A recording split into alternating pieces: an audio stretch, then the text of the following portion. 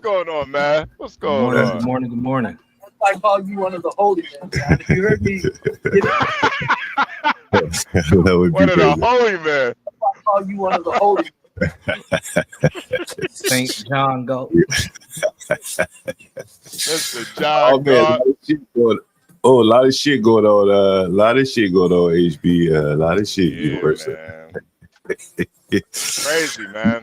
While you were giving your monologue in the back, HB, I was looking up. I said, "Who is the boy lawyers?" I said, "Oh shit, he had a sister gal. It's one of his lawyers.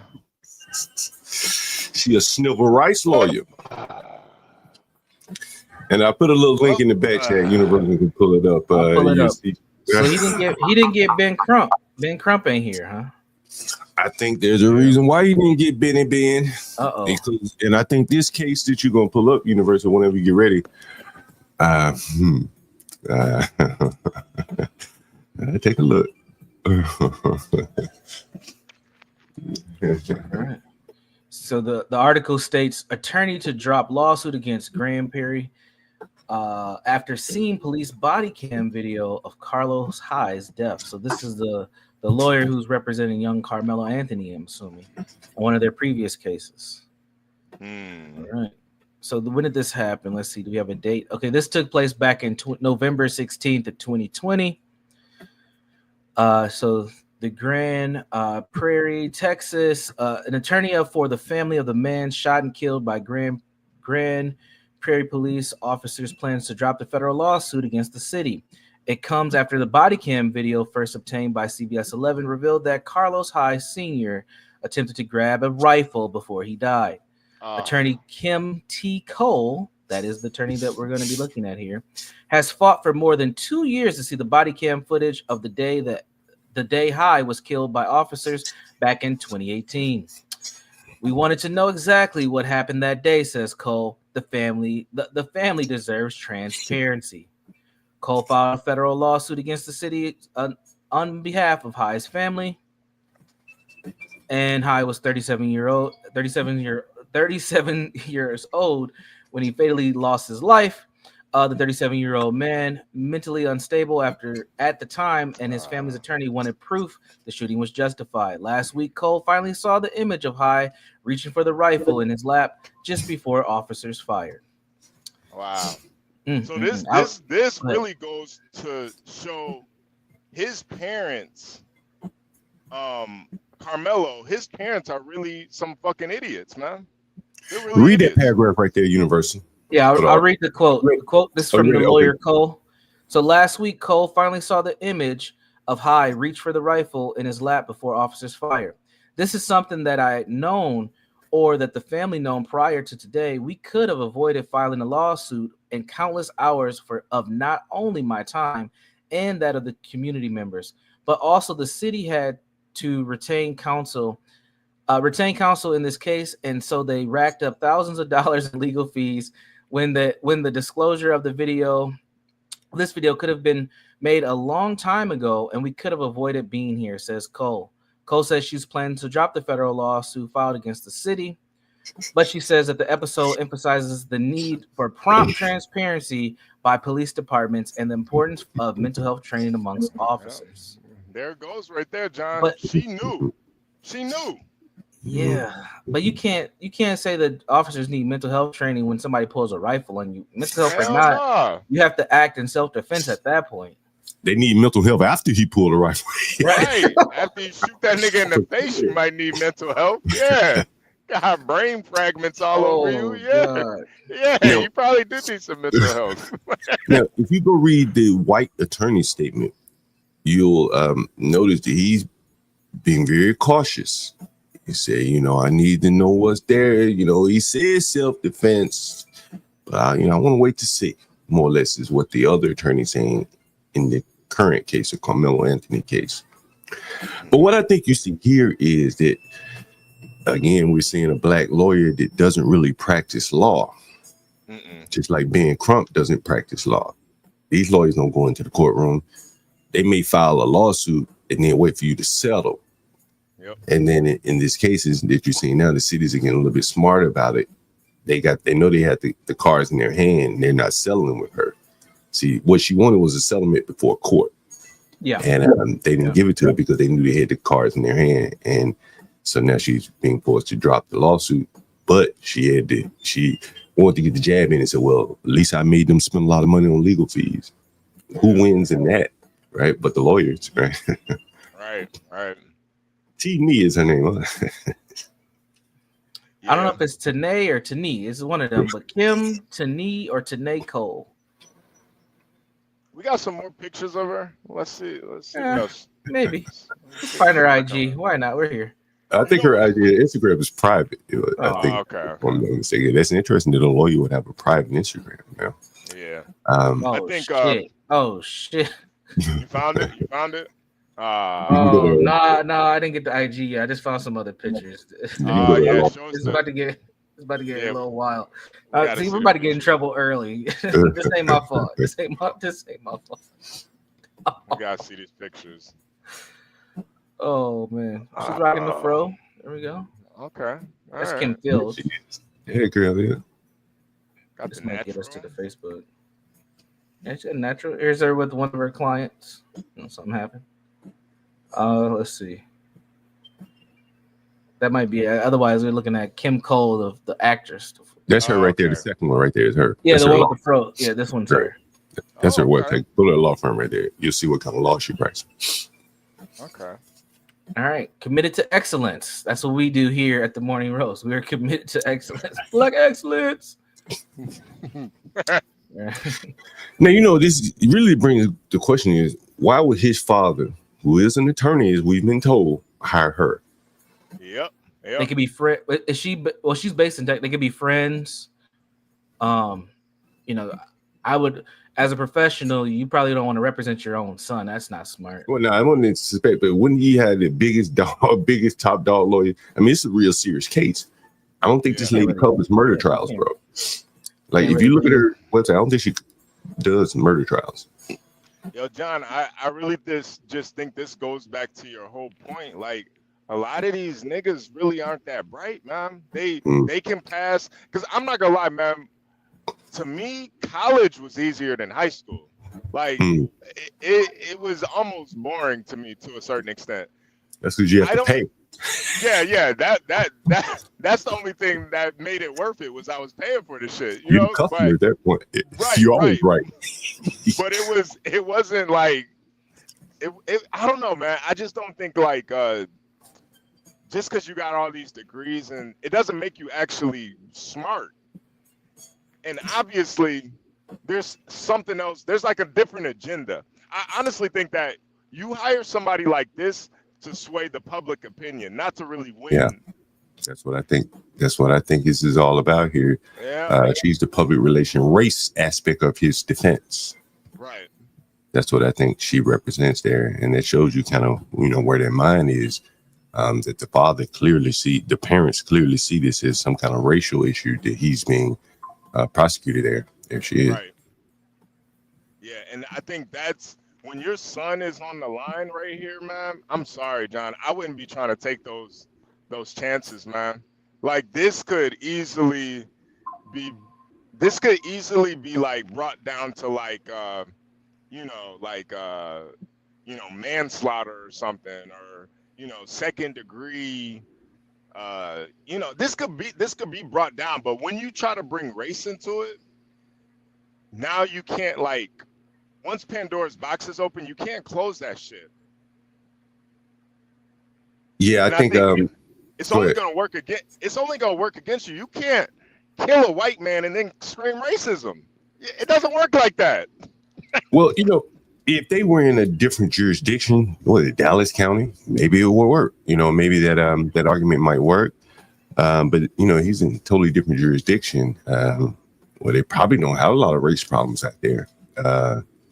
So to be arguing a race issue, I think that's going to kind of go against what those people want to believe about themselves in their neighborhood. And it's going to be interesting that he chose her. Yeah. I would have her. No, I think you two are accurate. I don't know why he chose her. Only thing I can think of is they probably are connected somehow network wise. and he went with somebody he knew. But the other guy's a white lawyer. You'll see him. We'll see him later. Yeah. So I'm not sure. But a lot of I see Portia's comment in here about she's dangerous. She's attention-seeking Ben Crump wannabe. A lot of those lawyers are trying to follow that Ben Crump blueprint. Right. And when you see them lawyers on them private jets, you know that's the aim. He is the criminal law model. Everybody wants to be him. Yeah. Because again, he's not practicing criminal law. He doesn't defend anyone in court. No. He doesn't go to court and sue people. He gets the settlements. He's practicing the behind the scenes game. Right. Yeah, you don't even need a law degree to do what he does. The settlement. So this is rinse and repeat. Right. Yeah, you don't even need a legal degree to do what he does. You can hire a lawyer to do it. You just need the mouthpiece to stir up the masses. Yeah. And anyway, you let the population do your work for you. Get the check.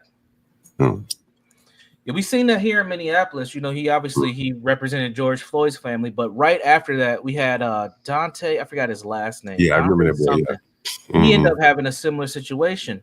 Ben Crump didn't come for him because it wasn't a clear-cut case. And then probably about a year, maybe even like 8 months later, we had another case where the police came in on a raid and killed a kid who was he was like sleeping on the couch, and he reached for his pistol and they shot him. And he didn't come for that case either. And people were like, "Where's Ben Crump?" Like literally locals were asking, like, "Is Ben Crump gonna come?" Because we had these 3 back-to-backs, but he didn't come for that one either because the kid reached for a pistol. He'd already cashed out of Minnesota. He tapped Minneapolis dry. They still trying to figure out the budget right now because of him. No lie. Yeah. There's probably a reason why he's leaving this one alone too. Yes. I think not clear cut, man. And who are you gonna sue? Yeah, can't sue the city. Yeah, they didn't leave a knife out and he picked it up and stabbed somebody. Right. Who are you gonna sue? You know, it would be very difficult for him. He can't sue the boy's parents because the boy killed the parents. The boy killed the boy. You know, so there really is no one with deep pockets that he can sue there. That's very interesting. What do you gentlemen think about this comparison of this case to Kyle Rittenhouse and the other guy on the subway? I forgot his name. Daniel Penny. Daniel Penny. Yeah. What do y'all think about that comparison to this case? It honestly makes me realize that most niggas are retarded to compare the two. Honestly, I mean, just to compare these things, the only thing you could really compare is that it was between a white and a black person, and that's the only comparison right there. There is nothing else deeper in it. Like Kyle Rittenhouse was protecting himself from getting killed. People were trying to steal his gun and use it on him, tried to shoot him, and they had guns too. And Daniel Penny was trying to protect people in a train. Like, this was some scary ass little boy that was scared to catch the fade with a white boy. That's what it is. Now, if Daniel Penny had stabbed that Michael Jackson guy, I think that would have been murder. That would have been different. Yep. Yeah. Even though the guy was threatening people, he more or less subdued him as opposed to just killed him. You know what I mean? Yep. It's hand to hand. It was hand to hand at that point. Yeah. You know? He was Michael Jackson dancer. He should have been able to moonwalk out of that that rear naked chokehold anyway. He was to lean out of it. Yeah, he should have been able to. Like the thriller. Smooth criminal. He should have been able to fucking slide out. Like Thriller, do the Thriller shoulders out of that. Nigga forgot who he was. Huh? Oh man. Yeah. I was about to ask Universal, what do you think about the comparison? I think it's a false equivalent, but again, it's just to heighten another racial narrative and to put some points back on the black side of the board. I don't agree with it. I don't even agree comparing the Daniel Penny to the Kyle Rittenhouse. I don't think there's a comparative there either.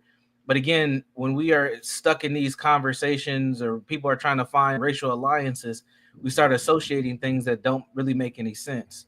And it's just to push a narrative, and it's just to continue this divide between black folks and white folks. It's a very fascinating thing.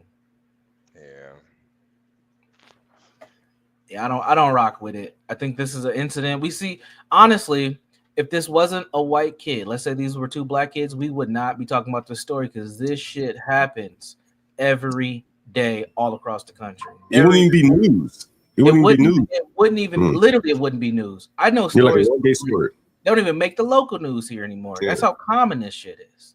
Yeah. I mean, we were talking about a mass stabbing yesterday in DC, no less. Yeah. Wasn't even news. Yeah, this is a bigger story. This is a bigger story than the one that happened in Brooklyn, where the dad damn near slaughtered half the family. Did y'all hear about that?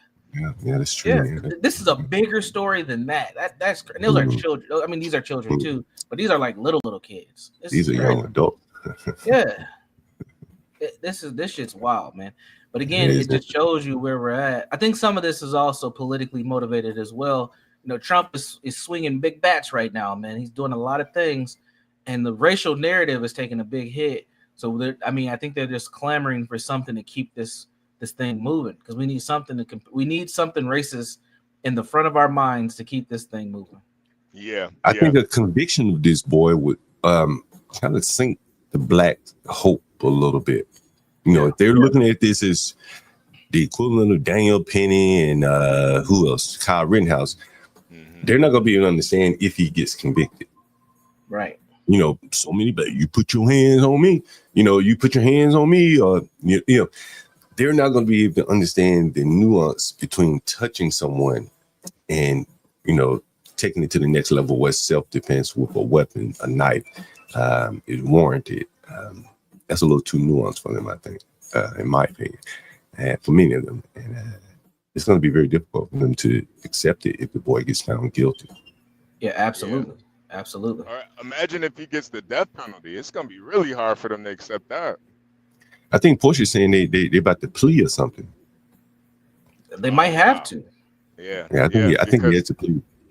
Yeah, because if it's a capital, that's death penalty in Texas. So he's toast. Yeah. The reason why I say he has to plea, in my opinion, is because he has to testify. Self-defense is one of the cases where you pretty much have to testify unless you have evidence speaking for you. Like if you had a broke nose, you can let the broke nose speak for you. The doctor can get on the stand and say, well, I treated him. He had a broke nose, you know, this, that, black eye. With none of that, he's going to have to get on the stand and say, I was in fear of my life because this, that, and the other. And that will open them up to why were you there? Yep. Yeah. You weren't supposed to be. Were you skipping school that day? You know, he'll be open up to that. So by virtue of that, I think he'll have to plead. Yep. Why were you on that side of the bleachers? You know, a lot of questions that can put his back against the wall for sure. Yeah, so he's gonna plead this shit out. You know what I'm saying? And put the backs of the people that are agreeing with him against the wall too. Or I think he's the victim, or want to compare him to Kyle Rittenhouse. Like, you know, I don't know. This shit kind of pisses me off because I really don't feel like black people know what they're doing when they like make what's wrong right. I don't think they really get that, how that looks in the eyes of like society when you can just champion something so bad, you know, publicly too, and just champion that. Like, how can you work with somebody that thinks like that? How can you trust your neighbor if that's how they think? Yeah. You know, it does make it very difficult. How do you handle conflicts across racial lines when one person, if you just touch him, he could, you know, he feels emboldened to stab you. Right. And then a lot of people would be supporting him and raising money for him. That is kind of interesting. Yeah, that's the thing too, John. The raising money for him, man. That is like, I don't get how you can send money to somebody who murdered somebody. You know, the thing is, they pass by all the people who are really doing something that could stand to get that money and really benefit from it, right? That's a young man out here ain't killed anybody, right? That would have handled himself better in that situation. That he's going off to college, probably plays football, whatever it is, just like this young boy. but they overlook him to, raise money for someone that killed someone. At best, he's going to be scarred for the rest of his life. At worst, he'll be in prison for a long period of time. And it was a bad investment. All the people sent that money to go send me for him. They could have put that money behind someone that, had a better future, in my opinion. That's a really good point. I never thought about that. That's a good point. Like, we could do something. We could have some collective community scholarship where we uplift 5 promising young seniors and donate and try to raise a specific amount of money to push them through school to become something. But instead, we're funding funerals and fuck shit all the time. Legal fees. Damn, I never thought about that. That's crazy. Mm-hmm. Yeah. Wow. That was the money to go into starting a business right there. And could have opened up a grocery store with the amount of money in one of these ghetto ass communities, with the amount of money that they spent on this boy's legal fees. Yeah. Yeah. And really, that's just going to that coal lady. All that money, that's just going to her. She about to clean up with that money, man. Pinky. Because I think the real thing is, John, and this is what a lot of these blacks that donated to that shit, this is what they try to like mask it under. But really what they're really donating to is a black man that killed the white man. That's what they're really donating to. Yeah. They can't just say that's what it is, man. Yeah. I sent you guys a tweet about that. I don't know if you guys saw it. You see that tweet? I sent you guys maybe this morning, late last night, something like that. Yeah, but one. Pull it up real quick. Yeah, I'll pull it up. Okay. The Floyd Mayweather one? No, we get to that one later. It was about this case right here. Oh, I see. Give me 1 second.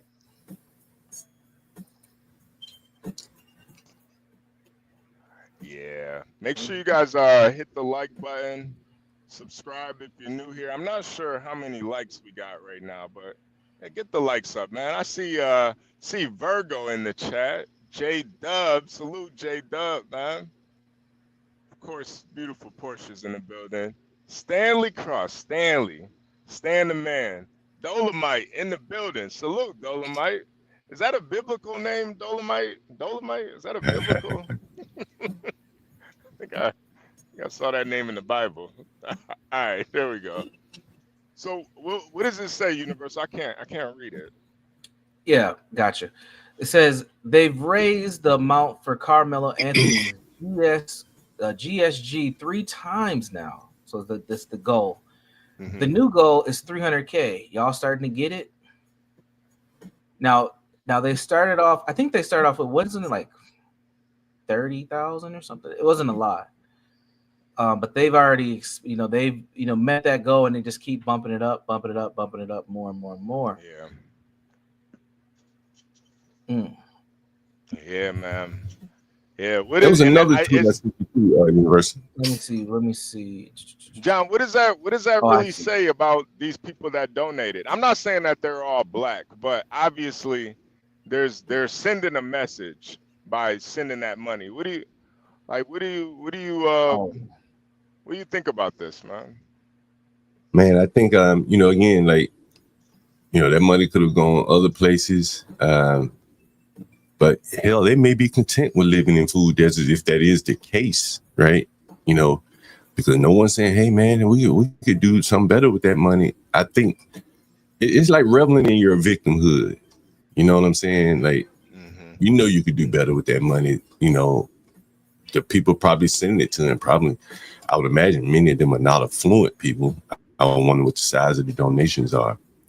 And again, you put your money where your values are. Yeah. Mm-hmm. Yep. So here's the tweet, I believe, John, that you were referring to here. Let me zoom in a little bit. Is this the one, John? Like right here. Yeah, it's like a chain of them right here. Zoom in a little bit more, Universal. Yeah. Yeah, we can start with that first one there.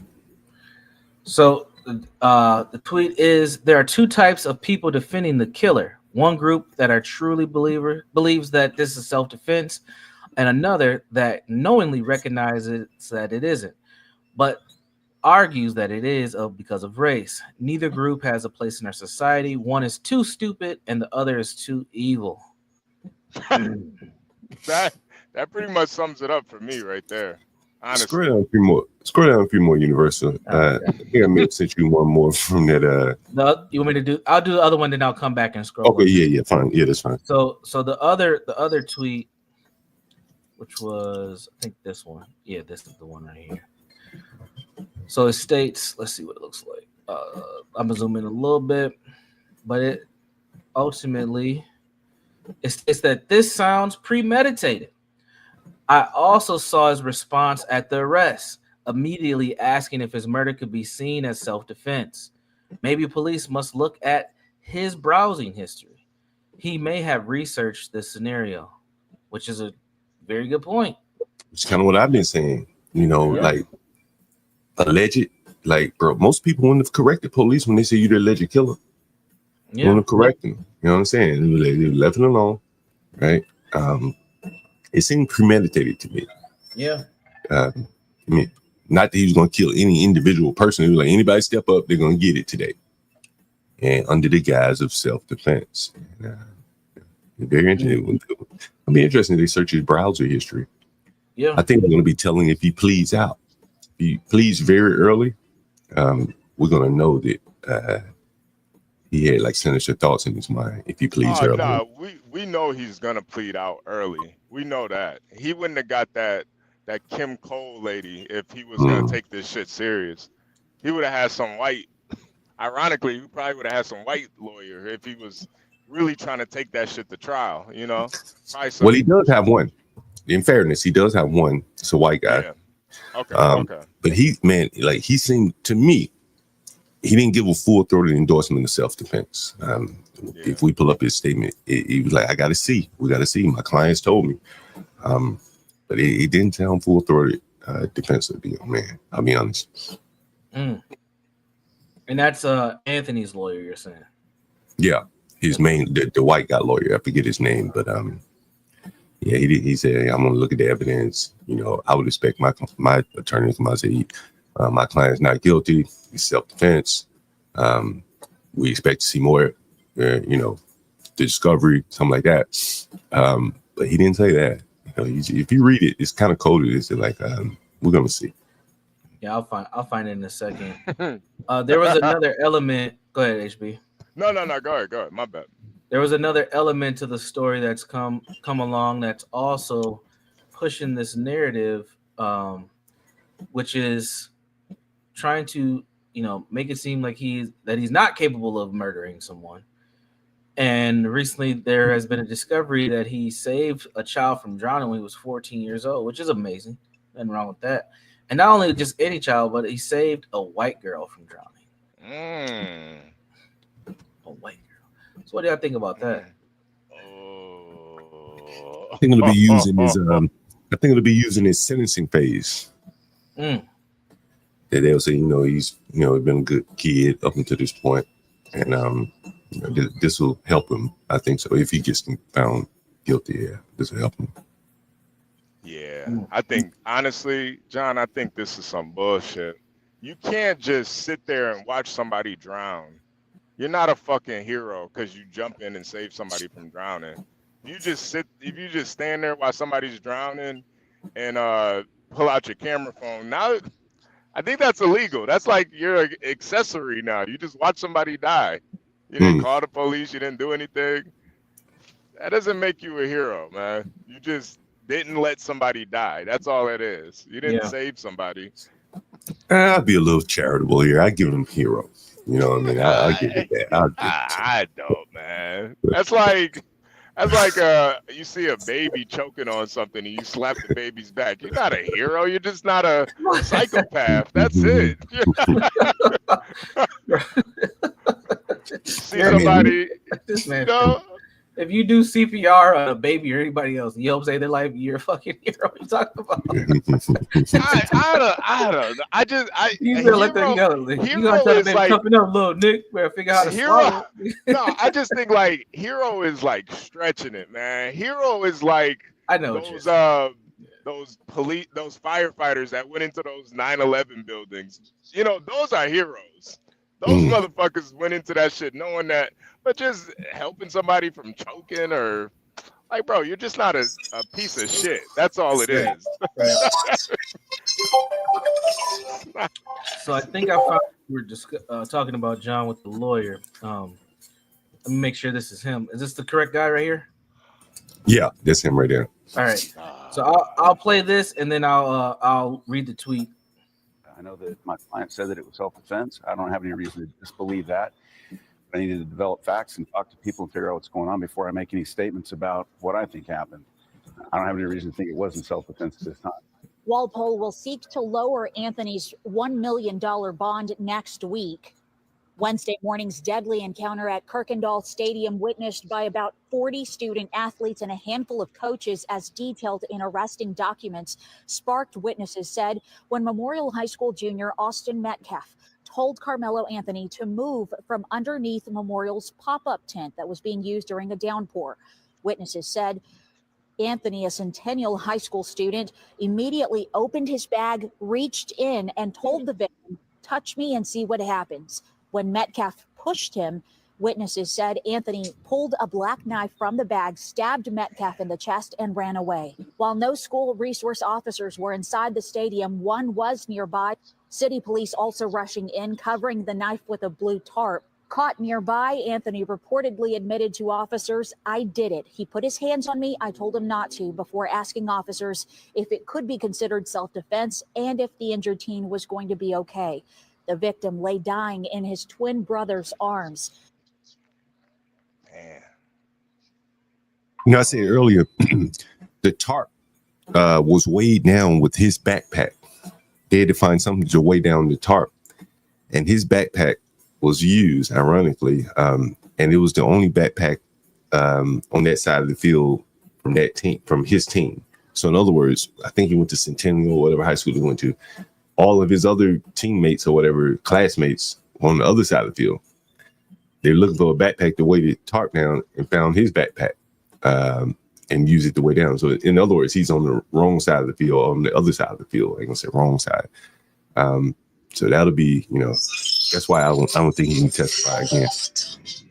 Wow. Damn. Anyway. It's one hell of a story, man. I don't know. Yeah. Universal, at the same time, you know, this is all speculation. This is all alleged. I don't want you guys to take any of our opinions and think that they're law. This kid still is innocent until proven guilty. So, you know, this is just our interpretation of it. You know, I think the nigga's a fucking killer, honestly. You know, I've been the little bit of content I've created this year has been focusing on crash out culture, and I think it's these moments right here where people just snap. They just take it right over the edge. There's no middle ground anymore. It's like you're all in or you're all out, and I don't know. Like, yeah, don't put your hands on me and see what happens. Okay, yeah. He could have. There's other choices at that moment, but he pulls out a knife, which is why, like, it's crazy. It's crazy. Yeah, and I think too, I think he's I'm not sure, but I wouldn't be surprised if he's like a worshiper of NBA YoungBoy. He kind of like resembles NBA YoungBoy a little bit. I've seen him take pictures that kind of look like NBA YoungBoy, and you know, with NBA YoungBoy, his music is like death music. Like, he talks about killing niggas, you know, intimately killing people, not just like fictitious niggas, like people that really have died, like right, intimate, like, you know, somber and soothing music about people who have died. And I think when you're at that age and you don't really understand kind of how the world works, you glorify that shit. And I think deep down he just wanted to catch a body, man. He wanted to kill something. Yeah, I think so too. I think the plea comes very early for him. Yeah. I think the plea comes, you know, I don't see how they could extend this much longer. They offer him a plea, better take it. You know what I'm saying? Because, as I said, he's going to have to get up on the stand and explain why he was on this side of the field, why he brought the knife that day. And there are probably no good answers for that knife. Why bringing that knife? No good answers for being on that side of the field. Yeah, he's gonna take a plea, and probably very soon. Yep, and Black Twitter will continue on, and they're going to continue to do and say the things, and they're going to push this narrative. And I think it just roused this racial dynamic up. But ultimately, this is what we want. I think this is what we want to see. Black folks, when I say we want to see white folks. Hold on for 1 second, Universal. You mean about MFB comes up? Yeah. I think he wants to talk about this because he said he was on TikTok. A lot of hate out there. Is the phone's not connected, John? Yeah, it's connected. But if he wants to jump on, if he wants to jump on the panel, he can. Well, yeah. Boston, just call the number, Boston, instead of because I'm not gonna lie, I do like the call-in feature. So, yeah, I like to call it too. Yeah. Just it's on right now. We'll open up the show once we get through all the topics and stuff. But yeah. Until then, Boston, just call the number, the call-in number on the bottom, man. Yeah, if you want to talk about Carmelo right now, with the call-in line. Yeah. We gotta make sure we promote that too. Cause I'm sure Boston, good guy, very good guy, but he's not gonna hold back when it comes to talking about this. And he shouldn't. He's gonna start a race war. I don't think so.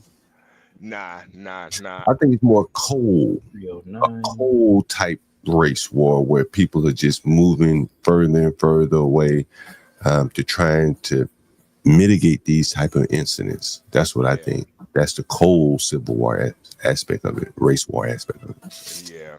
Yeah. And I think too. Hey, we got MFB calling. There we go. Let me make sure I got him online here. And I think another part of the Cold War too, John, is people are just going to be less and less sympathetic for the black plight. Less and less. As the other groups come in, give me 1 second, MFB. Let me pair this motherfucker. I thought it was paired already. Give me 1 second. What the fuck is on it? 1 second, MFB. You go ahead and speak to the audience, though. Boston, salute. Can you hear me, man? Yeah, man. No, so I don't know if you guys can hear me or anything, but no. You loud and clear. You're good. Hold on, Boston. They can't hear you. You can't. Let me see if I can get this blue. Let me call you right back, Boston. I'll call you right back. Let me get the Bluetooth on. My bad. I thought I had it paired up. My bad. Go ahead. Okay. But yeah. I think people are just as a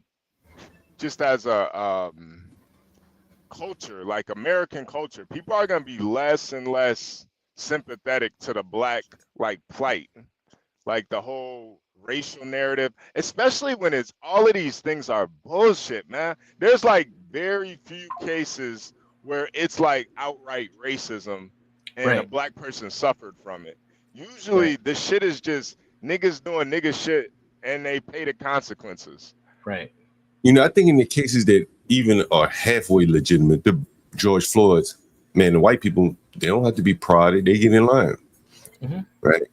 They get in line. They say, we don't like that just as much as you don't like it, and we'll support you. But I think in this case, they're pushing it maybe a little too far where the white people can't coalesce behind them in this case. And the hatred on one side is really coming out. The blacks didn't have to have that much hatred for George Floyd because everyone was behind him. Everyone was with them. But I don't think everyone's with them on this.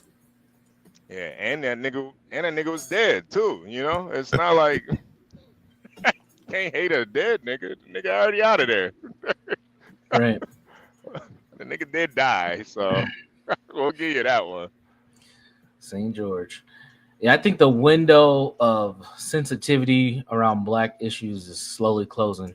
It was wide open after George Floyd's death. There's a lot of opportunities, a lot of push for black folks to do things, get in leadership positions, have opportunities.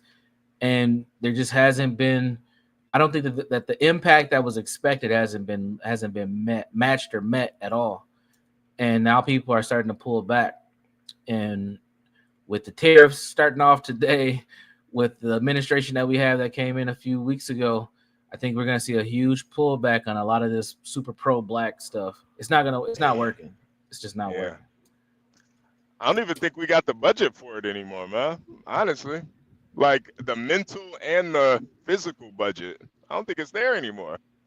I think the well's dried up. Yeah, I don't think we really knew what we were going to do with it anyway. Yeah, we finessed the art of, complaining and demanding things, and not necessarily building and institutionalizing shit. So, my bad. When you don't need to complain because you're getting given what you want, what do you do next? Keep complaining. Yeah, it's a very sad case right here.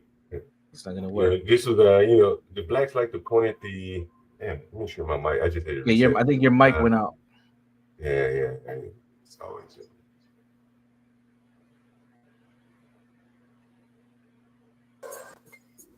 I should be back now, right? Yeah, I should be back. All right, there you go. MFB, the phone lines are open if you want to call back in. Hey, and Linwood, you gotta call the call-in number, man. I see you in the back. You gotta call the call-in number, Linwood. Phone lines are open, Linwood. Phone lines are open, at least for the first couple hours, man. Yeah, then you're gonna. I'll be right back, gentlemen. I'll be right back. All right. What's your next topic there, Universal? Well, I was gonna transition onto something that actually took place during the summer of George Floyd, and I think this is where a lot of Black folks want to see this. This is what we expect, and I'm saying, and like what we just talked about, it's over. We're not gonna have these moments anymore where you see a collective. We know he's no longer can be here. In honor of his legacy, we're not rioting, God. We're not blaming anybody, God. We're just humbling ourselves before you. Yes, Lord. You brought the thunder and rain today, God. Because Satan takes the L today. Father, in Jesus' name, you get the victory. Father, we ask for forgiveness from our Black brothers. Man, that's sick to look at, bro. It's just sick to look at, bro. Systematic racism. Now, I'm gonna go in. Fuck it, let's go. Listen, we gotta stop. Give me 1 second. MFB coming in. Hold on. All right. I'll hold it. All right, MFB, can you hear me now? Yep. All right, can you hear MFB? Can you hear MFB? Everybody can hear MFB? Yeah, you good? Yeah, he's good. All right, yeah, you good. All right, go right ahead, MFB. Yeah. Yeah, man. No, I just was saying, I agree with you guys, man. On TikTok yesterday, man, I've never seen any type of, people banding together in hate like that in a long time. And there's no one detracting from it. You know what I mean? Like, there's not one panel on there that has anyone saying, at least that I could find, where they're saying, this is, not right. It's all people, and they're making the craziest excuses I've ever heard in my life. Just like, and some people are just flat out saying, you know what, he shouldn't have put his hands on him. He got what he deserved. Like, that's what they're saying. And when I said, like, it's going to start a race war, I don't mean, like, people are going to be killing each other, but it's just going to pull people further apart as far as, like, just people, it's just going to create more of a divide than there already is, basically. Do you think that, by the fact that it was like high school made it worse? Because, if it were to adults, then, that's one thing. But, high school is something that, we have to kind of share amongst all of us. And these people found themselves in you still there, MFP? Yeah. Okay, these people found themselves in a nice neighborhood, nice part of town, and then they end up with like inner city tragedy befall their son. Yesterday, Stanley was showing a video of a man talking about moving to the small towns, presumably to get away from this kind of problems. What do you think about that? Do you think it's going to make white people move even further away from the blacks like this, seemingly a good black? I mean, I think that right now, especially from what I saw on TikTok, the whites, from what I could tell, the whites are actually even joining these panels and agreeing with the Black people. Like, I know that they don't really believe that, but they're like, they're beaten down, like, to the point where they're willing to sit up there and say that this kid deserved it. Like, some of them, like, and I think that honestly inside they're becoming more and more afraid maybe of I mean, I don't know. I'm just thinking maybe they're becoming more afraid of seeing how much these people don't like us, to the point where they're going to do this and they're going to support this, then maybe we should stay away. So maybe you're right. Maybe they'd be more likely to be like, all right, we better stay away from them, or, because they don't, because I mean, I feel like even myself, I've kind of realized that the majority, I mean, not everybody, but like, I feel like a lot of blacks don't like white people. They just were kind of raised that way. You know what I mean? Like they don't trust them. Like I never really felt like that when I was younger. I don't know. Mm. Yeah, that is very interesting. Now you said white people were joining the TikTok panels. Yeah. You have these, the white, white apologists and the those people, the whites that they're Democrats. They want to prove that they're not racist, so they just will co-sign anything that the blacks say. We've seen them. They call them, what do we call them? White saviors, like kind of like what Lindsay Lou was doing the other night. Hey, man, that's interesting. I didn't know that the white people are joining the fight. He's kind of like George Floyd 2.0. If the whites are going to get behind this guy, yeah, no, that's what people were saying. And if you read the comments, like the live chat, then you have it's like a equal. A lot of people saying this is messed up, and then other people are saying no, he had it coming, blah blah blah. But yeah, I mean, you do have people that are willing to bend the knee this far to say, you know what? Like, I'm just going to agree with them. I'll do whatever it takes to be accepted and, for them to not call me a racist. You know what I mean? Or get some peace. Just, only problems. I'll say what you want me to say type thing. Yeah, just exactly. I think that's what it is. Just to get, we can kind of come to okay, I'll admit this if you just will stop with all this stuff. You know what I mean? Man, what do you think? But on Twitter though, if you go on Twitter, you see kind of an equal. You have a lot of blatantly racist white people on there too. Yeah. So they're saying all kinds of stuff. So it's kind of like Twitter is like a different platform. That's more of like a people feel more free to say things on that for some reason. I'm not sure why, but they just. There's a lot of I guess they can hide behind their accounts better or something like that. I don't know. What do you think, Universal? No, I agree with MFB. I think both platforms are obviously tailored towards specific audience and things are happening. Twitter's more, let it fly.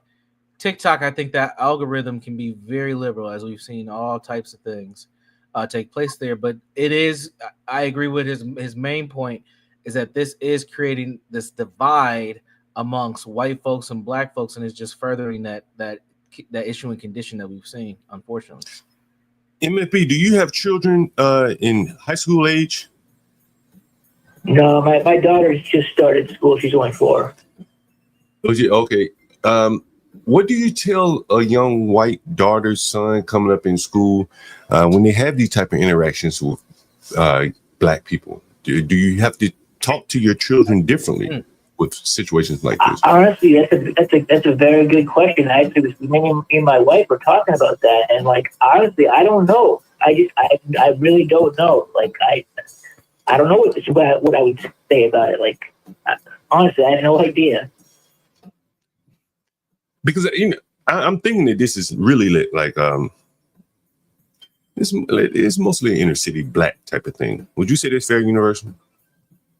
I mean, I think it is, but I think that there's also there's an element of regular, well-to-do black, just regular black people that feel the same way. And on Twitter, or on TikTok, they feel that's where they're comfortable being honest about it. You know what I mean? Yeah. And I feel like the white people are just. They're afraid to. They don't want to be thought of as racist. You know what I mean? Yeah. Man.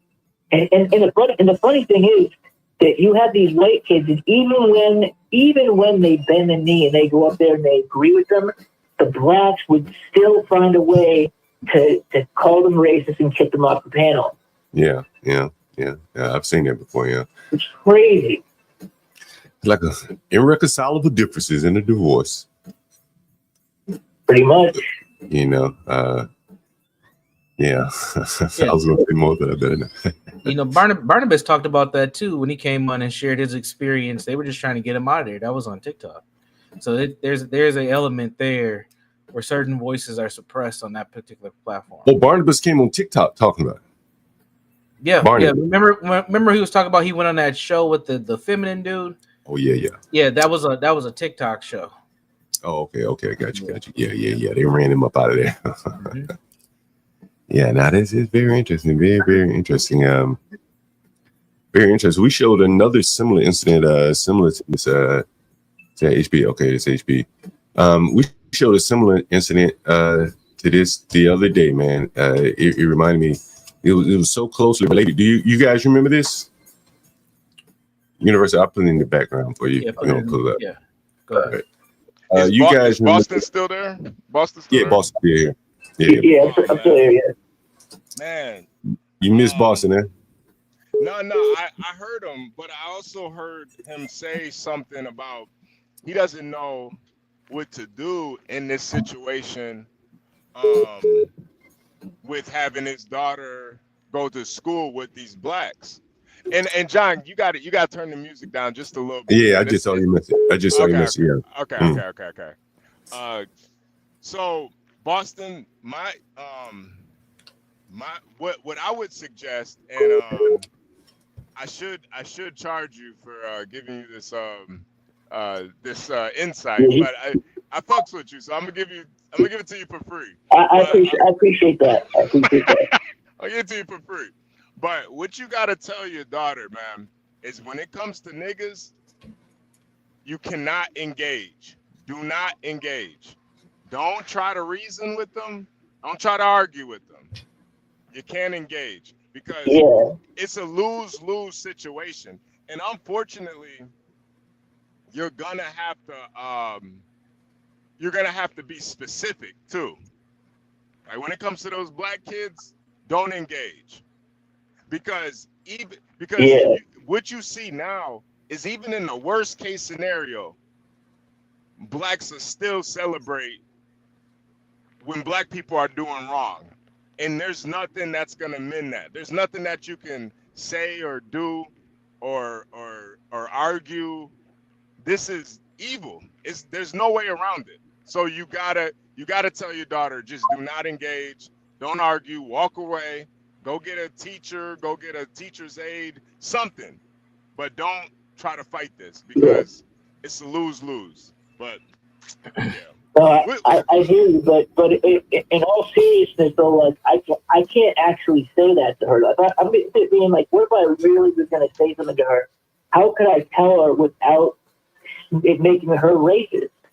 Well, what I would say, man, is like, look, people behave differently.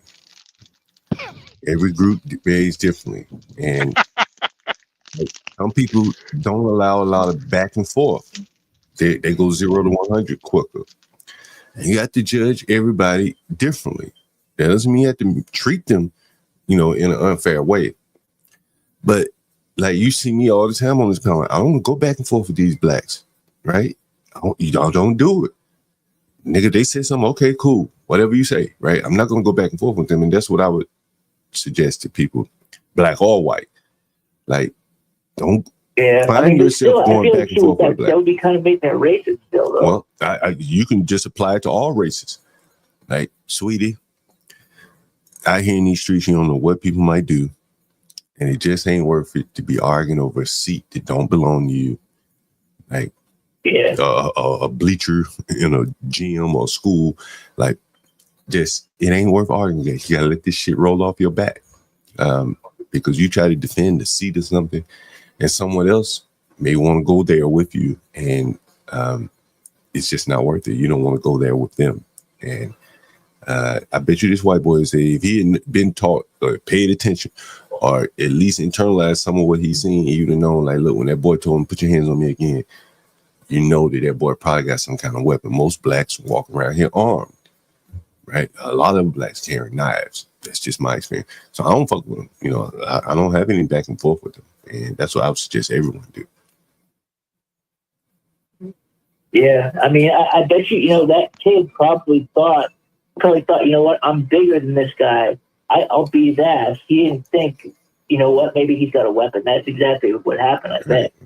Because he probably couldn't, you know, put himself in the mind of, yeah, I'll kill somebody over some trivial shit.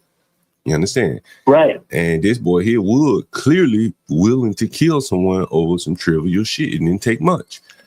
And you know, John, that's one thing I notice about white people. Even when you watch white people like fight compilations, one thing I notice about white people, when a white guy knocks another white guy down to the ground in a fight, you never see him try to like a field goal kick their skull. You right. Very rarely. Yeah, very rarely see that. Niggas will field goal stump your skull, and then they'll do like a two-legged like drill stump on your head. Yeah, I've seen it. Yeah.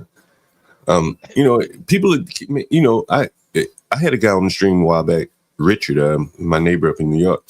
He said, man, when they fight to the death. Right? He's white, Albanian or whatever. And they have this shit. They can kill you in their countries, right? Honor killings and shit. And you get into it with an Albanian, bro, you're gonna fight for your life, right? And you know, he's not black. And so the more diverse this country is, like, you're gonna run into people that will kill you. Because that's the way it is in their country, their land, the community that they live in. And if you're not wired to do that, you better, you know how to deal with them by provoking them. Yeah, that's crazy, man. But you're right. There is a difference. Whereas when just growing up, you know, I mean, I got into, you know, fights when I was younger, and it was never a thought in mind about doing serious damage. It just was about getting the better of the person, and then it's over. You get bragging rights. You won the fight, and that's it. It's never like, oh, I'm going to do this person dirty. I'm going to hurt him permanently. That just wasn't the mentality. Like, I just never really, you know, we never thought like that. Like, if you get in a fight and you knock someone down, or you hit them and you clearly see that they're hurt, that's pretty much the end of the fight. And as far as I'm concerned, it's never like, oh, I'm gonna keep going and try to knock this person's teeth or break their bones or shit like that. Yep. You know, honestly, nowadays you see that. You see people doing that. Honestly, I think you have to be fair. Like, if I get to find out him on the street, I'm trying to kill that motherfucker. Period. Right? Yeah. I'm not about to be looking over my shoulder for the rest of my days about this nigga. I'm trying to put his ass in a wheelchair, a bag or something, so I ain't got to be looking over my shoulder for the nigga the rest of my life. Right, I think that's what these niggas are. Bag him and tag him. Right. And so yeah, I'm too old, man. I can't take a chance. Hell yeah. So you don't want no fight to go to the 9th round with these motherfuckers. You need to get it over early. Get it over early. That's the way it works. You know what I mean? Early knockouts. That's what they train for. Yeah. No, Roller Skater Texas girl. Maybe you in the wrong stream or something. Where are you at, Roller Skater? She might be in the clips. Oh, okay. Yeah. Come to the she'll Twitter or Twitch. Yeah, wait. We do have Linwood in the back. I do wanna damn, man. Man. Just force him to call in. We'll just have to cycle out MFB Boston to bring up. Yeah. Well, but before we get Boston out of here, Universal, do you have any suggestions for Boston? Because honestly, like, I almost feel like at this point we should probably be like kind of like teaching white people how to deal with this, because it is going to be a thing, and I don't think they could just move to some small community anymore. No, I think white people. I'm kind of having a hard time hearing HB. Can you say that one more time, man? Oh, I'm saying I think like blacks are gonna have to start almost like teaching white people how to deal with other blacks. Like this might be a service. Yeah, this might have to be a service. I agree. So I just want you know, I want to see what he would suggest, because this isn't something. I don't think white people can run from this. Like this is a very affluent community, probably the most affluent in Texas, and they couldn't run from it. So there ain't nowhere y'all white people can go. Yeah.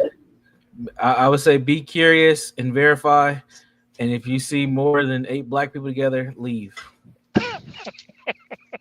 I honestly what would you say if you were counseling me? What if I was your patient and I said, how do I talk to my daughter about this without making her racist or make myself come across as racist?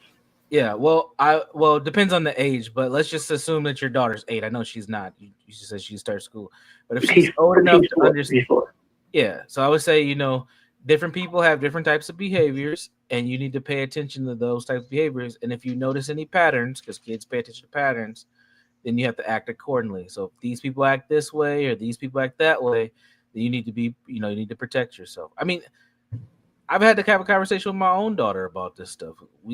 I don't live in a predominantly black neighborhood, and I've had to tell her how to deal with other black folks because the girl that was picking on her was another black girl. And I've had to have the conversation with her about dealing with other little black kids. I feel like that would make me. I feel like that would make me just sound racist if I said that. Well, it may be, man, you got to balance the scale because these blacks are teaching their children to be racist. Yeah, exactly. I mean, it is what it is. That's true. You know what I'm saying? Like, shit, I'm calling it like it is. Fuck it. Yeah, right? Pay attention to character. Yeah. If that's how they behave. That's how they behave. Some of these black children are raising their kids to really hate white people. They tell them all this racism shit, that, CRT, up from slavery. I mean, like, they've been bombarded with it. All news, TV, media. And you don't have to tell your daughter the truth. And that's really, the truth gonna stand on its own. And you tell her the truth, like, look, shit, not what we're saying. We didn't do anything to black people. You can't buy into that. Don't you get on your knees for these black people that George Floyd got killed. We didn't do that. My father, he didn't do that. Grandfather didn't do that. That's something they're gonna have to get over on their own. And I think you have to be brutally honest with them, to be honest with you. I think you're right. I'm just trying to figure out. I mean, you're right. There's got to be some sacrifice. Like maybe we do have to sound a little bit like that, but you know what? It's better that than have her become a victim of some kind of situation. You know what I mean? Right. Imagine, Boston. Imagine how you would feel if you didn't say something and she got into a situation where it could have clearly been avoided. You would feel hurt, man. That shit, man, that would hurt me. Like that would hurt me. Like, bro. You're right. I mean, it's all about protecting our kids at the end of the day. And if we have to do that to protect them, then hey, it is what it is. It is what it is. You got to pay attention to the content of character. If that's how a significant majority of black folks is acting, then that's how you need to, you need to act accordingly. That's it. It is what it is, man. At the end of the day, you got to protect your children and protect yourself. And if niggas is gonna be wilding out, then you got to stay the fuck away from them. It is what it is, man. Yeah. I mean, you owe your children a duty. You know what I'm saying? To guard them from what they can't see or what they may not see. And as a child, I don't think a child is wired to want to see those type of things. No. It's up to the adults to, open their eyes to that shit before it's too late. The consequences are too dire. And John, you know what's interesting, man? My parents never taught me this stuff about different races or things. Right. But they never did. But they never did at all because they didn't want to sound racist. Like that's what it was. Yeah. They had their time period version of your original question. I don't want to teach my child how to be racist. So you just don't teach them nothing and you just let them figure it out on their own. I don't think that's a smart strategy in today's world where racism is literally propagandized in the minds of everybody. But it's propagandized differently for black folks because you are seen to be a victim of racism and you are taught how to utilize that victimization for your survival, which is a problem. Huge problem. Yeah, that's a fact. And you know what? When I was younger, man, we actually fell victim to a similar type of situation, man. It could have been a tragic situation. I think HB's heard this. HB, you remember the story I told you about my friend in the fire Wait, you said your friend in the fire? Yeah, your friend in the fire. You remember on remember on the old channel, the old channel. You read that story? Yeah. That's the one where your like white friends were in the car and it caught on fire, and then you were like, or the black guys were like, he looks better now, don't he? He look better now. That story? Almost. You almost got it right.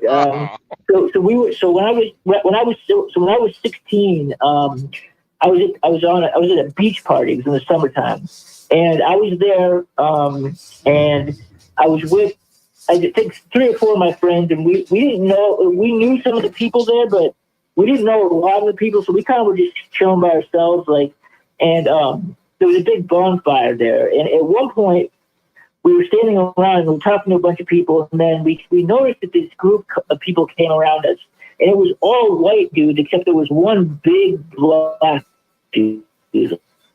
Like, I'm talking, this guy was, he was our age, but he was a big motherfucker. We're talking about, this guy was 6'3", 230 pounds, like, big guy, like a man. We still were, not even fully grown. We were only 15, 16. This guy was a big, strong guy.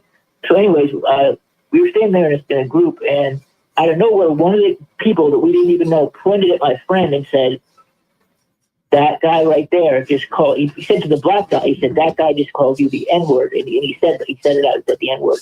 And the guy, cold cocked my friend. My friend went flying, and his hand went into the fire. He onto the coals of the fire. He knocked him down, and my friend ended up getting 2nd-degree burns on his hand. He had to be in the hospital for a week in the burn unit because of his the burns from that shit.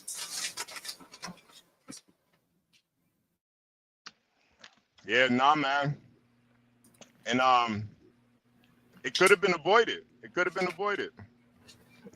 Yeah, we should never have been there around that. Look, when we saw those people coming around with that big guy, we should have said, let's go over there. Like, go somewhere else. You know what I mean? Yeah. Definitely not stay here. Like, Because the unfortunate thing is now, a lot of blacks, and I've seen it, they will create racism out of nothing. They will create it out of nothing, man. That's exactly what happened. Yo, I was at the this was like when I was still in college. We were like going to different bars and shit. One of my friends, black guy, didn't have his ID, so he couldn't get into the bar.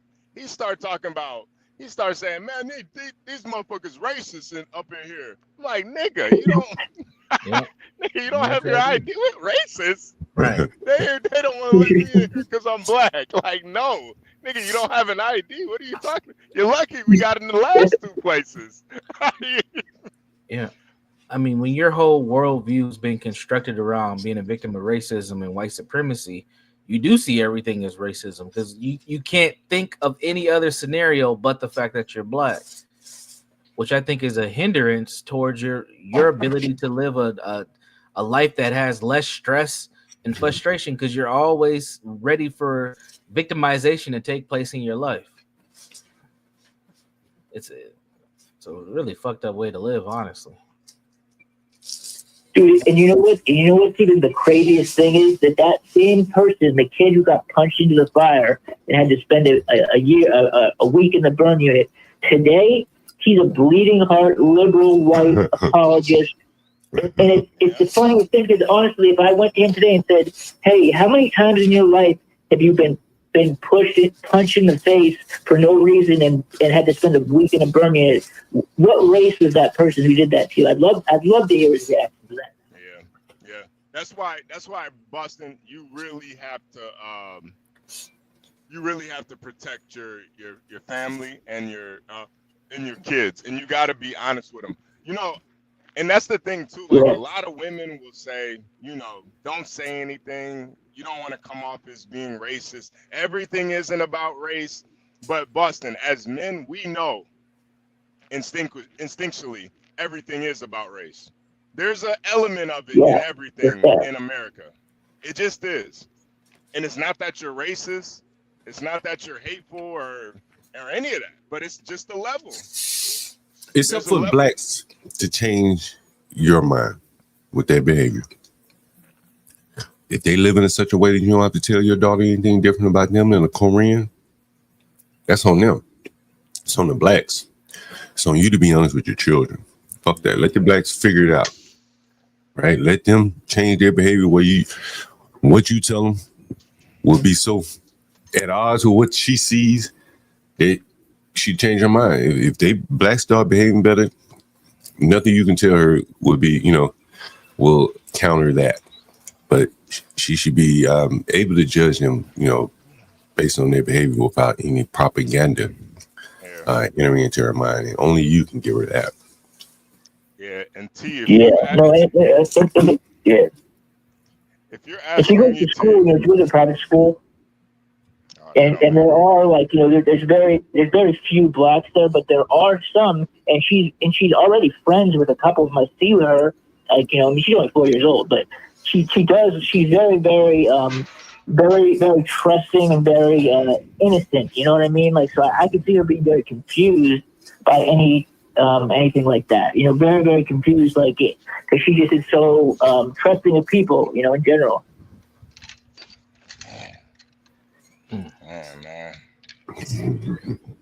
Man.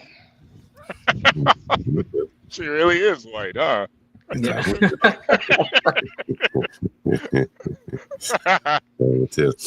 Hey, University, you want to play that video? Was a similar incident that happened at the Alabama-Auburn game? It was a tweet. The Alabama-Auburn game. This one here? Yeah. Very similar incident. Could have went left, just like the one in Texas here. Yep. It may be, if you're looking on the screen, roll that one, University. Hey, you're a very personal guy. I can tell, talking to you right now, you're a good dude. Thank you, bro. And you're no matter what you do, even if God forbid it doesn't work out, you're.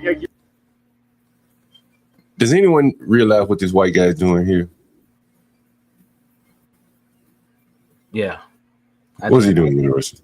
What is he doing? Well, he's making small talk because he's trying to he's trying to me, what I think he's doing is he's trying to resonate with this black male so that it's friendly. He wants to make sure that we have a friendly connection here. So he's bigging him up.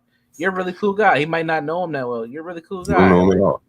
Yeah, I'm just connecting with you. Yep. This black man just showed up in their tailgate with an opposing team. He got the Auburn jersey on. For those that are familiar with Alabama history, most blacks root for Auburn. Yeah. Most whites roll Tide. Roll Tide. Yeah. That bright.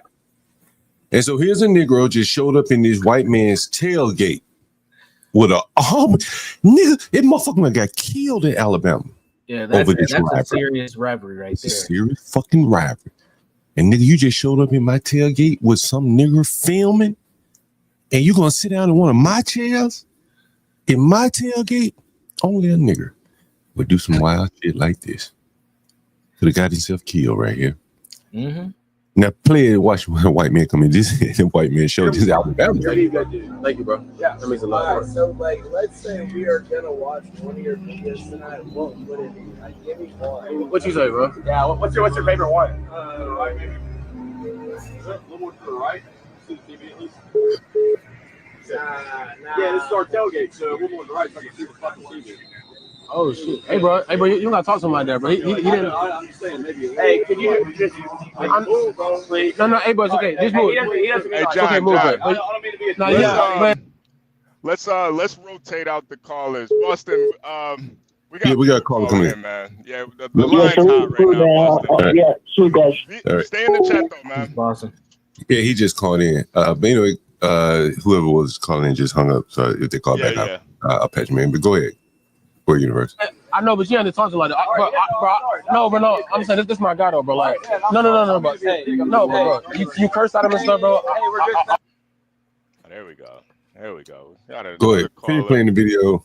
And we'll see. All you have to say was, hey, bro, can you please move? This is respect, bro. You know what I'm saying? Hey, no. He don't mean it like that. Is he drunk? I don't know, but maybe. I just don't like disrespect, bro. He can talk to me like that. Don't talk to him like that. He's just doing his job. Hey, we're good. Hey, let's just respect each other, bro. I'm not trying to be. No, yeah. You cussed at him, bro. Bro, he's in the fucking way. The TV is my tailgate. I can But tell you you. didn't have to cuss at him though, bro. He's not a child, bro. What's the problem? Man, he just, Hey, back up. What's the problem? no, he just cussed him out, bro. And I was like, He said, "Y'all get Now up." watch this, University. Watch what the man does with his right arm. Watch what the man does with his right arm to the black guy. Watch this. Keep rolling. Hey, what's the problem? is he drunk? Because if he's drunk, then it's okay. I'm not. Okay. Yeah, we're good. No, nobody was arguing with him or nothing. He just cursed at him like he was a child. And I was like, hey, bro, you know, Okay, it's over, buddy. you know? No, I'm just explaining to you what happened. See that? You see that? Yeah, I see it. That pat on the arm, man. Look, it's over, man. It's over, man. Keep it pushing. We packed this whole tailgate up, man. It's fuck it. We'll leave. Yeah. Right. Exactly. That's what I was gonna point out. They said, fuck it, we out. We leave. We'll leave our own fucking tailgate. We're not gonna argue. And this is exactly. Go ahead, HB. Their parents told them, "Hey, I don't know how they did it, but you could tell how they handled that situation. They didn't sit and argue. They just packed their shit up and left. And sometimes that's what you got to do because obviously this nigga got the camera on him. He's trying to do some trolling shit. He's probably gonna end up on a T-shirt one of these days playing these games with the wrong person. He's gonna end up on a GoFundMe page. Listen, this is a problem, and I've noticed this, and I haven't said anything about it, but I've noticed this. There are a lot of black content creators who are doing these obscene things, going in grocery stores, going in the middle of restaurants, doing stuff like that, where they're purposely agitating folks who are just living their day to day. And they think this shit's funny, and somebody is going to get hurt doing this shit. I think it's already happened. There's a lot of. He look at these white men, then they had too much to lose. You can tell these professional white men, like middle career, you know, they like, man, fucking man, it ain't worth arguing with this nigga. I'm just gonna pack it up and go. But notice how they all were uniform and packing up. Like, why are we out? Because this is a disruption. Right. And people get mad. Black people get mad when white folks just pack it up and leave, and they don't want to deal with the fuck shit. But this is the type of stuff that happens. Now, this kid, he's not being like super, you know, annoying and shit, but he is disrupting somebody else's shit. They're doing their own thing, and here he comes in filming with his friend, trying to make content. Like, this shit's not funny. And you know what else is interesting? Over and over in many different spaces and places. You know what else is interesting? He's made himself the center of attention at their tailgate. Bingo. They're trying to watch the game. He blocking the game. Bingo. And then he forcing them to talk about his videos. Hey, man, what video? They're really trying to get him to get the fuck on. Right? Nigga, get home, man. Like, well, what video should we watch of yours so you can get the hell on away from here? Right? And, you know, they're trying to placate him by, you know, I can tell you're a really good guy, man. Yeah, I can tell you're a really good guy. They don't do that to each other. People don't do that to each other. Blacks don't do that to each other. That's when you go across racial lines where you got to placate this guy, ease him out of the situation. You know, the black guy should. What the hell it matter if he drunk or not? You see how he said, if he drunk, it don't matter. Nigga, it don't matter. It's my tailgate. I can be drunk in my tailgate. Like, he dictating the terms to them. It's really amazing to me. Right. But again, this is what I think we've created with white folks are always wrong with what they do. Black folks are always innocent with what we do. Like this shit is gonna, I'm telling you, pretty soon we're gonna see some black folks getting hurt doing this content creation nonsense shit, man. It's not gonna end well, man. You're gonna roll up on the wrong person and you're gonna get your fucking head blown off. Yeah. On camera. You know, this situation is very similar to what happened in Texas. Tailgate, tent, opposing team, right?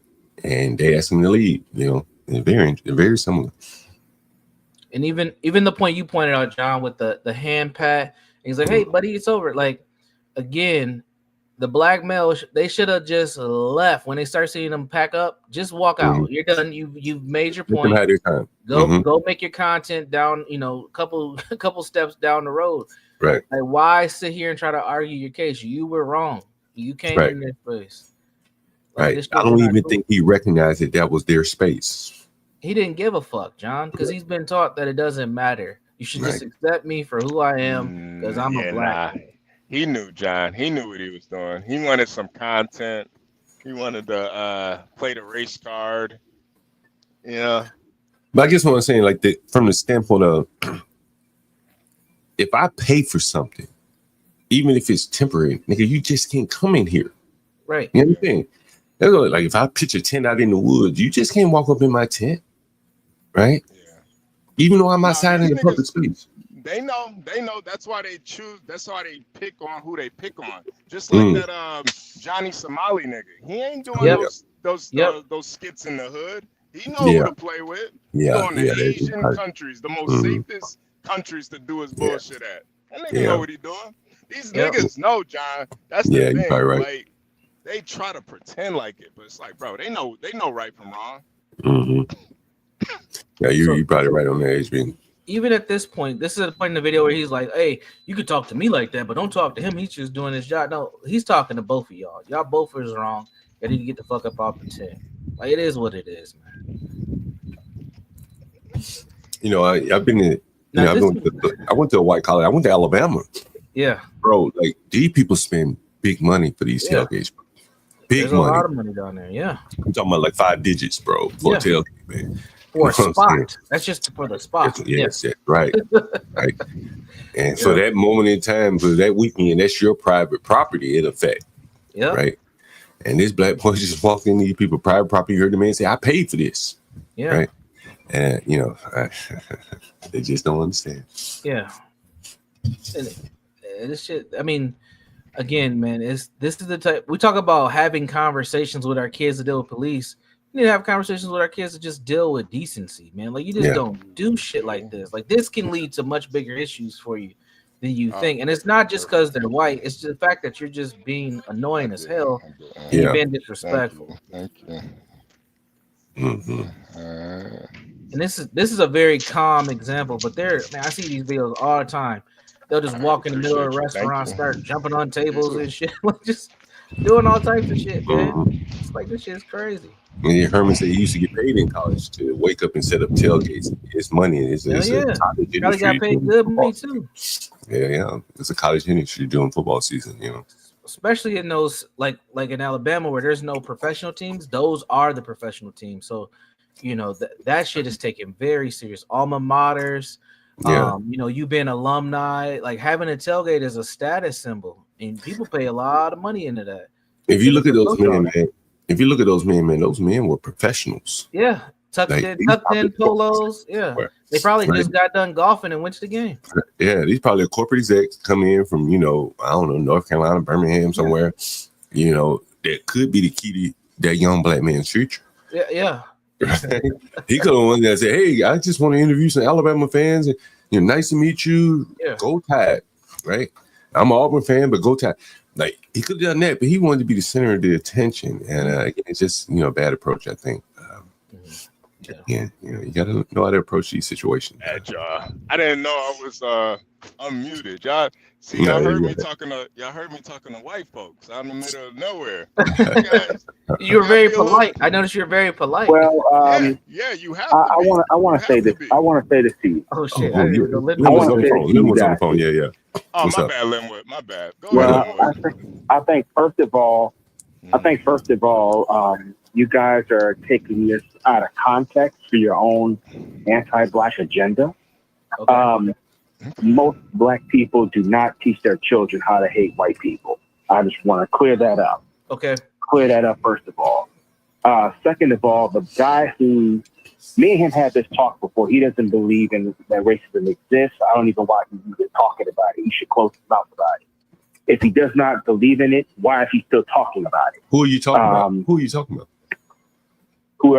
Whoever made the comment about he has to teach white people how to avoid black people. Well, if race is not a problem, why are you even talking about it? I think he's a fool. I think he's lying to himself, and I think he's like nothing more than another chaotic truth, just trying to get some clout for himself. So he can spread his anti-black propaganda. He wish he was a Clayton Bigsby. I wish he would go ahead and kill his daughter and kill himself, because I think he hates who he really is. All right. Yeah, he was talking about, ladies and gentlemen, that proves the point. It proves the point. There are a lot of black people that have no problem with, basically putting death on white children, putting hatred on white people. It's a deep hatred for white people. Yeah. You know, Be Brave led off his show the other day talking about the Army guy. And I don't know what he was reading, but he was reading something, you know, about the Army guy. Universal knows him apparently. Should we try? It's up to y'all if y'all want. You the guy lead star here. Well, so I just want to know if Stanley's in the chat first. Stanley, are you in the chat? Because I want him to see this. If we're gonna go here, we'll clip it in case he's not. Well, no, Linwood proved the point. Black people, they are very violent towards whites, just even in their rhetoric. If you can say that out loud with a straight face, bro, come on, man. Yeah. And Linwood's one of the good ones. He's not even a criminal. He go to work every day. He's not even a criminal. Yeah, there's an element of hatred there, man. If we asked Linwood to make a chart and we told him put white on one side, black on the other side, and draw a line down the middle, and if we asked him to analyze the last 15 years of his life and who has done more damage to your life and the things that have happened, I guarantee you the black list be longer than the white list. He might not even have anything. Like, how have white folks impacted you? Like, what has happened? I guarantee you, black folks have done more in his life to fuck his life up than white folks have. Yeah. No, Portia. We're gonna keep that in there because it proves the point. This is what a lot of black people and a lot of white people want to like shy away from. There are a lot of very violent black people that have a deep hatred for whites. Like a lot, what makes it worse to me is a lot of times white people don't even do nothing to black people like that. White people haven't even done nothing to black people. They usually do what we see in the video: pack up and leave. Yeah, it's crazy, man. It doesn't come from like anything real or tangible, It's like microaggressions or something, like stupid shit. Well, it gets validated by these incidents, like what we're discussing here with Carmelo. It's like confirmation bias type of thing. Yeah. And we have had some very detrimental things that have happened to us throughout history. But let's be honest, in the last 50 years, at the minimum last 50 years, we have not seen or faced the same level of racism or white supremacy as our elders have. We don't have the same level of excuse that we can't use the history that what has taken place with us as an excuse anymore. We've advanced so beyond that there are so many different ethnic groups who've come here with current traumas that have excelled beyond us. Like, we should be embarrassed to even bring up slavery. Yeah, and honestly, too, it's crazy. It's like a slap in the face to them too that actually experience that type of stuff. Yeah, like my great grandma actually lived through Jim Crow. Man, that woman was the sweetest, most innocent woman ever. She never complained about nothing, man. Yeah, nothing. Some would even say, HB, that our great grandparents probably had a better life than we have. I mean, just as far as socially, which is kind of crazy. Yeah, you can argue it. You really can argue that is a legit argument. Like, we may have more tools and opportunities, but as far as like complaining about racism, is a very different dynamic. Yeah, very different. As far as like happiness, I don't remember my great grandma being on no antidepressant pills or any of that dumbass shit. Right. She wasn't on none of this dumb shit y'all niggas be talking about. Yeah. Probably had a better relationship. Would just call back in again. Can you fucking believe that? What did he say? They're just talking crazy, man. Just if the problem don't exist, why are you talking about it? That kind of thing. Now, Linwood would pack all that talking up if he would have bagged that white chick that we seen him talking to. He wouldn't even be talking about this shit no more. Yeah. He would be happy.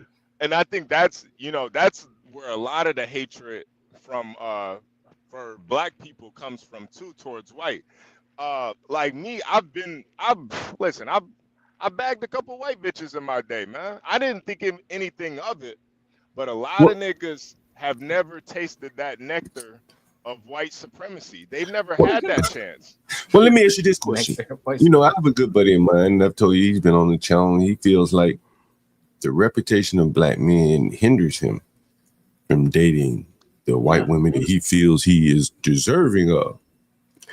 And I imagine someone like Linwood, and maybe he could get him a white girl, you know, of his, you know, ilk. If the reputation for blacks wasn't so bad, right? You know, I told you my friend he's the father to the girls, and don't bring no black man in here. John, I really don't believe that, John, man. I really think that's his. I think that's his like interpretation, and I think I believe it. I really don't, man. I think when you had niggas during Jim Crow fucking white bitches, having babies with white bitches, what is your excuse, nigga?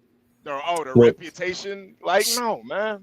Well, I mean, he's dating some. I'm sure he's dating. I've known him date some, but that one incident where that Jewish woman, well, it doesn't even matter what she was, but she, you know, her father said, "I don't want you dating him, his kind," and he went on to, you know, expound on the tropes of they're not good fathers, so on and so forth.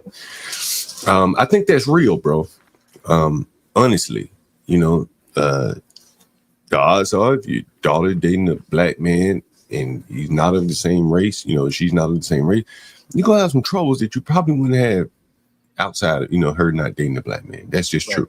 Right. You know, if you don't work with that black man, you're gonna be persona non grata to a lot of white men if you have children by him. Those are things I think, you know, that a father could give like advice that she may not think about 20 years down the road. You done had a baby by a black man, it's curly hair, baby. No white man, not many white men are gonna want you. Those are things that you have to consider. I just think when it comes to dating, if you already have like a defeatist mentality, you're probably not gonna get what you're looking for. Like if you're really like blaming society for why you can't get the woman that you want, you already lost in my book. It's like the same thing that it's kind of like a woman's perspective. Like, you know, oh, guys don't like dark skin. That's why people don't want to date me. Or guys don't like thicker women. That's why people don't want to date me. I think your reputation, though, I mean, there's someone for everybody. Yeah. But there's some things that are just going to be like, you know, don't bring that into my house. Yeah. Right. Yeah. You know what I'm saying? And your family would probably make you choose. You want to be with him, you can't come in here with him. Right. Like your daughter started dating Lil Wayne, it really doesn't matter how much money he got. You don't well for yourself. You don't want Lil Wayne around, you know. But no, but I think that's more that more shows what type of father you are. If your daughter would date Lil Wayne, you know. Well, I mean, that's on the extreme, but let's just say coming up, Sinat, black guy come in your house. Hey, Mr. HB, and you be like, well, what you doing for a living, young man? Oh, I'm trying to be Sinat. Yeah. Maybe that don't work. Maybe it does. I don't know. And so you're gonna be looking at him like he's just a typical old black guy trying to hustle. You know, don't really have much of a career. Now he may turn into Sinat, but you're probably not gonna bet on that. Yeah. Would that be fair? What do you think, Universe? Yeah, you can definitely bet on that for sure. Yeah, but there's definitely a difference. I like your point around representation. It does play a role. People will bring their stereotypical views onto you as a barrier. One, to protect what they care about, but two, also because, again, confirmation bias. We've seen this play over and over and over again. And it's going to be a little bit harder for you to break that. You're going to have to display some consistency in your behavior to break that narrative. And I think that happens with everybody. That's anything. Yeah. But when it comes to black people, our narrative is so dysfunctional that it's even harder. Yeah. And that is something that it is a reality. That it is harder for black men who want to like break those, you know, stereotypical. You know, like you're just gonna deal with it. People are gonna judge you. That's just the reality of it. It could be how you dress. I mean, listen, you could be, dress, put a suit on, for some people, they're still gonna look at you as a nigga in a suit. That's just what it is. Absolutely. Well, you think about it like this, like, let's say if you worth $500,000, you own a plumbing business, or you own an accounting firm, right? And you got a young daughter. I mean, marriage and shit like that, not so much in America, but around the rest of the world, it's all about networks, right? Right. You know what I mean? And okay, your daughter meet me. Yeah. Who the fuck I know? I ain't gonna know the fucking network. Network's done. You know what I mean? Hey, shit, where she meet a guy whose family own a metalworking shop. Now you got a client, the accounting client for the metalworking. There's synergies there. There's networks. They go same affairs and shit like that.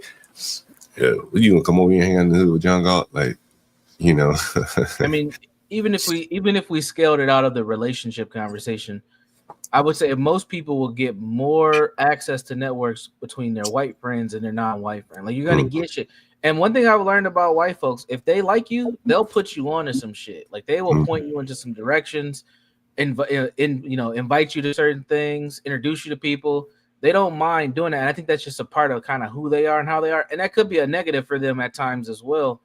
But they usually are trying to build some shit or put some shit together for sure. I got a video I wanted to share with you guys. Let me see if I can. Yeah, go ahead. It was actually KyleeCTCross. See if I can find it. I do have some of your other clips from earlier that you put in the. Which one you got? The Floyd Mayweather one and the Jay-Z one as well. Okay, yeah. This is KyleeCTCross, ladies and gentlemen.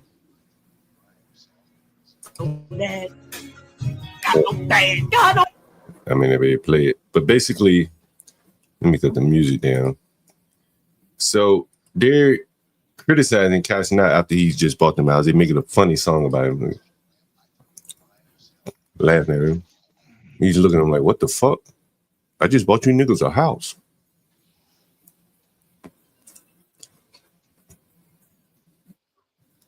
You can see more of that, maybe over here. KyleeCTCross look like a black man. KyleeCTCross like a black and mild. That's what they call him. And this is after he bought them a mansion, and they start freestyling about he looks like a black and mild with dreads. Yeah. And you open up doors for these young men, and then as soon as they get on live and start talking about you look like a black and mild. It's one of those things. Niggas will roast the shit out of you. That is part of our. Hey, listen, it's a part of our culture, John. Yeah, that's the black love language. Yeah, niggas will roast the shit out of you, man. Niggas will. Yeah. The more we roast you, the more we love you. Why you think Shenard's still? Why you think he's so mad still, man? Roasted that nigga to oblivion, man. Nigga still mad, man. And I think that's just part of that's just part of black culture. But I do see it too. I think though, KyleeCTCross, if you know how he really came up, John, what really broke him through, made him like a regular streamer to a big streamer.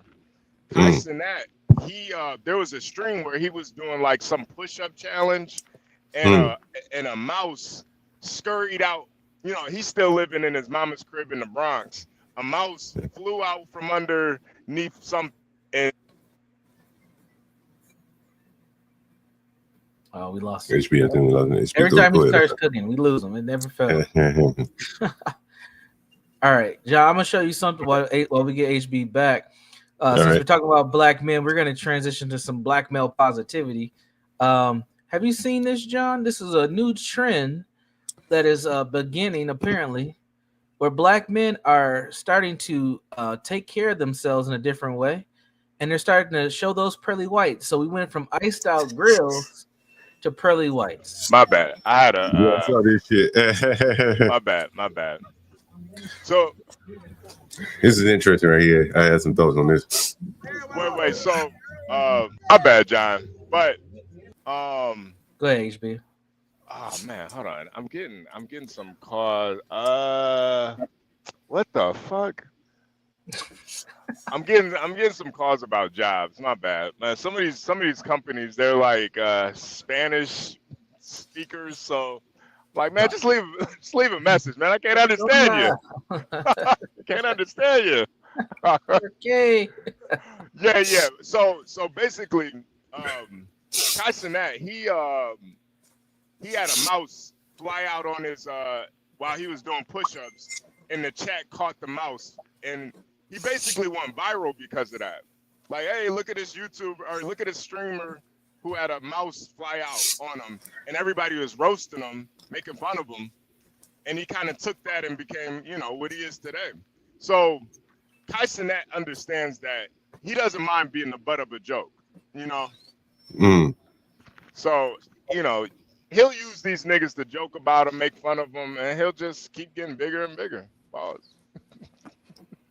Yeah, I think that was a while back. It looked like he was younger then. Yeah. But I just think, man, if somebody bought me a house, I don't know if I'd be picking fun at them. Not live. Maybe behind streams, joking with them and shit. But I'd be so happy they bought me a house. I'd be keep my mouth shut. Yeah, shit. Anybody in the chat want to buy me a house, man? Listen, I'll ease up off you. You want to buy me? No more jokes for me. You want to buy a nigga's house? King Shannara, he's making all them plays, man. He should be able to buy your house. Man, that nigga playing a Atari, man. Yeah, play in a school zone, man. He ain't making no plays, man. No damn plays. I saw this video about these kids, So what do you think about this? Hey, man, listen. This is black male improvement right here. We're getting rid of the ice grills and we are getting into the veneers. Get your teeth white, man. This is the new stunt.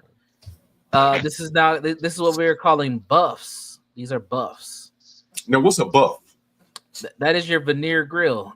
That is your grill. Now, I will say this. At least they got grills that match their mouths. That was most of them. This nigga's mouth is a little crazy. I ain't gonna lie. Which one? The one in the driver's seat. You'll come back, but like his match. It looks nice. Yeah, his match. His match. Yeah. His match. That looks good. Yeah. Yeah. The thing about this though, John, these veneers and shit, like. That's a little big, but it matches. Yeah, his you gotta the damage that's being done to the teeth underneath that. Oh yeah, astronomical. Oh man, because John, they gotta like shave down your original teeth and like snap these on. It's brutal, man. Shit. It's brutal. And then you're not like cleaning it, so you just have this fake smile covering up your actual smile. Oh, it's a nightmare down the road, man. Yeah, it looks good now, but let me ask you guys a question. Now outside of let's put braces to the side.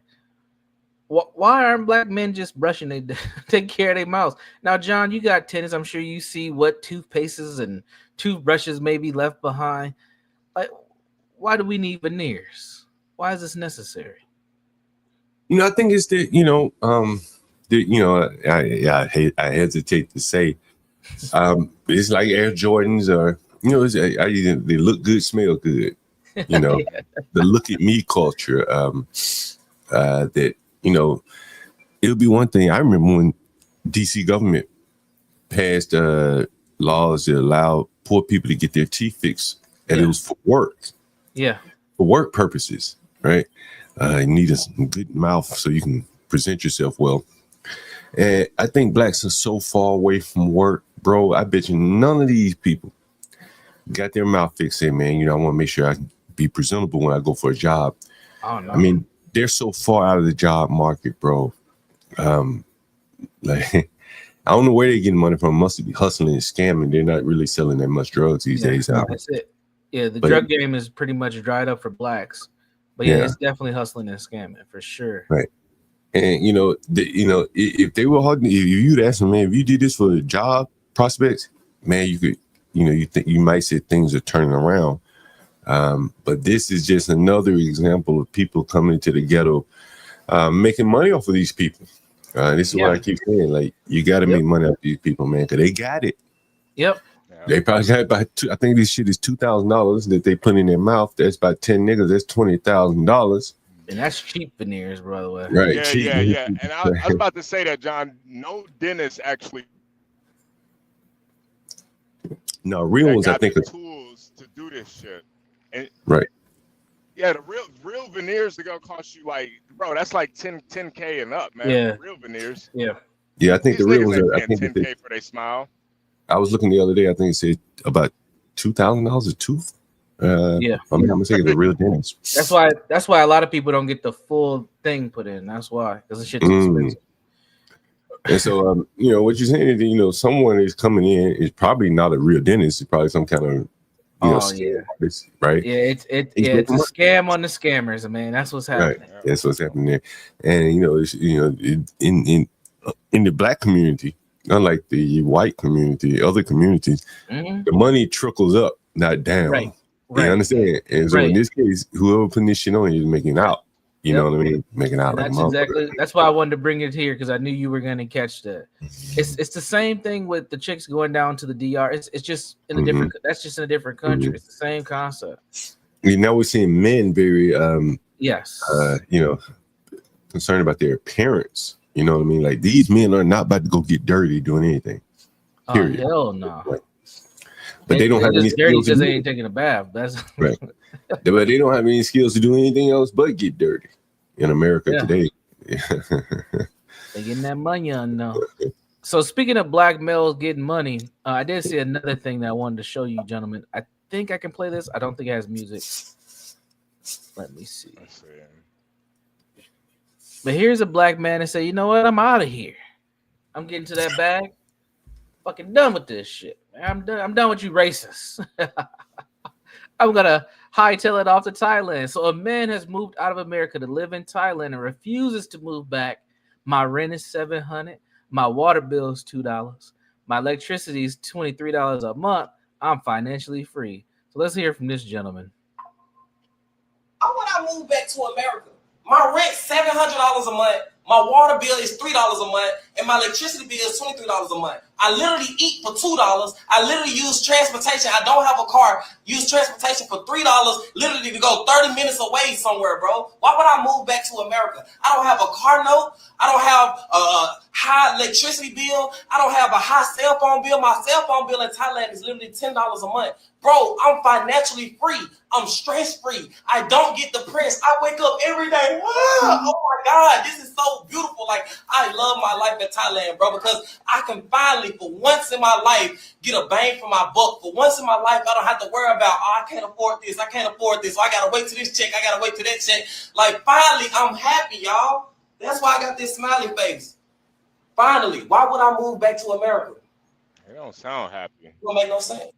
And what's so good, man? I'm just like you. So there you have it. I don't know, Universal. He don't sound too happy to me for some reason. No, he sound like, well, he probably just realizing that he can fucking breathe without dealing with the crazy shit. But you know what? He you know what's crazy about this? He's benefiting from that concept of the 15-minute cities. Yeah. And he don't even realize it. Yeah. Right? He don't know that he's actually living in where America probably will be in the next 10 years or so. But he's also out of the culture. He's out of the bullshit. And he's experiencing just something different. Now, I think he's a streamer. I don't know 100% of all he does. But he's living a life that we're about to have, that we're going to be forced to, for some folks, going to be forced to have here. Pretty soon it's going to cost a lot more because it's America. But it definitely is interesting. You know, one of the things I thought about, I think one of the comments to this was, what about your family? What about your culture that you left behind? You know what I mean? Freedom. And, you know, I think this is, he's like, look, this shit was all financial to me, nigga. I didn't leave nothing behind. Yeah. I ain't had no family. I ain't had no financial future, no professional future. It's easy to leave this shit behind. Right? Right. For cheap electricity, you just the basics of living, $2 for some food. I leave all this shit behind fuck my mama, who my sister, one of these niggas a backdoor my ass. And it's very easy, you know, it's very easy for a black man to leave. I can understand it. You know what I mean? He having a hard time here. There's not much that's gonna, you know, be a strong, you know, lure to keep him here. You know what I mean? May not have a very good relationship with anybody. Hell, my lawyer telling he should go to Thailand. Right? Before instead of paying me all that money, he should have flew on to Thailand. Yeah. He be living pretty good. Because he said he don't have any family. What's keeping him here? What's the point? Right. Go to the cheapest place you can find to live. And that makes sense. Yeah. Hey, John, you might have to start texting this video to your clients, man. Like, to your tenants, man. Like, look, nigga, you can't make it here. You can make it in Thailand. Watch out for them lady boys. Maybe I start flying them motherfuckers to Thailand. Everybody, we have an FBA to Thailand.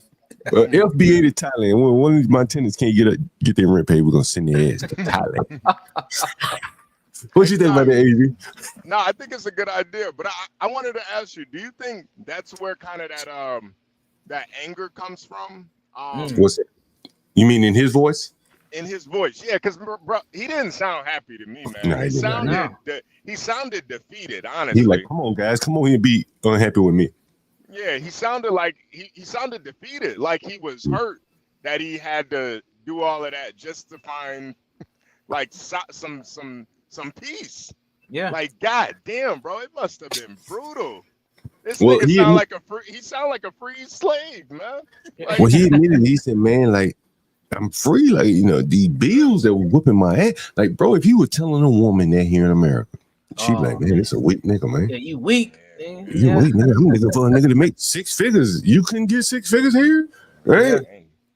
So you go get him a lady boy in Thailand. Yeah, right. Might as well. Go fuck a lady boy, nigga. Yeah. Man, this is an interesting clip, man. Like, I get it, but this is that. I think that fear of what we heard in his voice is him kind of turning his back on the quote unquote turning his back on the coach, because that's what's going to be looked at as, because he knows he's not around black folks. He's a black man. He's left quote unquote the cookout. He's gone, and he's experiencing. Now he's saying it's just about the money, but I guarantee the quality of life is a lot better for this man. Just period. Yeah, all like he don't gotta worry about some niggas backdooring him. He don't gotta worry about some you know, he might have to worry about some Thai girls trying to finesse him, but yeah, and you know, some boys too. yeah, he might have to worry about it. But shit, man, like, keep it real, Universal. Shit, we gotta be careful sometimes too. Yes. Over here, we gotta be careful. Absolutely. I mean, I think if I went to another country, you know what I'm saying, like, I wouldn't want to be, you know, making this the case or the basis for why I left. Right. You know, strictly economics. You know what I'm saying? I would be like, man, I just like I traveled there a couple of times. I really enjoyed it. Maybe met a girl there, and I ended up here. Yeah. But all he talking about is just cheap. You know? Yeah. And I feel embarrassed that I couldn't make it in my home country. Like, I couldn't make it in my home country, so I would far away as I could have cheap. Right? I don't know. Interesting. Yeah. Absolutely. I agree. You know, let me ask you this, Coach. Just what I'm thinking. Yeah. Again, you know, I kind of touched on it earlier.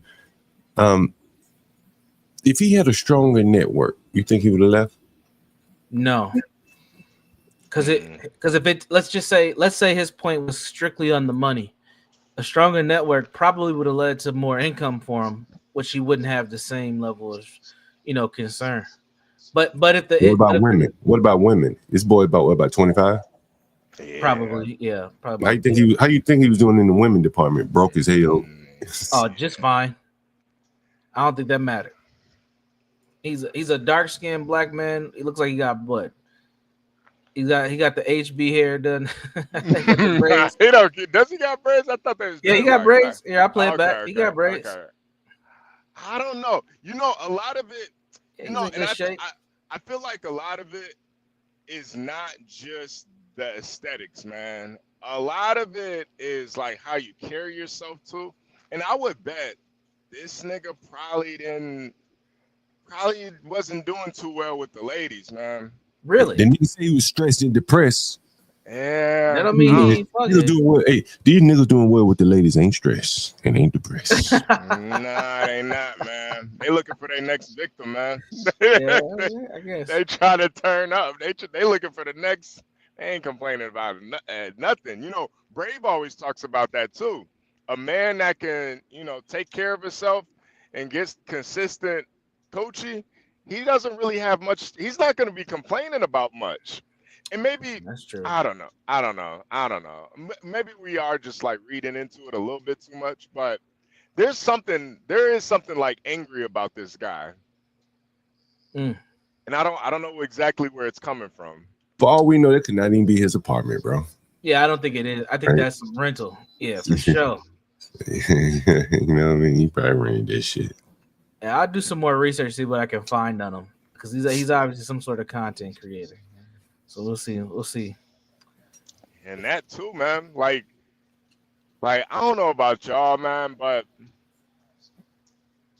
if all your income is based on content creation, like all your income,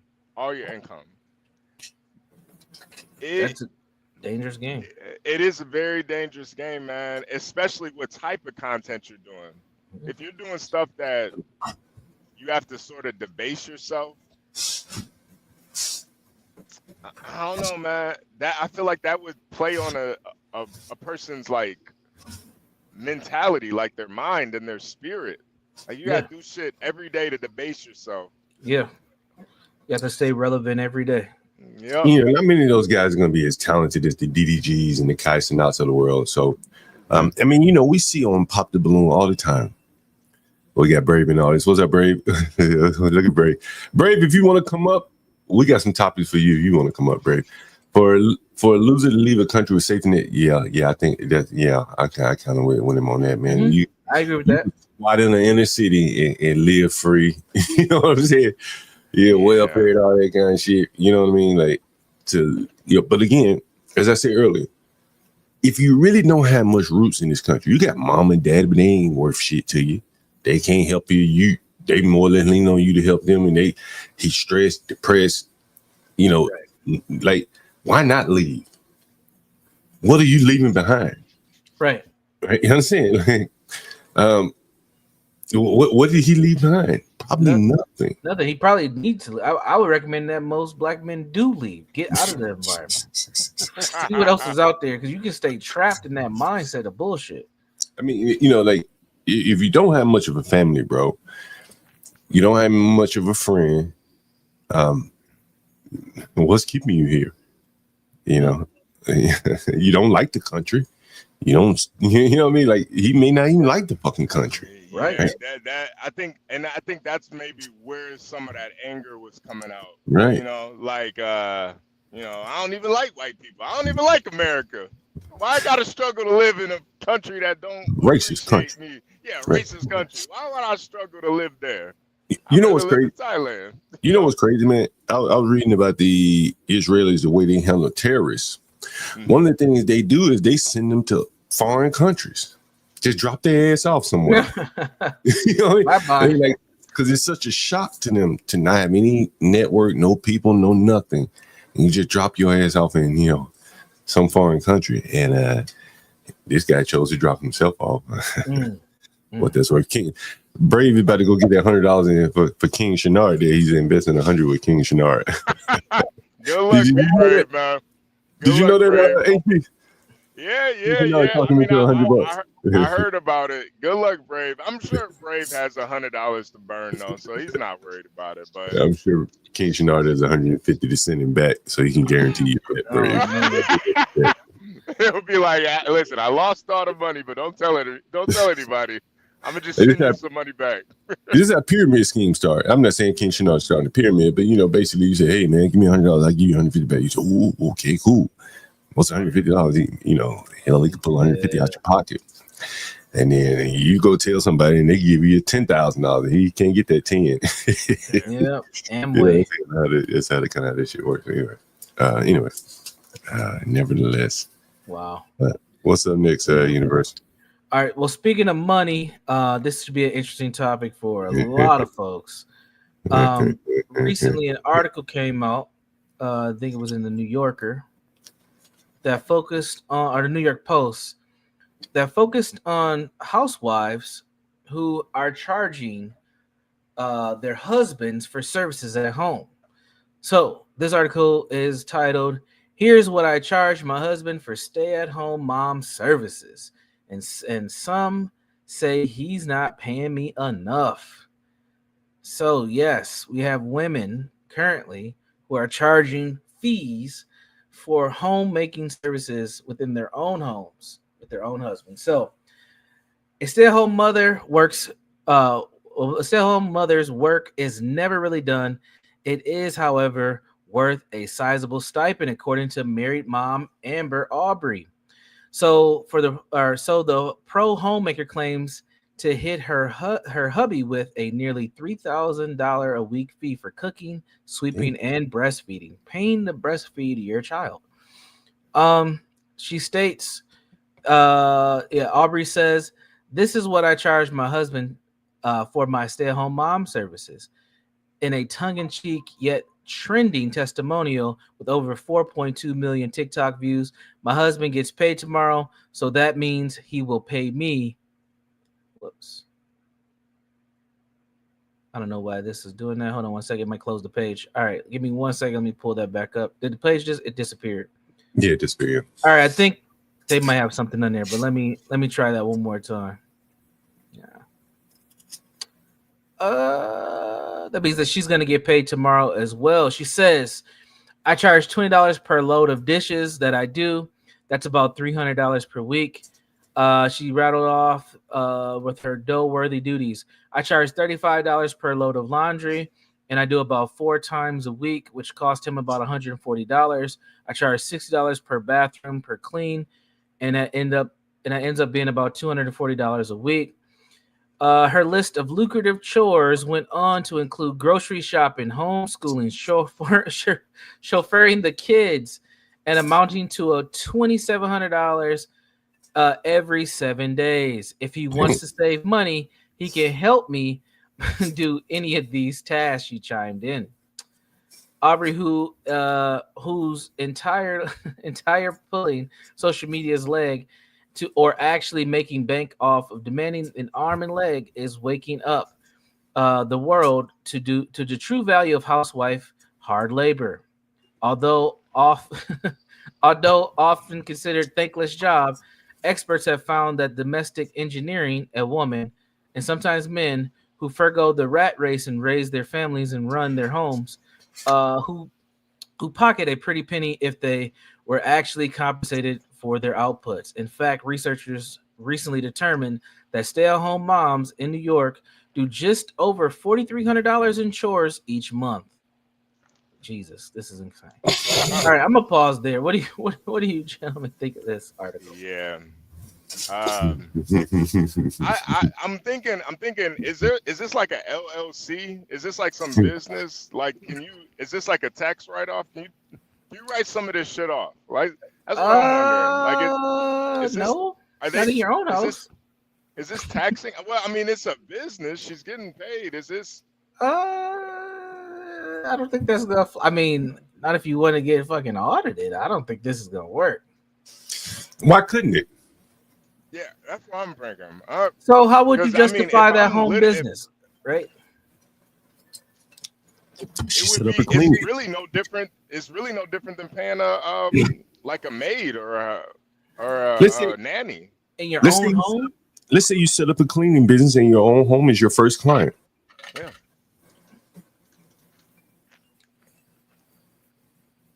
I'm no CPA. I don't think that's gonna fly. I don't think that's gonna fly. I mean, you could. I mean, technically, yes, you can do that. You said Annie's Cleaning Company. Yeah. And you send a bill out to Universal for cleaning, and you probably couldn't put breastfeeding on there in the itemized, but you could put one big block charge. Yeah. Yeah. And your client would be Universal. And Annie's Cleaning would be billing. I mean, legitimately, I could see it being done. Right, honestly, from a financial standpoint, if you want to put a dollar price on it, shit, let's get the tax managers from. You could, I mean, technically, right. You could. Yeah. I mean, there's, yeah. there are things I write off for my business through my home as well. But it's not cleaning service. It's just like shit that actually pertains to home-based business. I don't know. I think you might be. I mean, you could probably find some loopholes here and there, but it will raise too many eyebrows. I think. Like if I start up a cleaning company, hypothetical, right? Right. And I have one, right?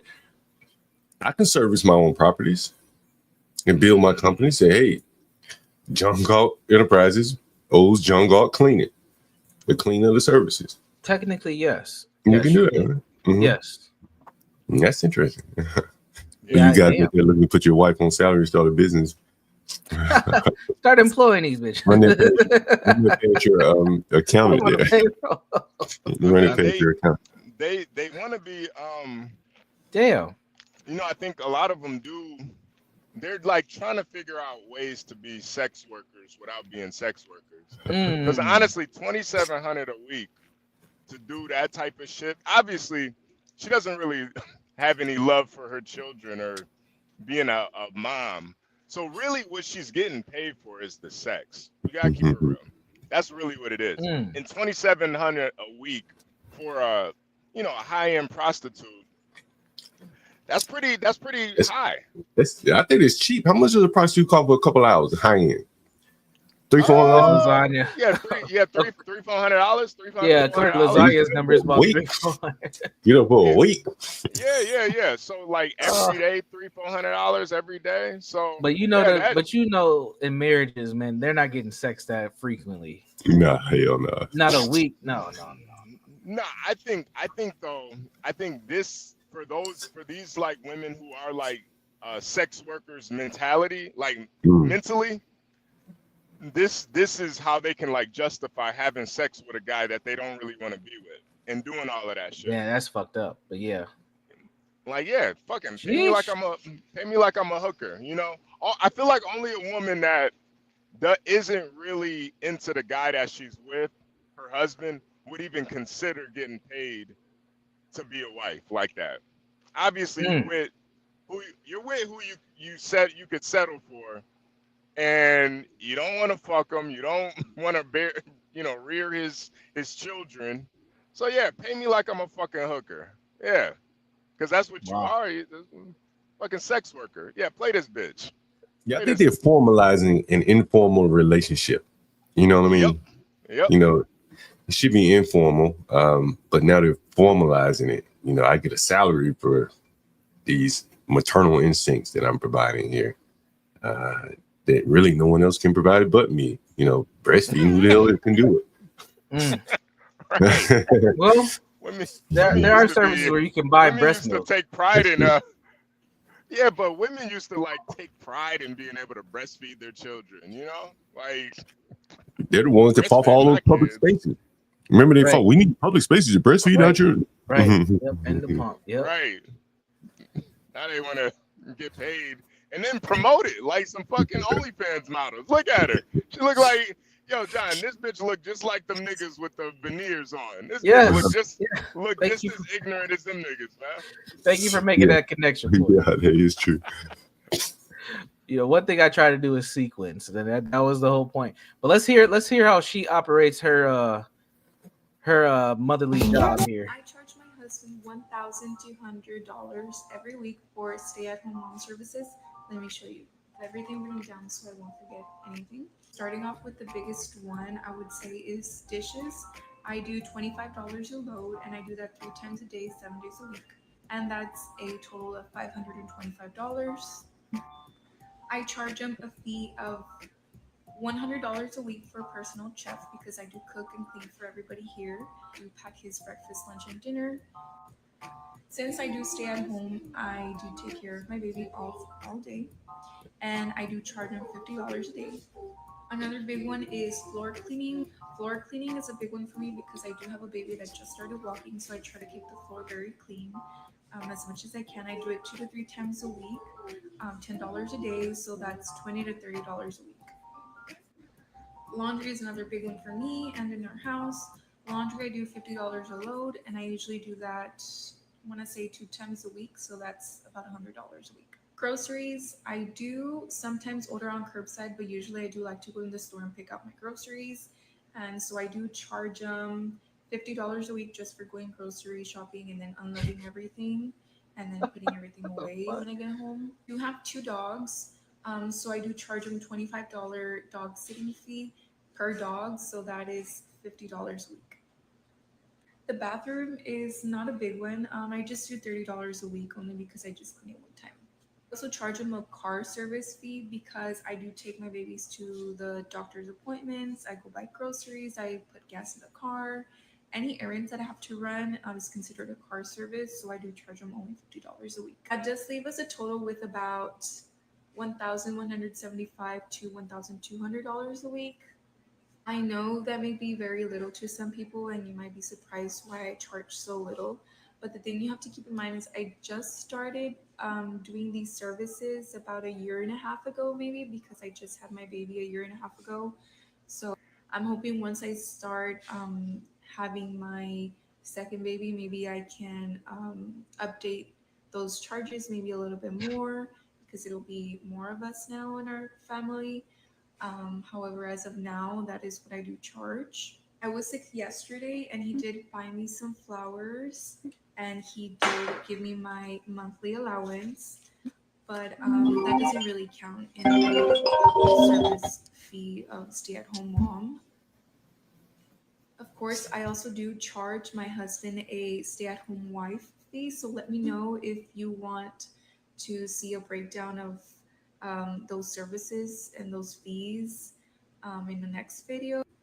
Thank you for watching. Bye. Yeah, see, we need to know. See, she's Hey, overlooking. HB, hold on. We got Richard on the line here. Oh, Richard. Wow. Salute. Wow, Richard. Richard, what's going on, man? What's up, Richard? Yeah, I'm well, man. Hey, listen, man, I want to say something like this, yo. The guy that called here earlier, Linwood, you know, I don't agree with him on everything. You talking about Linwood? I don't agree with him. Or Mike? Yeah, I think it's his name. I don't agree with. I think his name is Linwood. I don't agree with everything he said, but if I could articulate what he said earlier to a degree, is that if a non-white person does not think that we're under a system of white supremacy racism, then why? Yeah, he got more gap. He got me for a bit. Almost. He got your ass, nigga. Get your ass out of here. He got your ass. Hey, I'm Richard. like, Richard. Oh, Richard. Never heard Richard call in. He don't sound like. He They don't sound like call him another number and everything. Boy, he good. He good. I gotta give him. Boy, you really want to get his point across. My bad. Jesus. Wow. 3 calls in the morning. Smart enough to do that. That's amazing. Linwood, you can call in on the next show, man. I promise. I promise. Yo, this guy is sick. I told you, man. Some of these niggas are sick online, man. Maybe we need to ask him. We need to do a show on how have you been affected by racism? I mean, give us just one thing that's affected your life, held you back. Yeah. Come on, pity party, niggas. That's how we'll start Monday's show. How has racism affected your life? Yeah. Let us know. Only give us an example. The worst example. Racism recovery hour. That's what we're gonna do. Yeah. Call on in and get help. Yeah. But back to this. You know, I think she's leaving. There's like an elephant in the room that she's kind of leaving out. We all want to know how much for the BJ, how much for the, you know, like what is the sex? How does the sex play into this? Because she's referring to everything as a service. Well, clearly the sex must be also a service. Got to be included. Got to be included. So what is the breakdown on that? How much just for the, and how would she really feel if her husband just said, you know what? I just want a blowjob every day. I don't even want to lay down next to you, bitch. I just want a blowjob every day. How would she feel about that? Maybe she might be happy, because I think she is a sex worker, but you know, I don't know, man. I mean, that's effectively what you're doing. You know, she's trading off her motherly service, you know, like a union contract. Right. This is what my services would be. Right. You know? That's very interesting. Universal, does she have like a follow-up video? Because yeah, she's got a whole bunch of them. Man, hold on, let me find it real quick. Let me stop sharing because I don't know what's gonna pop up or not. I don't know about y'all, but that shit does seem very emasculating. Like I couldn't sign off on some shit like that. It might work for some guys, but I don't know. Would it either, you know, both of you guys are very, you know, you guys could afford some shit like that. Would either of you guys sign off on some shit like that? You know, I wouldn't do it explicitly, but I mean implicitly, man. Like daycare is about $2,000 a child. We talked about that. That's $4,000, right? You know, after school care, how much is that? I don't know. That's probably another 1,000. Well, yeah, it's about 1,000 a month. Right. So, I mean, you know, if she cutting out all those costs, you know, you got to cut her in on the savings. How you do it explicitly or implicitly, I think is really the issue here. I mean, I guess I can kind of talk about it. So when I was married, my wife was a stay-at-home wife for 8 years. She got laid off 2016, 2017, stay home ever since until the divorce. I would give her money whenever she needed it for something, but I would not pay her an allowance. Like I would always give her a certain amount of money like every month, and then if she needed like to do something or something additional came up, I would give her money there. So she always had money or access to money if she needed it.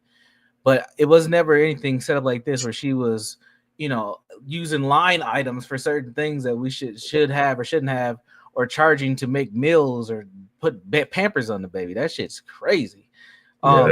But she was, I mean, I can go back in the history of my Venmo and just see all the times I was sending her, you know, hundreds of dollars here and there. But this shit is different. This is a whole, to me, as a business, as a thing like a businessman, like if you're not doing what I want you to do, I'm getting you out of here. Like if we're gonna have it on this level, then I have the authority because I'm paying my way. So whatever you're trying to bring to the table, you've already just conceded to let all that shit to the side because now you're a contractor, and that's not how you're supposed to treat a wife. So to me, I think you're eliminating even your authority in the house or your responsibility as a wife because you just become another contractor at that point.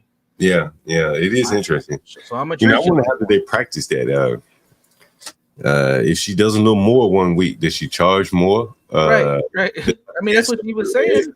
You know, and what if I don't like what you're cooking and I decide to bring somebody else in? Like, listen, when you start flirting down this road, shit changes. So don't think it's all gravy and shit. You're gonna really need to make some TikToks because I'll start cutting fees on your ass, like for real. I don't think this is a plus for women. Honestly, if women start going this route, I think it's going to benefit men more because now you're putting more authority and autonomy in my hands to do what I want to do with my dollar. Yeah, you're fucking yourself up here if you're asking me.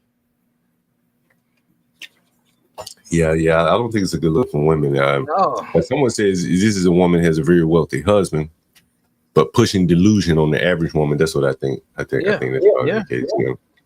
You know, if you have a lot of money, you can kind of make it explicit, right? Yeah, it's $35 a week. You know what you're gonna get. You know, you have these expenses. You know, why keep asking me? So I got to Venmo you over and over. Right. But for the average woman, I don't think she can expect this. Yeah. I ain't getting you shit for your birthday. We're not celebrating Valentine's Day. No, you're a contractor at this point. Like, what are we doing? I'm gonna pay you to shut up. Here's $50 to be silent for the week. Anyway, here's a follow-up video. Hey, Universal, a shut-up fee would be insane. But I mean, you're opening the door to this type of shit, though. Like, you see what I'm saying? Like, she telling you about her day. You like, hey, baby, check the cash app. Check the cash app. Right. Shut the fuck up, nigga. Why is that on the line over there? Cash app fees. Shut up. Shut up. Hey, you look at the end of the month. This nigga done sent me $10,000 in shut up fees. What the fuck? Oh my god, this is crazy. $100 premium membership. Let's talk about it. So this premium membership does cover 5 things and 5 things only. Starting off with the first one. The first one is unlimited sexy time. So we really talked about this one only because he didn't want to be limited to a few times a week. So we agreed that he would pay a membership for this one. You caught it, HB. Number 2, unlimited cookie runs. Now let me explain this one. What this means is basically anytime he's craving his favorite chocolate chip cookies, I'm responsible to go and grab him. Anytime he's craving it, I'll go. Free, and I think this is one of his favorites actually. Yeah. Pause it real quick. Universal. Pause it real quick. And see, this is why I'm saying this bitch is actually undercharging with what she really does. 3,500 to be a glorified whore. Yeah, she's actually underselling herself. She's probably worth a lot more on the sex market, like on the market. Sure. Yes. She's actually doing a lot more than what a whore does. Like you taking care of the kids, breastfeeding, and the nigga gets to have sex with you when he wants. Yeah, bitch. Yeah, he's actually getting off really cheap. It's a pretty good deal. I think he's getting a good deal. I think he's getting a really good deal. Unlimited sex life. Because John, that's the thing. Like when you could just make it into a transaction, you don't have to consider her feelings, if she's in the mood or not. Yep. You don't gotta consider. You don't gotta do no romance. Nope. You don't gotta take her out on a date. Nope. All you gotta do is sit in that cash app. Yep. And for fuck some Mother's guys, Day. Yeah. Fuck all that shit. Fuck it's all over. That shit, man. It's if you're gonna make it all transactional, there's a lot of guys that would be a lot, especially if a guy, he's super into business and shit. He don't got time to be romantic, man. He don't got time for that shit. You got time to watch a movie with your dumb ass? We're gonna watch a movie together. You got time for that, man. How was your day today? $5. Yeah, you don't got time for none of that, man. Where's my cookies? All he want is his cookies and some cookies. That's all he want. That's all he want. Come on. Shut up, bitch. Where my food at? Oh my god. It's like an unlimited data plan. Yeah, see, before she had that old plan where you got your minutes free after 9. Now she done opened it up. Yeah. But the cell phone service starts slowing down. Shit, that motherfuckers out getting a little weight. You be like, yeah, that unlimited sex ain't what I want every day. Hey, listen, the value though. Yeah, man. Yeah, but on 20 pounds. Contract. Oh man. Yeah, she's really I don't think this is gonna fare well for women. Ladies who are listening, put a 1 in the chat if you would do this, if you would orchestrate this with your partner. Lord have mercy. I don't think this is gonna work, man. Yeah. Well, I think it does get them closer and closer to a realization, really, of what their value is to most men. Let's be honest. Yes. Yeah. Child rearing, right? That's the value. Niggas willing to pay that. They can make more money doing that shit. They can go out. Most women can go out in the workforce. Just woman here, the other woman probably can go out in the workforce and make that kind of money. But she could trade her services off to a man. If she had his children, if she had so lucky to get his children, there's now a marketplace for her services that she couldn't take them anywhere else and make that kind of money. So, it is kind of an actualization of what men really value in women, to be honest with you. I mean, that's a great point, John. If you compare this to Cooking with Kaya, right? It's like it's a good comparative. She's monetizing and just getting straight to the point. And Kaya was offering, hey, this is something that ladies can be doing to be more feminine. It's kind of along the same line. Very interesting. Very interesting. Yeah, it is very interesting. Yeah. Damn. I mean, Yeah, but for this, go ahead, HB. And I'm no, asking. I was just gonna say, I think the difference between her and Kaya though was Kaya was able to monetize it herself. She has to go to a man to do it. Correct. So like she doesn't even have that. Like, you know, there are some women, and this is why I hate when like women say like, oh, I feel so bad that she's a stripper, that she's a whore. Like some women, that is their ceiling. They're just gonna be a stripper or a whore. I think this girl though, she learned how to like kind of finesse her being a whore into something at least with a little bit more value. Sure. You know, just a little bit. And she's getting a little social media money on this. Yeah. This is TikTok. Yeah. You know, this is her follow-up video for the haters. You know, she's playing it up, so it's working. It's working. But yeah, man, this is the feminism on steroids here. Feminism on steroids with a hint of submissiveness. I'm willing to marry you, but then beyond that, it becomes more or less transactional. Yeah, I need to get paid for my services as a woman. Yeah. Yep. And as we've seen, feminism, even though like I don't think it's done well for women long term. I think honestly, it's set men up to do whatever the fuck we want. Honestly, I don't think it's working. No, that's the irony of feminism. Is really just turn women into whores, and that's I think this right here just really kind of exploits. It just shows kind of like the delusion that even they know that they're whores, but they try to oh, I'm just monetizing my services. Yeah, that's what a whore does. Even like her terminology. This is the service that I premium package. yeah. You got to upsell her husband. That's crazy. Right. Like, yeah, ma'am, you're a whore. Yeah, this is the could he downgrade? I wanted that like a lower package. Yeah, can you swap some things out? Tired of this sex every day with your fat ass. You know what? I don't want to pay for the breastfeeding. Let me get sex out. I'm getting that from somebody else. I found somebody else that could do that part. This is insane. Wow. All right, let's watch the rest of it real quick. Wipey runs. Now, when you're stuck in the toilet and you just need a helping hand, that's me. I will bring him toilet paper and wipies anytime he needs it. Number 4, I am basically. Wait, what? Yeah, you heard that correctly. Wait. Rewind that. Wait. What did she say she does? You heard it. Nah. You gotta say universal. I can't comprehend that. His favorite chocolate chip cookies. I'm responsible to go and grab him anytime he's craving it. I'll go.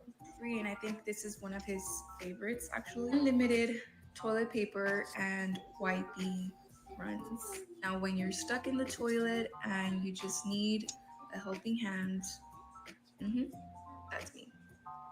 Wait a minute. Toilet paper and wipies anytime. What does she mean, a helping hand? What is she? She brings some toilet paper. Oh. If he walked in there and started taking a shit with no paper. Jesus Christ. I think she means, she's running to get the toilet paper or the wipes, and she's willing to wipe his ass at the same time.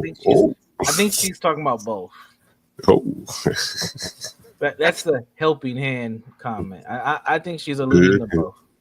Wow, okay. No, you getting somewhere. Yeah, I mean, listen, she's wiping ass too. She's really underselling herself, man. These are off the market services, right? You can't get on the market. Get on the market. I don't even think you can pay a whore to do some shit like that. You want me to wipe your what? Oh man. What's next? Here we go. He needs it. Number 4, I am basically his personal listener.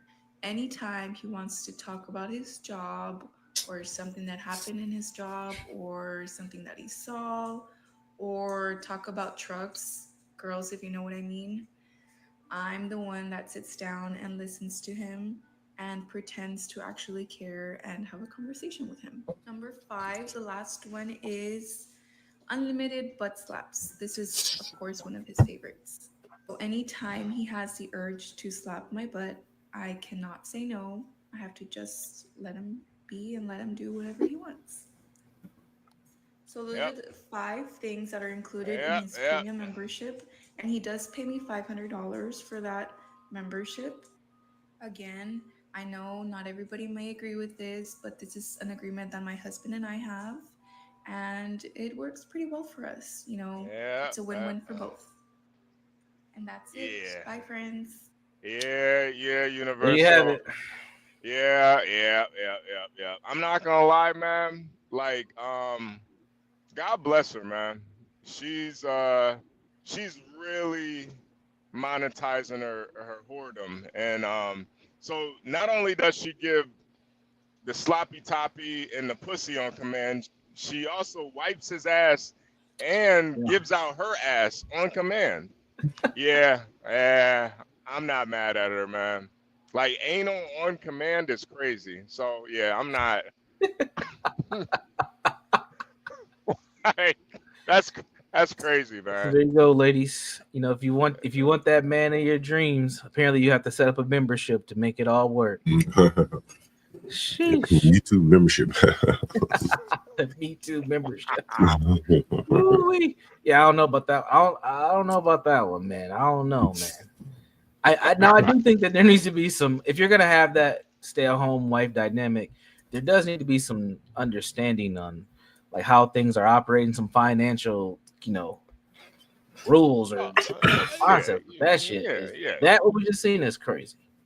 Yeah, that. I don't know, man. I don't know. I couldn't do some shit like that. But I'm not mad at him or her, honestly. Whatever works for them. If it works. Yeah. I wouldn't even be surprised if this could possibly work long term. I mean, as long as he's bringing in money, Yeah. I can see this working. I'm not mad at it at all. She's just honest enough to say that, hey, I'm a transactional woman. It is what it is. I'm living my truth. You want to fuck me in the ass? It's going to cost you $500. Yeah, Lindy. Yeah.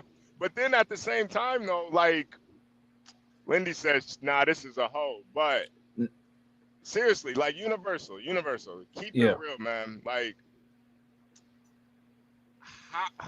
even in like your marriage, if sex and if that was just always on the table, you think it would have made things a little bit easier? Like, always on the table? Like, whenever you wanted, you think you could have worked things through a little bit? Like, if your wife had just sex said, wasn't the problem in my marriage. That wasn't the problem. It was their own mental health shit. But like just in general, like if I was just saying just in general, I think sex does make things a little easier, especially on the man side of things. Right. There's less frustration. If you're in a stay-at-home dynamic and you're not getting no sex, like that shit's not, you're gonna be mad because you're like, well, what am I doing all this for? Not that the sex is the only thing, but what give back directly do I get myself? Yeah, child rearing is part of the dynamic, but those are your children too. Taking care of the house, like you live here too. You should be cleaning up and shit, especially if you're here all fucking day. Like, what are we talking about? But what does the man get exclusively back to him outside of some compassion, maybe some support here and there? Yeah. And it's sex. I mean, if we're gonna be honest about it, it is sex at the end of the day. Right. That's what I'm saying. Like, I think for a lot of guys, like, they would put up with a lot of shit if it was just like consistent sex whenever they wanted it. Mm-hmm. But I think there's an element of she's got to be into it too. You know what I'm saying? Like, you can't be roll over with no dead body. Yeah, right. I mean, some guys are into that though, Josh. Some guys how much time you get? Two more pumps. Like, that ain't gonna work either. Nah. That's not gonna work for me. But for some guys, that might work. For me, I damn near need the girl to be into me more than I'm into her. Like, for me to really get like for me to be interested, you know, like you can't be watching TV while you're doing it, playing on her phone. Right. That's brutal, crazy. Man. Yeah. Lindy Lou said, "I give you 3 minutes." Lindy Lou, that's probably all you. Never mind. Never mind. My bad, Lindy. Never mind. From the word They go. need a timer. From the word go. You be like, I gotta get ready. I gotta get myself ready. Right. I'm gonna need 3 minutes. Where's the clock start? When's your clock start? Oh man. Anyway, that's interesting. Yeah, that was. I do want to see what the husband has to say about it, because that I don't know, man. Yeah, I don't know. I didn't see any videos of him talking. Let me see. I clicked out of it. I'll go back. Let me see if I can find it. This is Yo, while Universe is looking at it, we're gonna have Jason Kessler on tomorrow. We may have one of my stripper tenants on. She's considered it. So she's considered it. She's not gonna tell us where she works, but there's only a handful of clubs here. And something she was telling us that like her tips are like including her pay or some shit like that, which is interesting. That's interesting. Wait. Her tips are included in her pay? Something to that effect. Oh, they must do a pool system. Like so. Yeah, that happens in some industries where you have tips where it's all collected and it's split amongst everybody. That's not good.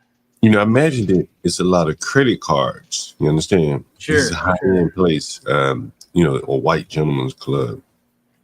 And so that's what she was saying. I think that's interesting.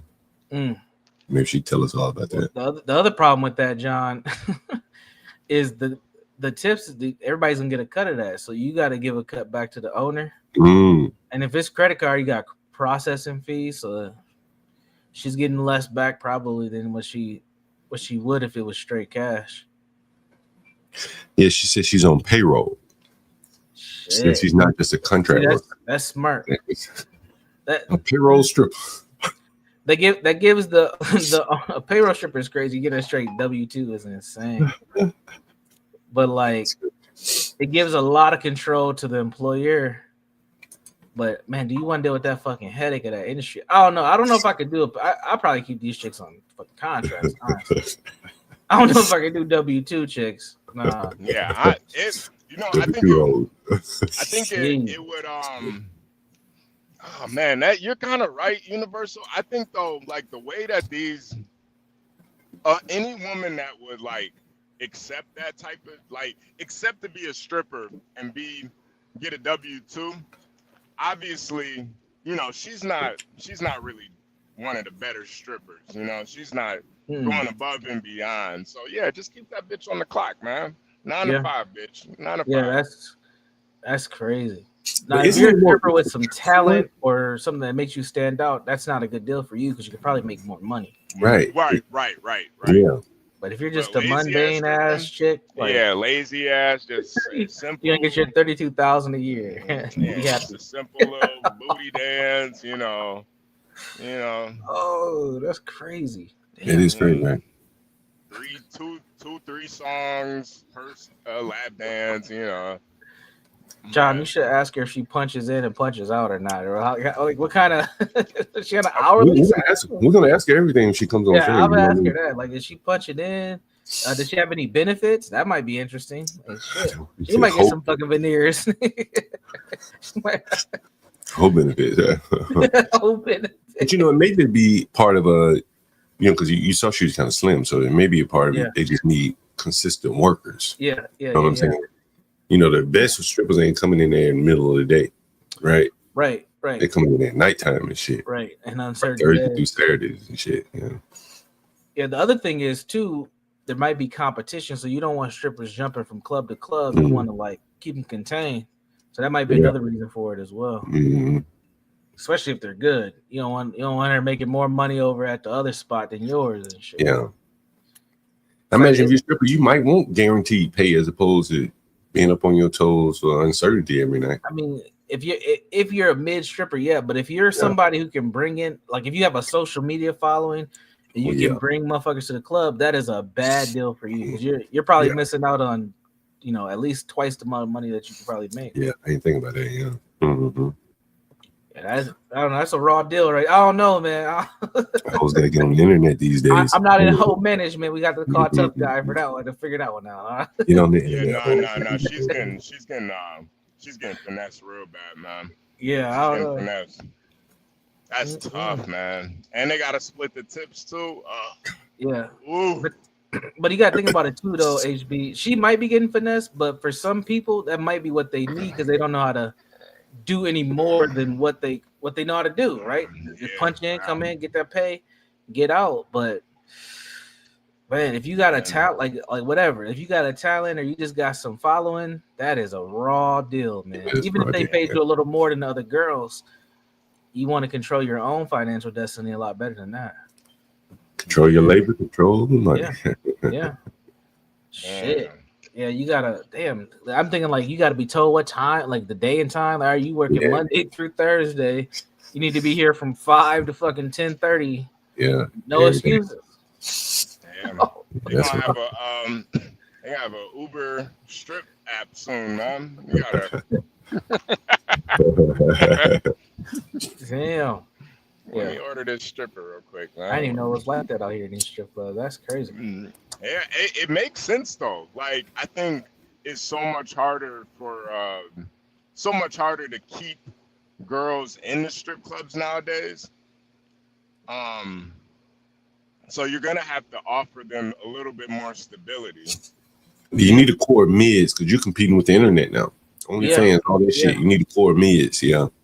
So you gotta, and especially in a city like DC too. Like, I could see strip clubs still being like, you could take, John, you could like take some business buddies to a strip club or something. It still be one of those types of things. Like,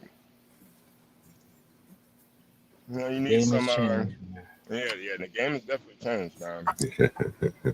Damn, 1099 W2. God damn. Hoes on payroll. Is crazy. Hoes on payroll.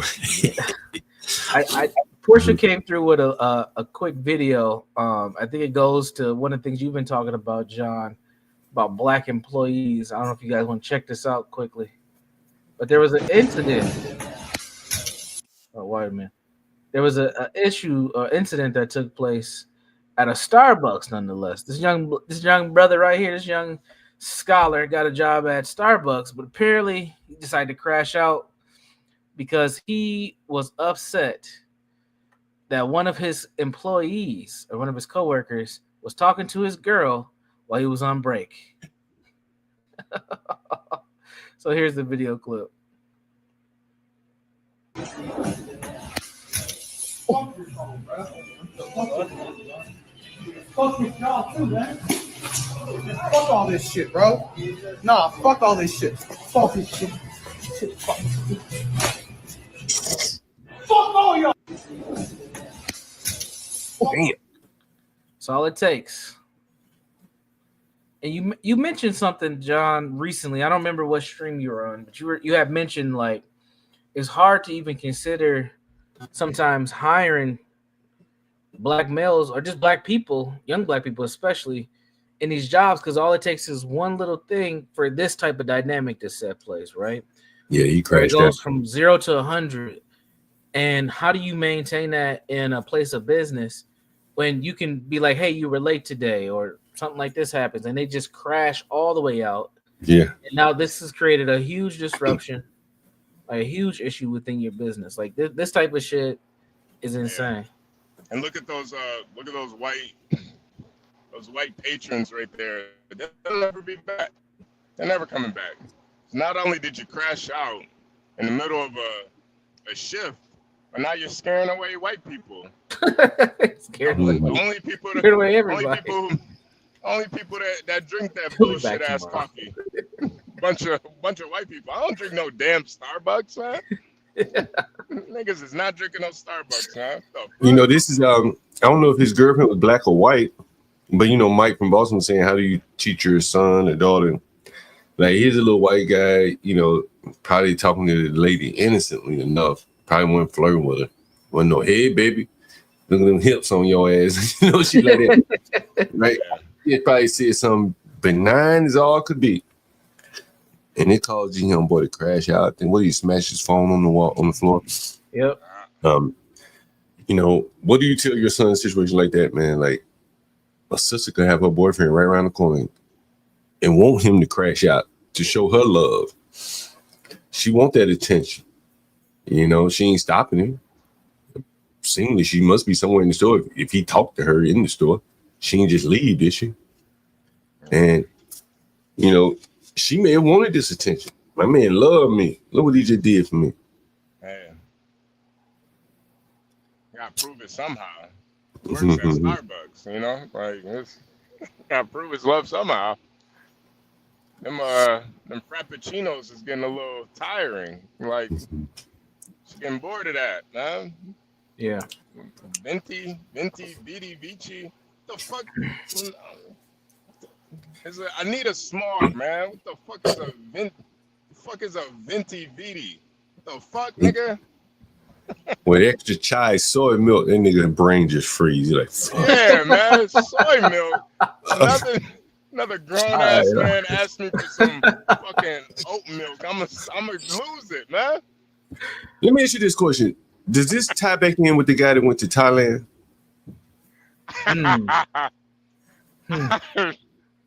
Yeah. Possibly. What angle are you taking with it? Well, the nigga said, man, I was stressed, wasn't making no money. This nigga working at Starbucks about making about $15 an hour, right? He ain't making no money.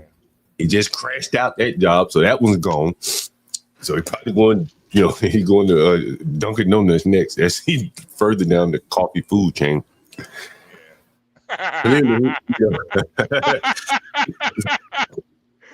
Yo, John is hilarious. The coffee food chain is hilarious. My bad, man. Man, this nigga be better off going to Thailand now, nigga. Shit. Go to Thailand, nigga. Shit. Yeah.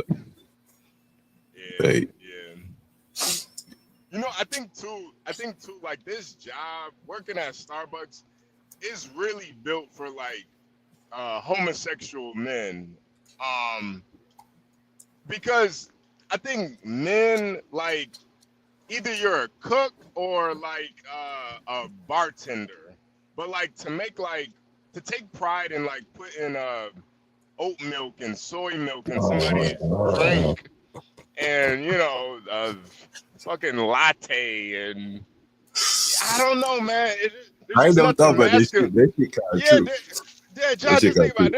There's nothing masculine about making a fucking coffee, man. Being a barista. I want a berry chai blast. Right. Yeah, hold like, up. All day with that shit. Right. And this some big old fat sloppy ass woman ordering that shit from you all. They be like, what the fuck? Yeah, that shit ain't for me. Hell no. And then like, you know, let me get some. Look at the homosexual with the mask on, HB. Yeah. No, he's just tired of working around all them motherfuckers. You can't blame him. That's why I always say this, and it's, you know, I know Stanley won't agree, but for a lot of black men, like, if you're like a black man, there's certain environments that you're just not gonna succeed in. Like, you have to, if you gotta, like, you know, act effeminate to work in a certain place, it's probably not the place for you, man. Correct. You look at what Latino said. Like, you know, as you said, HB, you know, in Starbucks they draw them little creative things. They make the little design with the foam and the caramel.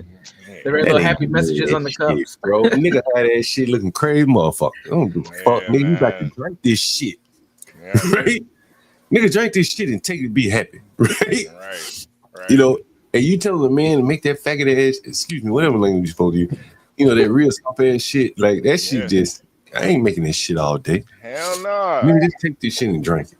Hell no. That's why, honestly, that's why I don't even like going to Starbucks, man. I don't like going to Starbucks.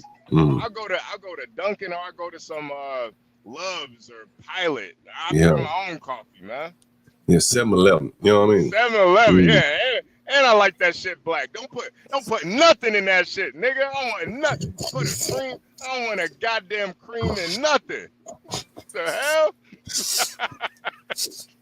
But like this is one of those examples like a white guy may not know. Man, you out somewhere, you talking to a sister, especially a hood sister. Man, that bitch would be using you to get back attention from her boyfriend. You understand? Oh yeah. She really don't like your ass. She just want attention from you to make her boyfriend show her some more attention. And you be caught up in the bullshit as this guy was. He didn't know what hit him. You know what I mean? He didn't know what hit him. Right? Look at this shit. Boom. But then he doubled down here. Boom. And then stomping off the uniform. Yeah, man. Do y'all notice anything about his attire? Yeah, he's not dressed to work there. There's something else you're missing though. He got the sneakers and the braids and the sneakers match the uniform. Oh yeah. The green and white, the green and white Air Force One. Right? Yeah. See, that's him trying to cope. That's him trying to cope. Right. He's trying to cope with him working at Starbucks. Like, bro, you could wear the freshest shoes. You still working at a homosexual rest haven. Look Like, how it is what it is. Look at how he did that apron, nigga. He got him with that apron on. He like, take this shit off me. Yeah. Look off my back. He stomped that motherfucker. Look at the angle at the he took out the apron. Get this shit off me ASAP. Yeah, because he look like a homosexual. He's trying to rebel against like the Karen capital, Starbucks. This is where every Karen starts her day. That's Starbucks. And every homosexual. And this son bitch got to come in here, hood nigga, with a smile. Get a smile on your face, nigga. Oh, bro, that's got to be smile on your brutal, face, man. It's got to be brutal, man. And sit around here and watch these white folk play on the computer all day. Yeah. Work on their book they've been working on for 3 years. Bro. Business plan. I'm writing a book. I was talking about this. I was trying to explain it to Stanley, and I was talking to my lovely lady Lisa this morning, and she was admitting it.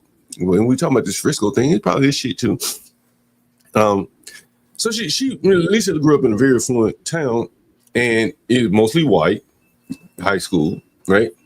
So where was she grew up in Jersey? So where was she going to hang out with the bro man and the sister man? You know, you young, you want to go hear your music, bop to the music they blacks are playing. So you got to go to Newark. Yeah. Right? Got to go to Newark. That's where the blacks are. Even though her family moved to the exurbs, as they may call it, you got to go way out to Newark. You know, to she go way out to Newark to be around her people. You know what I'm saying? And here's this boy is based in a very foreign environment. He got to act like a monkey every day, civilized every day. Yeah. Making these faggot ass coffee drinks. It's just blowing his mind. And I just feel like it like compounds when you're a black man. Like white guys, I think white guys are a little bit more comfortable being cucked like this. But black man, it's just hard for us to just like completely cuck ourselves like this. And go in day after day doing shit like this. A barista, bro, you gotta be gay to be a good barista. For real. Man, one of the other things, man, like the relative wealth. You know what I'm saying? We talked about it with the Frisco guy. Man, I don't know where this is, but this is clearly one of the Starbucks that you can still sit down in. Yeah, right. This Right. So the nice Starbucks big. Got a lot of gift store shit in here. Right. This ghetto boy probably can't afford a Starbucks drink in there. And you work in these places. And I remember when I first moved to DC, I'm like, how the fuck? What do these people do all day? He's sitting in Starbucks, playing on his computer. Like, what the fuck are they doing all day? Yeah. And you just make, not gonna say make you angry, but you wonder, like, how the fuck they live this well, just with all this leisure time to be sitting in Starbucks all day, and you just start to wonder those things, Shit, I wonder those things when I'm in these spaces. Like when I see these big ass luxury apartments, and I'm like, who the fuck's living in there? That shit costs $3,400 for a 2-bedroom. Right, like, right. What the fuck? and then they walk out that bitch with yoga pants on. Yeah, right? and a fucking Yorkie. Yeah. They did shit all day. It's like, what is going on? I think that shit myself. But what you think is that they haven't done anything all day because you don't see them doing anything all day. Right. This guy could be negotiating multi-million-dollar deals right. on his phone, right? Yep. You don't know it, right? You just never know, they're on a different level, right? And this boy, that level is invisible to him, right? And he can't see it, can't understand it. The man could be working deals on the that. association that he makes from there, though, John, is that the white supremacy, like the slave master transitioned the money from 1837 onto this person, and that's how they get to live that life. That's what it goes back to. White people, got all white people are rich, right? They all got it together, and it's due to slavery and racism, white supremacy, and we know that that's not true. I'm looking at some of the employees in the back. Look like many of the employees, like one big man with a mask on. He probably was Hispanic or something. I can slow it and down. That too, John. That too. Like, bro, you wanna, bro. I'm not putting no fucking mask on, man. You got me working around all these. Yeah, that shit's crazy. And you want me to wear a mask too? He didn't got his own. Bro, he probably lost this shit. And my bitch cheating on me. Fuck, man. Yeah. Fuck this shit. There man. it is, right there. You see it? You see it right there. There it is, right there. That's the mask. Probably the manager or something. Yo, bro, this is emasculating, man. I honestly, I feel his pain, man. I feel his pain, man. Like, I'm telling you, last time I went to Starbucks, I'm like, yo, let me just get a small. They're like, oh, what is that? A venti? Yeah, you gotta know that. Man, I'm like, yo, I want a small, nigga. What the fuck? I don't speak French, and then you don't speak the language, so they'll correct you. Now you feel all fucked up. No, Like, I want it small. Whatever small is. Oh, you mean a venti? Man, yo, bro, you trying to scrap, man? What you on right now? Whole ass nigga. Talk no love language to me, nigga. I don't speak French, nigga. You trying to call me gay? Yeah. You gotta try to psychologically make me speak French, nigga. That's a romantic language, nigga. I ain't speaking language with no nigga. Speaking French with no nigga. I think I put that in the group chat. Nah, man. It's like, I'm telling you, man, just the whole experience is like emasculating, man. You go to oh, my bad, Latino, it's Italian. My bad. See, that's the thing. I don't give a fuck. I want a small. We in America, man. Just give me a small coffee. That's it. I don't want no sugar, no cream. And this shit don't even taste that good either, man. Starbucks tastes burnt as hell. You drink your shit black HB? You don't put sugar in it? Hell nah. I drink that shit black. I don't drink coffee that much anyway, though. So like, when I do, yeah, I just like it black because it's a little too, it's a little, you put sugar in it, that it's just that sugar high you be on with the sugar. That would be what I like. I can't drink that shit black. you know, John, that's the thing too. Like when I used to smoke though, like I would fucking, I'm throwing 4-5 sugars in that motherfucker. It kind of balances it out, like the high with the sugar. So you don't know if you coming or going. Yeah, right. But now I don't smoke or do nothing like that. I don't even need coffee like that, man. And if I do, it's like extra, like. It's like doing an energy drink for you. Oh yeah, man. I don't know, man. It's just something about just sitting there putting cream and sugar. Man, fuck all that, man. How many cream? Yeah, nah. Have y'all seen this? No, what is this? What's going on? Oh. Who is that? It's your girl Kamala and Clinton. That's not real. Is this real? This is AI. I was about to say that. Yeah, that would low key be fire though, man. That is. It's like a hot rap video. Yeah. Wow. Right here, living that life. I think Stanley directed that video. I'll bring my car. I have a car you guys can use. I'll bring my own. The Pink Motherfucker. Motherfucker. Yeah. Oh yeah, I miss Kamala, man. I miss her. Yeah, she's been pretty. I haven't heard anything about her really. Is she okay? Now she's done. She's done it They tucked her away, huh? Yeah, she's done. Put her in bed. It's too much scrutiny, man. Like, who wants to look up every day you get online? They're talking about this nigga you used to fuck back in the '90s. Like, that shit's gotta fuck with women. Pretty trash. Yeah. You know who else is done? I saw an article on Michelle Obama this morning. Like, podcast sinking fast. I think this shit been dropped from Apple and Spotify or something. Ooh, what?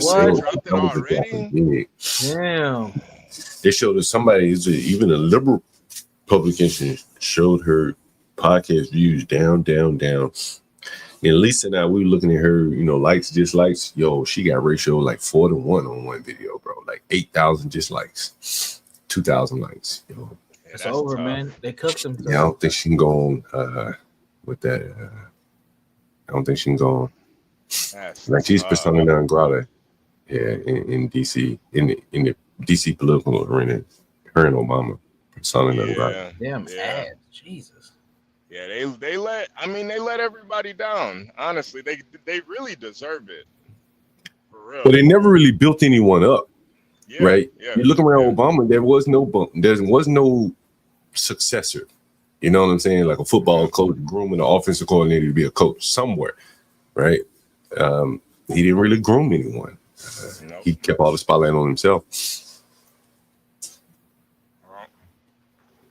Wow. That's why they kind of deserve what they get. You know, you didn't build this. You didn't build a personality. I still feel like I don't even know these niggas, man. Yo, she had Keke Palmer on there, and like apparently there's some juice with Usher. Yeah, she could have went a lot of directions, but she couldn't talk about those things. Yeah, with the woman, it's like, who the fuck want to listen to Keke Palmer talking about anything but the tea? You know what I'm saying? Yeah. And she couldn't go in those directions, and so. Damn, this is crazy. Yeah, like who wants to listen to Keke Palmer? Period. Like seriously. That's true. Sorry. I don't even know who the hell she is. I know who Keke Palmer is. Somebody had to say she was involved with Usher or something. I said, okay. All right. Did she talk about that? Nope. She wasn't involved with Usher. You think they're talking about that cherry thing, HB? I think that might be. Yeah. She wasn't involved with Usher. Usher ain't fucking with no damn Keke Palmer. Nah. I know she like tried to throw some smut on Trey Songz's name at one point. Oh yeah. Yeah. She's I don't know, man. Keke Palmer's kind of a fucking weirdo to me, but wow. Yeah. What do you two think that the Democrats can do within the next 3 years to prop up somebody? Like they're gonna have to develop somebody. Like they're like everybody's toast right now that we know of. Yeah, I honestly I'm at a loss for words because they were up so much. It's like blowing a 3-game like lead in the NBA finals, like 3-game lead. It's like, bro, all you guys had to do was just one more person, and you could. But it's like all the people that they possibly could have, they're all insane. Like they're all zealots. Even like AOC, and they're either some crazy woman of color or they're a homo. And it's just like, man. Yeah, I think they've been captured by the extremes. You know what I'm saying? And it's probably hard to get back to the middle without alienating some of your extremist groups, blacks, gays. To get back to the mainstream, you're going to have to alienate those groups, one of those groups at least. My bet would probably be on the blacks. But how do you do that when there's such a large part of your voting base? Well, I think you have to replace them. You know what I mean? That's what I think. The illegal immigrants may play that role, all the immigration forget about illegal. All them migrations come in. Those people probably will vote Democrat. So that maybe buffer the loss of the black votes, because I don't think blacks will go vote Republican. So you just lose the votes. Yeah, they're just gone. Yeah. Yeah. Yeah. I would agree.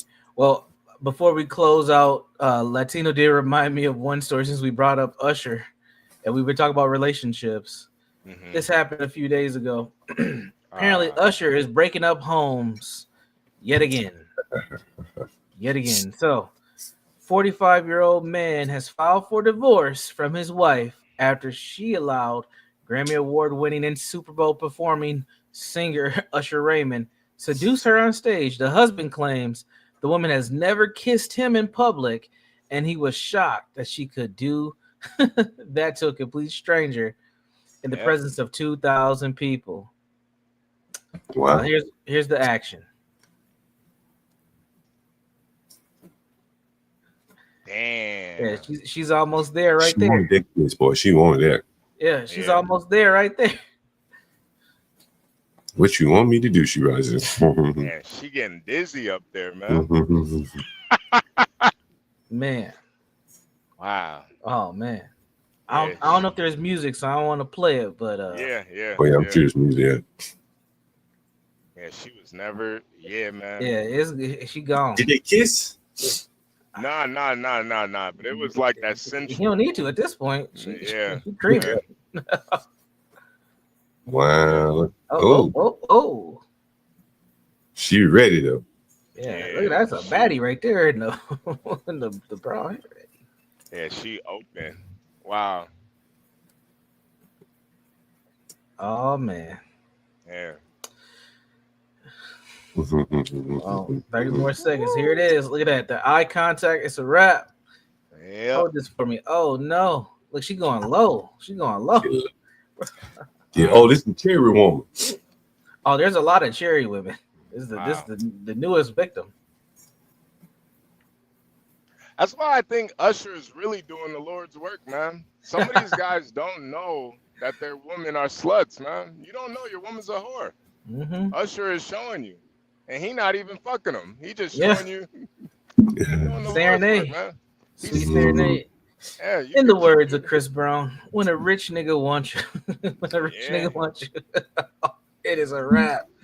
Yeah, man. You know, that's why I don't even know if it's about the money. I think it's more like the fame and shit. And she probably grew up on this nigga too. Oh, absolutely. You know? I know some girls that love Usher. They will fucking do this shit. They will leave their husbands for a night with Usher. Yeah. And I think that's where he's like he's a good like kind of like a barometer or a measure of how secure your marriage really is. You know, he's doing the Lord's work, man. I mean, he's been on this. He's had that residency. I think that was like maybe over a year.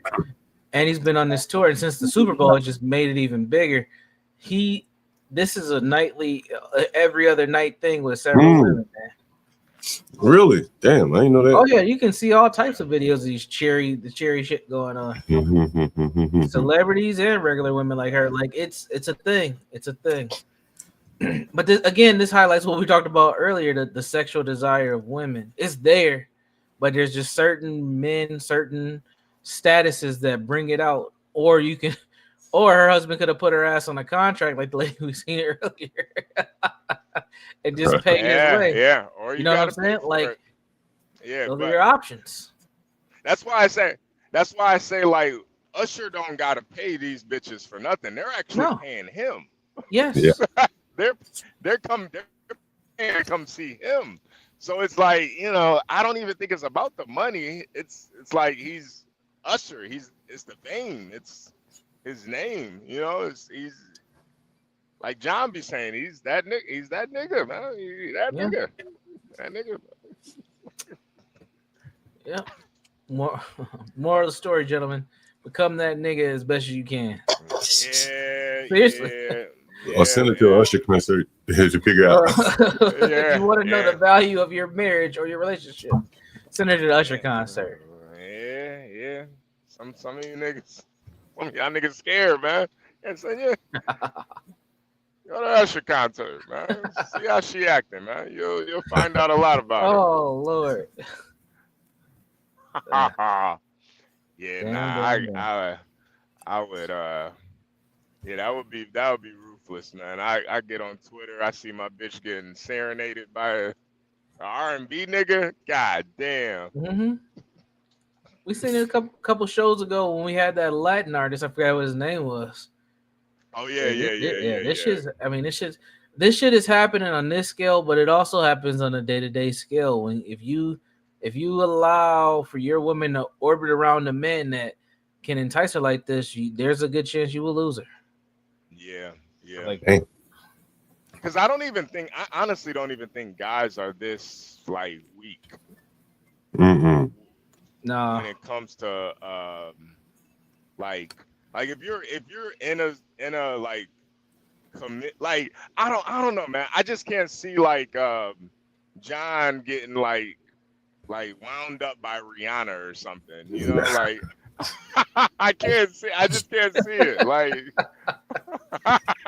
like John getting serenaded by Beyonce or something. I can't see it, man. I don't know, man. Or even like Stanley. I can't see Jasmine Crockett, you know, him just waiting for her after she make a fool of herself. Congress. Stanley all wide open. I can't see it. I don't know, man. Women, yeah, they'll throw it away. They'll throw it away for the right nigga, man. Yeah, they'll throw that shit away. Oh, he smacked her butt too, J-Dub. Oh yeah, we gotta file that divorce. Damn. It's a wrap. Damn. Let this nigga smack your ass. I damn near would prefer you just fuck the nigga. Like, what the fuck? Give up the cheeks. Yeah. Well, we got HB's wife on the line. Hello, HB's wife. Hello. HB's wife is on the line. This is Giselle. HB's wife. HB's wife is on the line. Mm-hmm. He speaks French very well. Oh.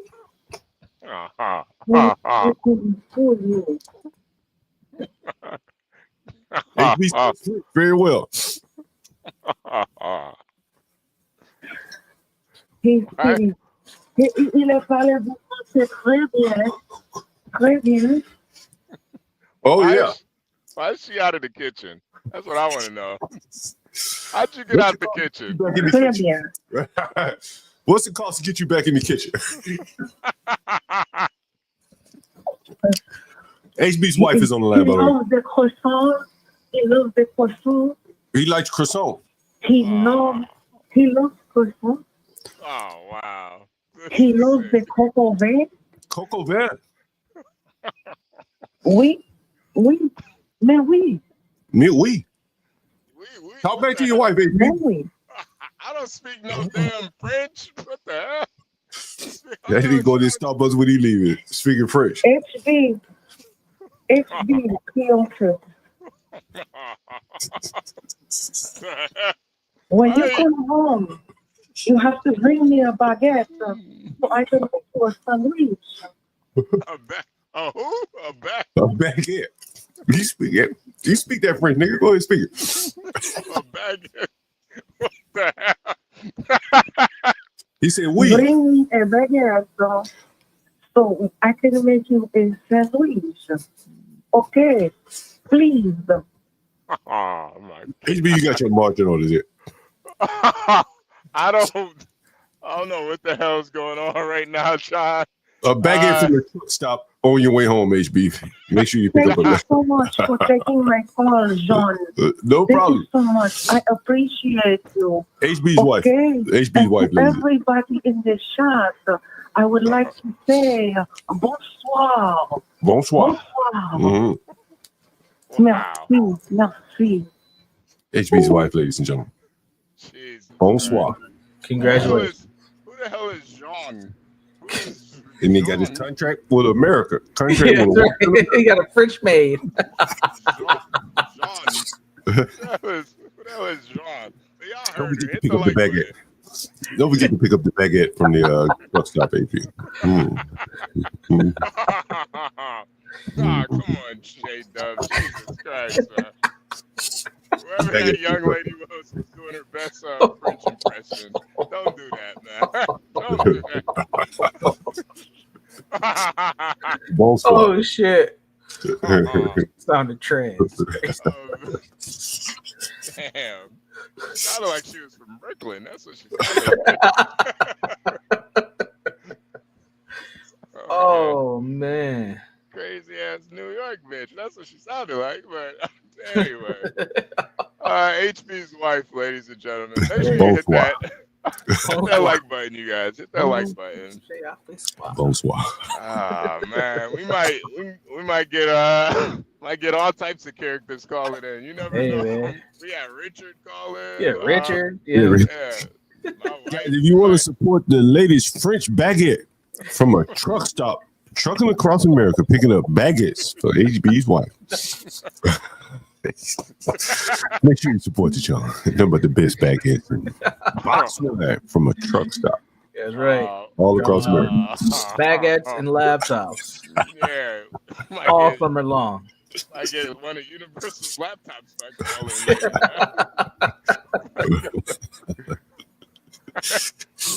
Yeah, when you get a chance to talk about Floyd, man, maybe we get him next time. There'll be some more information coming out by him, so we gotta do it. Yeah, we can go. We can go. Floyd Mayweather, you heard the latest on him, HB? No, what's wrong with Floyd? Did he get finessed by those investors? Pull it up, Universal. Man, I hope he didn't get finessed, man. He was so which excited one about should it. I start with? Let's see. So You want to start excited. with the 50 Cent one or the article? You can start with the article. All right. It's up to you, though. So the article from The Real Deal: Floyd Mayweather Jr. buying $402 million Black Spruce portfolio. So let me get the actual article. Oh man, here we go with this shit. They might not let me look at it because you need a subscription. Hold on. Oh, is that The Real Deal? Yeah, you won't be able to read that one. Yeah. All right, let's see what Twitter's saying then. I think some of the comments are pretty good in there. Ricky says, I've been in New York realtor for 14 years. The city coddles landlords. REBNY owns our politicians. That's the Real Estate Board of New York, by the way. All right, Real Estate Board of New York. I think that's what that is. For the low-income housing side, really scrutinized, having many difficulty standards for occupancy. Let's see what else. Look at that last one, Brian T. You see what Brian T said? Brian, don't do it. You're being put together. With the guidelines of New York, the tenants control the investments. Plus, the city is brutal to landlords. That's correct. He also wrote another one down at the below. Mm-hmm. I read that low-income housing is really scrutinized. I think you read that one. Then there was the next one below it. Yeah, a good investment in cash cow is held generationally. Nobody sells a sure thing. And there was another one where he said, if somebody was a little bit more vulgar, he said, man, Jews don't sell, and this is his words, not mine. He said, Jews don't sell a good thing to some nigga. And that has been my my thoughts about this all along when I first started mentioning Floyd Mayweather. Man, in my thoughts, these people offloaded some shit they didn't want. You know what I mean? As you can see here, man, like New York is very, very difficult to deal with poor landlords. I showed you a video from Twitter or something where the real estate agent came in and said, look, this is subsidized housing, affordable housing. He said, basically means you own it. You're in a very good situation relative to the landlord. You guys may remember that video. And Floyd Mayweather presumably bought a portfolio of those type of buildings. That's the shit that people don't want, right? Yeah. And, I suspect that they have, gave them a deal that some shit they really didn't want. saddled with regulations and shit like that. You can't do much with him. You'll notice he said, I think his name is not even on the title yet or something to that effect of these buildings. Yeah, you know, I hope it works out for him, but in reality, he's probably gonna be fighting for the rest of his life, man. And that's what 50 Cent said. Is that not right? Universal? Yeah, I can play that. Here's the clip from 50, and then there's a comment below it. Okay. And you don't drive that. It's close to 15 years. You're right. It's close to 15 years. New reports have raised doubts about Floyd Mayweather Jr. eyes as claims of investing in a $402 million Manhattan apartment portfolio just over a month after Mayweather announced his biggest deal yet, acquiring 62 rental apartment buildings in Upper Manhattan. Business Insider reported that no such deal appears to have occurred. Floyd recently posted a video on Instagram claiming he bought 6 apartment buildings, stating that they are all his properties with no partners involved. However, Business Insider has contradicted these claims, stating that the ownership of the buildings remains unchanged and they are not Mayweather's, as he stated. Many are left questioning why Mayweather would make such a bold, untrue claim about his financial dealings. Ever. All right, now Floyd Mayweather Jr., there's a story circulating that Business Insider did talking about this $400 million property deal that he had been discussing here in New York City. But now, according to Business Insider, it's not what you think it is. They said there's no evidence there's been a sale of these properties, and it's 62 rental apartment buildings in Upper Manhattan. Here is what Floyd Mayweather had said at the time on a video that he posted on his Instagram. I love bringing people into my lifestyle, showing people how I live. Now, I know you guys see me on the regular talking about real estate. Well, lately, I purchased 62 apartment buildings in New York City. And what I need you guys to do, slide over and check out the photos. It's not all 62 buildings, it's a few buildings, but guess what? All the buildings belong to me. I don't have no partners.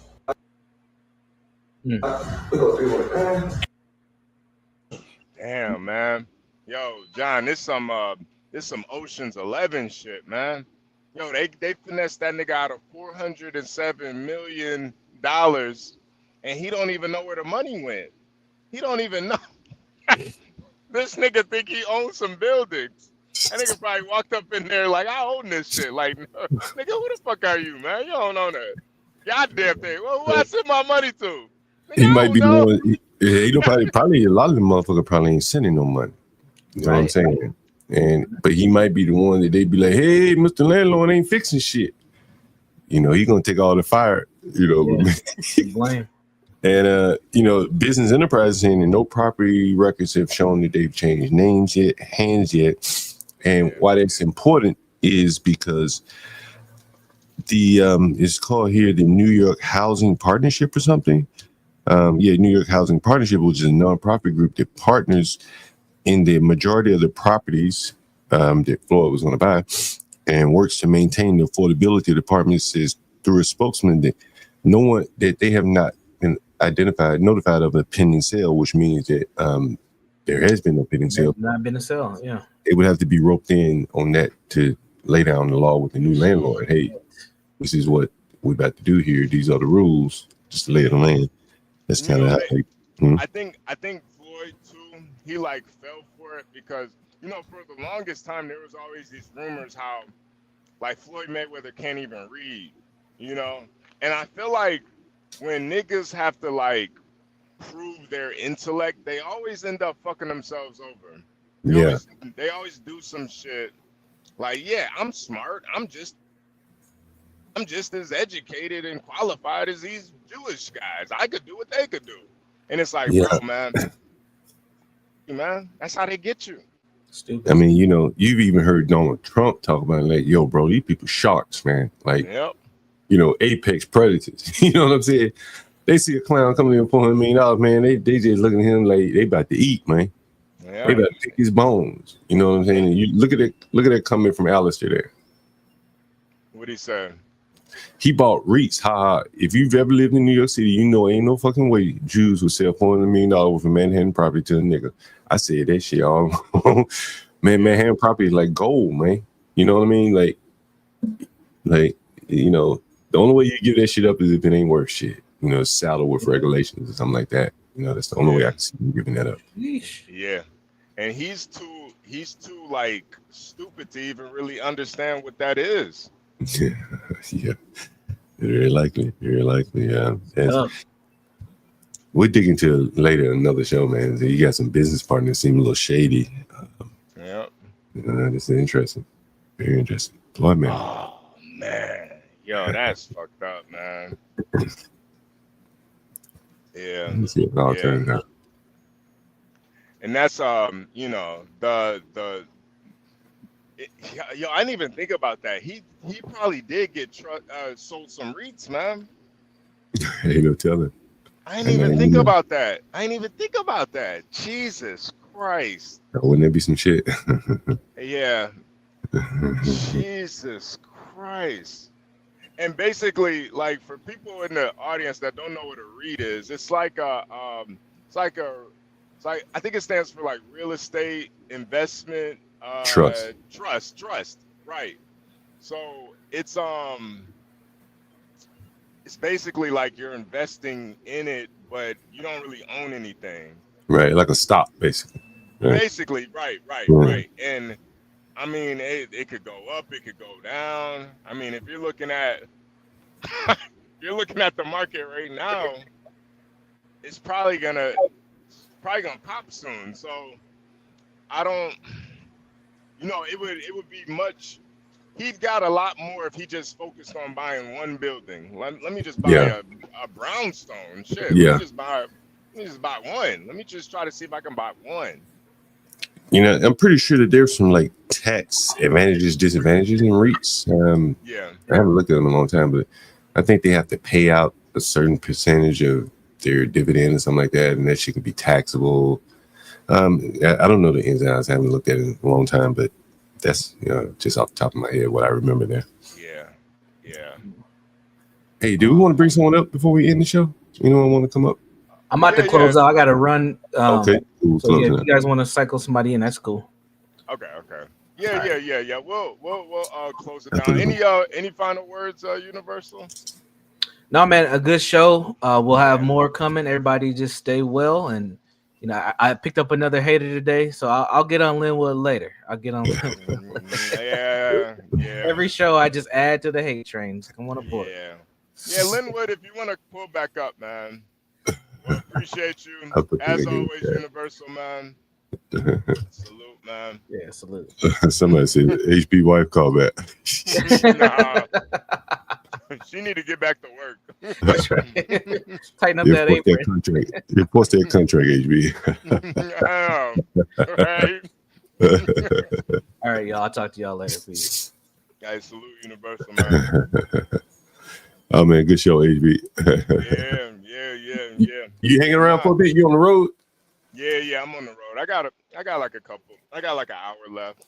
I'll hang around with you then. I'll hang around with you for a bit. Yeah. Where are you right now, HB? Let's see. I'm in Kansas right now, Arcadia, Kansas. I'm headed to Oklahoma though. I get back home tomorrow, so. Oh, okay. Yeah. Man, I saw this on Twitter, man. I want to play this. I think this is an Epic Records. Take a look at this. Oh, nigga always got music. But this is, I guess this guy's performing in front of Epic Records, trying to get a record deal. Oh, that's Bobby Shmurda. Is that Bobby? Is that who that is? I don't know. I'm pretty sure that's Bobby Shmurda. Yeah, this was like before he signed that deal and went to prison. I'm pretty sure. Look at him, HB.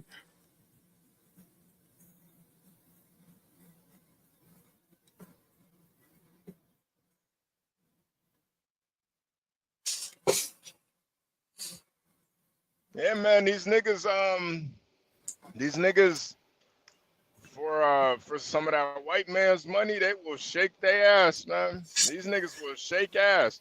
And you know, is that really how they get a record deal, bro? Yeah. somebody did bro. Yeah, bro. No way, bro. I don't want to believe. That's what they do on camera. Imagine what they do off camera, John.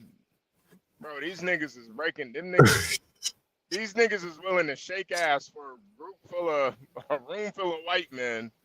Bro, they get down. They get down, man. They get down. Let me see what they say here. The core Okay, they cut the music off. Hold on. sanity. I don't like the song with the politics. I like. Hold on. I like that record. I want this song. I don't want that song. That's a white guy who's making that decision. I like the song with the obscenity. I don't like the song with the politics. So we're going to have this one on the CD and not that one. You understand? Or you want to continue to work for us? So that's the story of hip hop, according to Patricia Rose. It is the corporate sale of racism.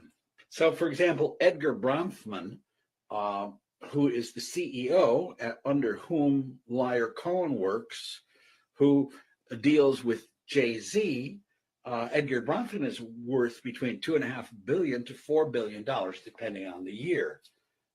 So these are white people who control this industry, and we don't know much about any of them. Okay?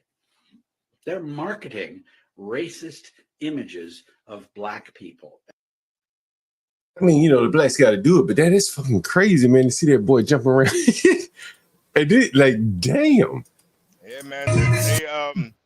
This nigga, like with a lot of these people, they don't have anything else to fall back on.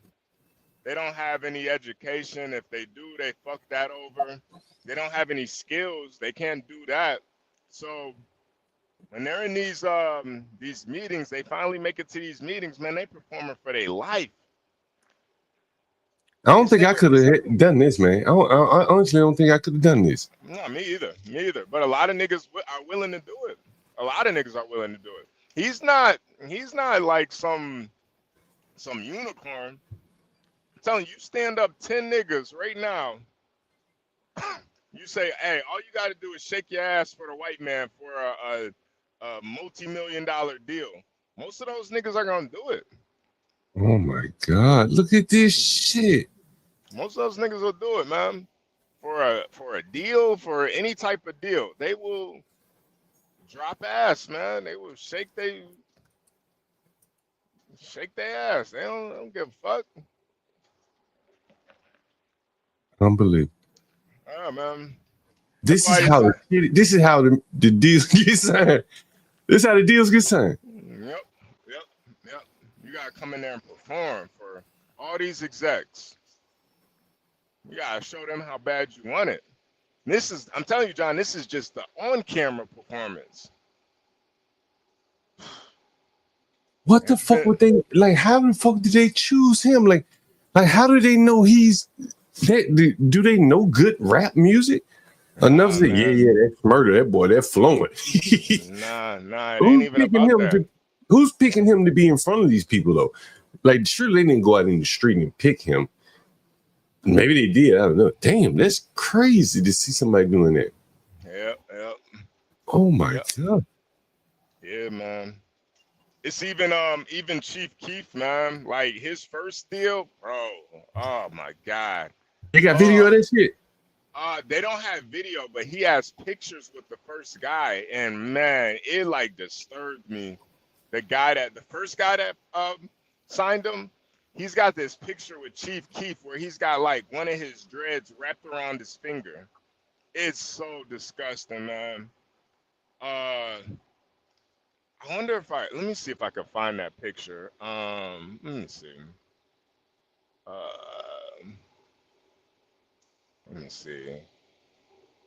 Let's see. Hold on. Give me 1 second.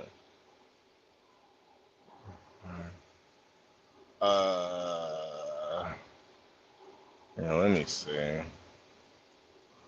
Damn. Yeah, nah, John, it's really fucking it's bad, man. It's bad. Let me see if I can find this stuff. Oh yeah. What is this guy's name? Hold on.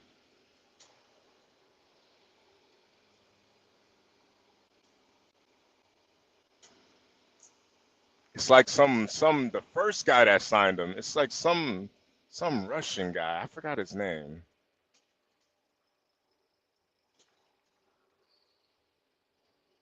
A Russian music guy? Huh? Not a Russian. He's some European guy though. His first deal. And god damn. Hold on. Sign. Hold on, let me see. Chief Key signs. First deal. Let me try that. Cause this picture, I'm telling you, the way that they, man,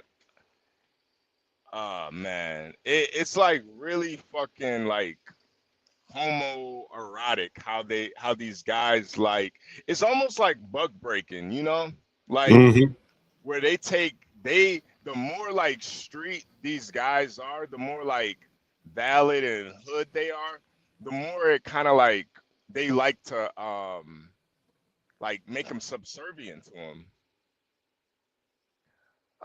Let me see.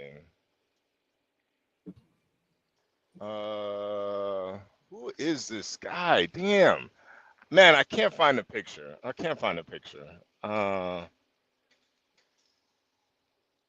Man, but I remember seeing that back in the day, and I was just like, yo, this is crazy, man. This is crazy. But it's how they all are. It's how they all are. Lil Baby did it too. Oh man, we got Latino in the building. I can't find. I don't know where the What's up, picture my is. brothers? What's I going on, know man? what picture you're talking about too. Bro, can you find that picture or like Let tell me me see what if to I go type to in? Twitter. I'll probably find it in X. Yeah. But before I look for it, to get to your point, Terrence Howard was on PBD podcast and he was literally talking about this. And he said that he would never get a gay role not because he didn't believe that he could do it. It's just that it's against his principle as being a man. And once you do that type of stuff, even if it's acting, you still killing that masculinity. Yeah, I saw that. Yeah, I played it. Yeah. You know, he was saying how like they were just giving it up for the for a role or whatever. I couldn't believe that.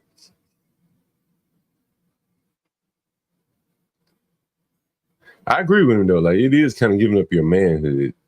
You know, you can never get that back. You know what I'm saying? Yeah. You couldn't find it, HB? Find it. I'm still looking for it. Hold on. It's only so far you can hold on. Man, HB, who the hell is Christine Rock, man? Can someone explain to me who the hell she? What's so popular about her, bro? What's so popular about her, bro? This bitch just put a nigga's face on her. Huh? Say what? I think say what? She was one of those. Look at this shit. Oh my god. Yeah. She got Blueface's face. She got Blueface's face tattooed on her 5 times.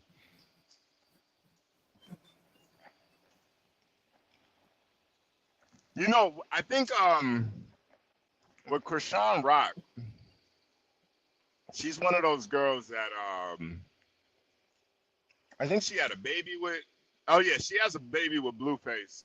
Yeah, that's not all there either. Yeah. Damn, like she got the baby. Why she need his face on her face? Yeah. Good Lord have mercy, man. She's scarred for life, bro. Yeah, and you know the crazy thing is, like, that's love, Joey. Before all of this, she's not a very attractive girl, man. Very athletic too. Like, but bro, slow or something? I think so. I think she's. Is she slow or something? Yeah, I think she's a little slow. Yeah, she's a little slow. She got some trauma. Fucking Lord, bro. That doesn't help. Yeah. She got what? She some got what? trauma with her family. I think she's even fought with her mom a couple times and stuff. Her own mother, man. Like, yeah, nah, she's a little. Yeah, Phoenix Fish. She ran track. She was a real good track star too. But yeah, You know, and I hate to say she's got mental issues because I don't even think it's that. I think she's just It's build up trauma, bro. I don't even think it's that, man. I think she's kind of regular, man. She regular out here. She regular. I'm not Grip Baby. I'm Grip Baby Big Daddy. Miracle, you already know. Oh, she from Baltimore. Okay. Yo, no. Yeah. I'm not Grip I didn't Baby. know she was from Baltimore. Oldest one in my suit. You already know who I'm not Grip Baby. I'm Grip Baby's mama, better known as Lady J. I'm Grip Baby. You already know.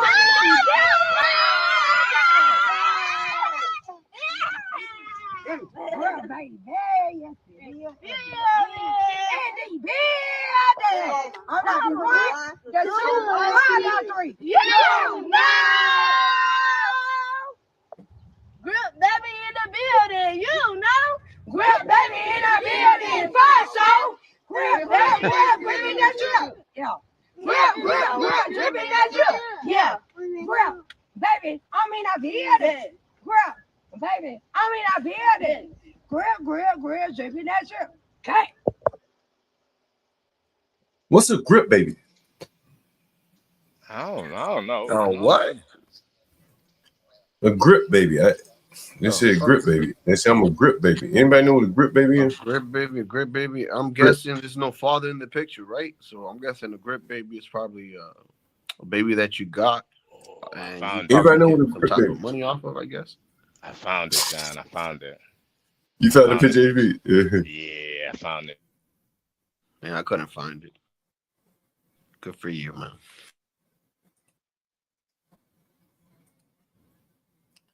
Bro, Nick Fuente is going hard in the paint on Jason Whitlock, bro. Anyone heard this shit? Nah. Oh, shit. Nigga went hard in the paint, bro. You found the HB? You gonna pull it up? Yeah, hold on. Give me 1 second. I found it. Hold on. I got the picture. I gotta like take a screenshot though. You would think that Nick Fuentes and Jason Whitlock will kind of. Man, when I play this clip, you're gonna find it interesting. You're gonna find this clip kind of. I haven't heard it yet, so we're gonna listen to it together. But you're gonna find it kind of interesting. See where we're going with this. I'm kind of confused on that one.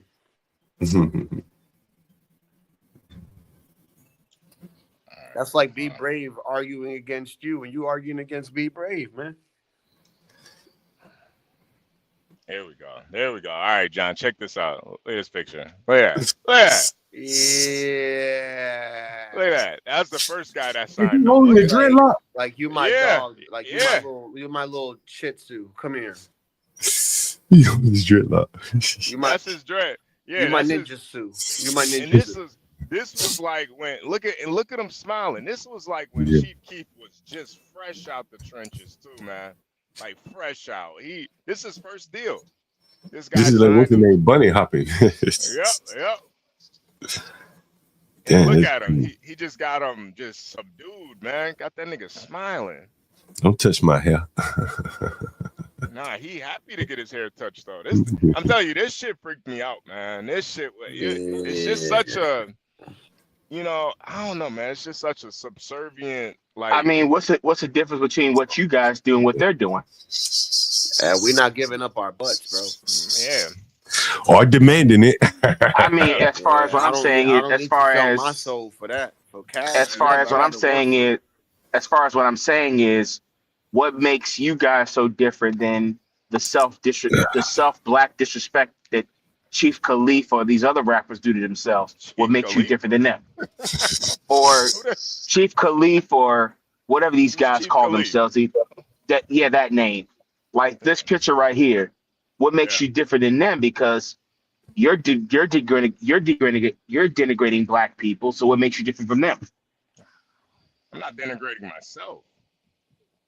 I'm not talking about you. I'm talking about if you denigrate yourself. That's what he's getting. If you don't denigrate yourself, you don't denigrate other black people. You don't do that. I don't do that. Where you going with this? Well, I'm going with it simple. You can't call that man. You can't call out black people who denigrate other black people and themselves when you guys your You whole denigrating me. You said to go back to entertainment. Mexico. I'm Dominican, dude. You don't count. This is actually grown. This is black folks talking. When you Dominicans down there I'm clean just up that saying. sex, when you clean up that sex trafficking and that fetish for white women down there, you give me a call because I've seen how you guys roll. You guys roll like y'all some slaves. I've seen the Dominican Republic. It ain't all peaches and cream as y'all try to put it out to be. It is a sex trafficking ring. No, seriously. Wait, Linwood. Let's get back to the topic. Yeah, let's get back to the topic. Yeah. So how does what we do talking about our community, a black community, how is that? You're not in the black community. You're not in the black community, so why are you talking about it? Well, I'm black and I'm in the community, right? You're not black, bro. You're out of that. You're out of that class. Well, I'm technically black. If you're subjected to black classification, then this don't apply to you. It don't apply to you. You know, it's like a corporate title. You know, we used to be called Negroes before that, and niggas. Yeah, but we didn't call ourselves that. So as I'm saying before, and I'll get to my point here. If you're not living amongst black people, why are you talking about black people? Who said I don't live amongst black people? Should you be talking about the white people you live around? Wait. Who said I don't live among black people? I'm just saying. I live around black people. What are you talking about? Then you're qualified to talk about it. But if you don't live around black people, you're not qualified to talk about it. I don't get on this panel. I don't come on this panel and talk about black people, even though I live around mostly white people. I don't talk about black people. Me and John live around black people. Now, if I say something about John probably lives around a little bit more black people than me, but I live around black folks. Well, you're in DC. That's chocolate. That's Chocolate City. I'm in Texas. John's in DC. Okay. Well, John's in Chocolate City. Well, used to be Chocolate City until Bowser and some of the other sellouts sold it to the real estate developers. I'm gonna keep it real. Call it what it is. All right. But so Linwood, why does where you live at determine your race? It doesn't determine your race. It determines your experience. That's like me. I never grew up in Prospect. I never grew up in these are hoods in Charlottesville. So based off what you're saying, HB and John should have more experience than you. I never grew up in it. You know, I went to school with those cats. I went to school with those guys in the PJs and the hood and all those other places, but I never denigrated those people because they lived there. I never shit on those people. What exactly is denigrating? What exactly is that? I never talked down about them. I never got on platforms and talked shit about those cats and made $1 off of it. I respected those dudes. I respected those guys. I respected those guys. Now, did I disagree with the? Now, did I disagree with their behavior and how they treat other black people? Yes, but talking shit about them and getting on platforms, you know, dogging them out. No, I'm not with that. Because if I can't tell them to their face that, I'm not going to go to their face and say it. Now, since I've become a constructive counter racist and started being on this constructive thing, if I will give them a constructive suggestion before I critique anything. Yeah, no, that's what we're trying to give some suggestions right now. I said constructive suggestion. I'm not talking about shit talking. I said no. This is how you started out though. So this picture right here, Linwood, this is what happens when niggas don't apply themselves. This is what happens. No, that's what happens when you that is what happens when you don't have black self-respect for yourself. When you let another man touch your hair. Yeah, this is what a lot of niggas glorify though. They don't realize that to get these deals, this is what a lot of these guys are doing behind the scenes. And that's the brainwashing. And because a lot of the elders in hip hop, they got phased out by the corporations, by the corporate side. So now the corporations took it over because we sold the hip hop. As you heard me saying, who stole the soul? Well, who sold the soul? Hip hop was never corporate. Like we never had no record labels. It was grassroots. It was grassroots. Hip hop was always grassroots. It was never corporate. We never had no RCAs coming through Bronx. Mind you, hip hoppers couldn't even get a deal. In the 80s and all those, and that time period, they was going after rock bands and people like Michael Bolton and those people. They weren't going after, Curtis Blow. They weren't, but that's either here or there. But today, the black self-disrespect is real. Yeah, look at this guy. Look at this guy. Wouldn't you say that they sold out? I would say they have no self-respect for themselves to respect their bodies, respect their minds, and respect their souls. They would rather sell their souls out for $1. And I can't really blame them because they're coming out of situations that are pretty much economically impoverished by the same people that signed them these record deals. Hey Linwood, do you have any solutions for these niggas so they don't have to sell their ass? Educate them. Simple. Don't be signing with these companies. No. Don't sign with them. That's not a solution. No. Yeah, that's not a solution. That's not a solution. If they're not going to sign you, you know what? I'm gonna dial that back. It was an Independent Lens documentary back in 2007, and the interviewer asked these young kids. Hold on, wait a minute. Hold on. I'm gonna let you get into that. I'm gonna let you get into that. So just to be clear, you don't have any solutions. I do have a solution. What is it? The solution is we're gonna read off a book. Do not be signing with these companies. That's not. That don't respect your art. That is a solution. That's not a solution. Because here's the thing. It's not a solution, brother. If I can give you a solution better than that.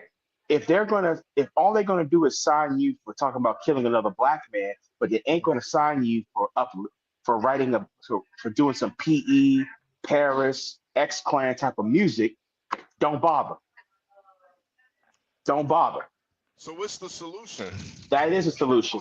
If you're not going to get signed to a label, and I'm being for real, I'm not BSing you here.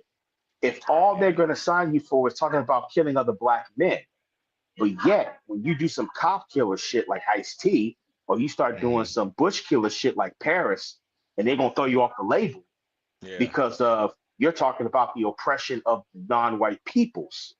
Yeah, I can see why these young niggas wouldn't listen to a nigga like you. You don't have any solutions at all. Well, that is a solution. No. Problem is nobody wants to get a solution because what they want to do is because they like the entertainment. And when you've been niggas to lay down, you want them they're gonna tell you then where our bread gonna come from. That's what they're gonna tell you, and they're gonna look at you like, yo, you got talent. Where's your solution? You got talent. Money now? You got talent. Go get your bread, but don't let them give you your bread. You're worth more. They're gonna give you a few pennies on a dollar for some streams. If they're the only ones that control the industry, like you say, then how would they go about this? Listen, we did it before in hip hop. Why can't we do it again? We had Sugar Hill Gang. We had, we were doing this on the streets. We didn't have a deal. We were selling records up the trunk of our car. Big deal. MC Hammer sold 60,000 out the trunk. Now, but you touch more money selling out the trunk than you getting pennies on a dollar, and you got to sell how many records before you even see a profit? If you see any royalty checks after that, and you're always in debt to the record company. How can you be in debt to yourself if you're the one selling the records? Just saying. Linwood, let me ask you this question. Linwood, if you don't mind me asking you this question, what is the fascination with blacks and becoming like record makers and stuff like that? I see it on Pop the Balloon all the time. It's always they want to be a record producer or something like that. And so I'm asking you, since you're talking about, it seems like a disproportionate number of blacks want to jump into those fields. What do you think that stems from? I think there's been a lack of opportunity to actually get an actual real job and a career. When you're locked out of careers and opportunities through systematic non-justice, you're going to find something to do with that. You're going to find something that's going to let you in. So I'm going to be a producer because I know that it'd be easy for me to get a producing job if I know how to produce beats. If I know how to don't they have to do what Chief Keef is doing here to become a producer? Don't they have to ultimately sell their soul and be raped? No, No, they actually producers actually sell their production. They get a check for that. They don't never go. A producer never goes broke. So they're not the ones that have to sell their soul. No, producers never sell their So soul. what about the rap? What about the blacks that want to be rappers? Like are they willing to sell their soul because their employment prospects are so dim in the regular world that the only thing they have left is rapping? Is that what you're saying? I'm saying if I don't have any skills, I don't have any way of feeding myself or taking care of myself. So all I have is a talent to rhyme words and sentences into one. That's what you think you had. That's what you think you had. That's what I think I have. Right. That's all I think I have, and I'm good at that talent, I'm gonna use that exploit. I'm gonna be a rapper. You go. So if you couldn't find work, you would go rap. If you thought you could rap. Also, I think it depends on the geography because, like I said, like I grew up with parents that work 9-to-5 jobs. So all I know how to do is punch a clock and go to work. I can't sell dope on the corner. I don't know how to. I don't know how to bust a gat. Never touched a gun. So all I know how to do is do it legally, go to work, make an honest living, pay my taxes, and do what it do. That's what I know how to do. I don't know anything else besides going to work. Now, am I a smart man? Yes, I give myself credit. I have some intelligence, and I can use that intelligence. But as one guy told me at the gym one day, he said, Linwood, is not what you know, it's who you know. I don't know many people. I don't have many doors open.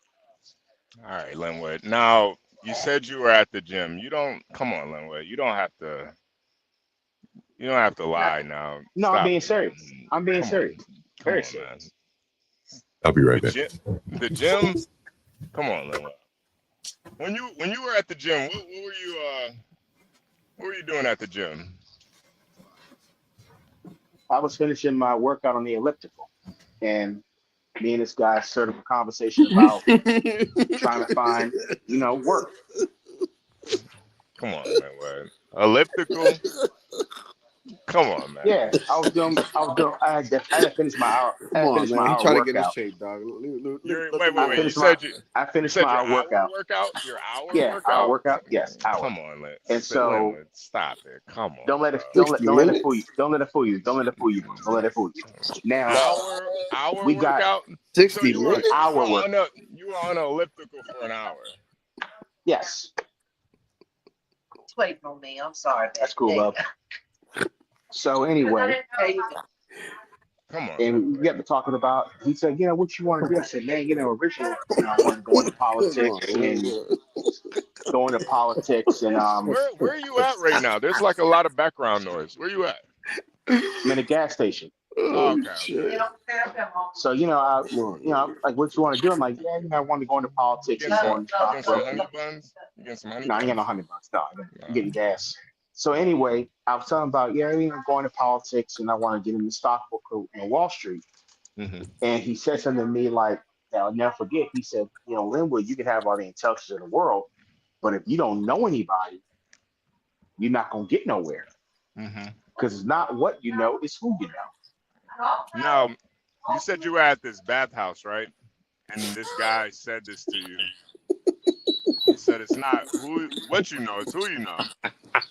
And he grabbed your thigh. And what happened after that? Greedy baby oil. Nothing of that sort. I mean, we don't even know Jeff Madden even. He just struck up a conversation. And I was like, we struck up a conversation about, because he came from the islands, like, Jamaica. And he was telling me, like, how, in Jamaica, they had to really work, like, do their own, like, when they came to research paper, they had to literally type papers. Like, man, I've never typed a paper. I've always written one out in rough draft and then, went to the computer and did that. They had an actual typewriter. So you guys were in the bathhouse. He grabbed your thigh. He said, Linwood, it ain't what you know, it's who you know. So get to know me. Nah, man. I mean, he was working, I think, John was working there full time. He was asking, hey, man, hey man, you know, what are you working out for, man? Like, what are you trying to aspire to? He wanted to. Wait a minute. And I said to him, I You said, well, working with man, some you know, Bengay? I said, well, you know, I want to exercise because I like doing it. I love exercise. I love it. You guys stretch? It's fun. It's fun to do. It's fun to do. So, you know, I told him, say, you know, yeah, but I really want to work towards going into politics and, you know, going into, the stock market. Yeah. That's what I wanted to do when I was like around 31 years old. Yeah. Yeah. So wait, what you said you want to get into politics. Where at? Like what's your goals politically? Well, politically I wanted to run for city council. And possibly work my way up to mayor. Okay. And then, you know, if politics was not going to work out, I was going to go into the stock market and learn about trading, shares, and get a job with a brokerage firm. Yeah. Like use my mind. Do you watch Charting the Course with Get Crack? I don't. I watch a lot of the. I watch Mad Money on CNBC. Okay. And I try to read I try to watch the Wall Street Journal a lot because they always say that's important. You have to read the Wall Street Journal every morning. Yeah. So you should check out Charting the Course too with Get Crack. He does episodes on this channel about once every other day. Look, HB. I finished the bathroom. Well, they did the tub and the stuff, but I put the toilet myself, the sink, the lights. The wall has to be painted. I gotta like redo the wall. Yeah, man. Damn, man. Yeah. Damn. You putting in some work, man. You really living up to your name, Latino for Trump. Glenwood left, ladies and gentlemen. He left. Latino for Trump. Hola, vida. Hola. Can you build it? Yes, you can. Hola, vida. Rico. Yo, Rico. so the Rubs, I want to know, were they with Bengay or Baby O? Oh, he stepped off. Yeah. He left. Shit. Yeah. No, you know, I think Linwood, he met some fine gentlemen at the local bathhouse, and they had Gentlemen's club. Yeah, it's not about what you know, Linwood. It's who you know. It's not about what. Me, what they do. I'm a very influential man, if you know what I mean. Now I get it when he says that. When he goes, it's not who you know. It's not what you know. It's who you know. Who you know and what they do. What they do. I don't want to know what they do, man. Rubbing his thigh. I swear, he always ruins it. He always ruins it when he talks about he went to the gym or something. Like, bro, stop it. Like, stop it. I don't know why people gotta lie about working out. Who cares? Yeah, it's like, seriously.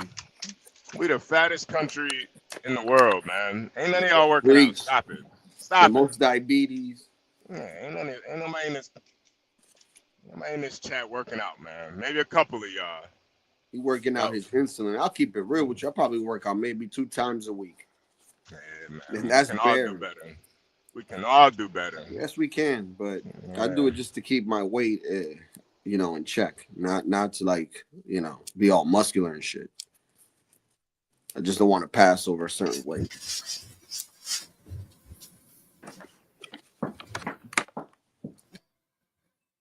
Yo, someone was mentioning in chat about HB still there?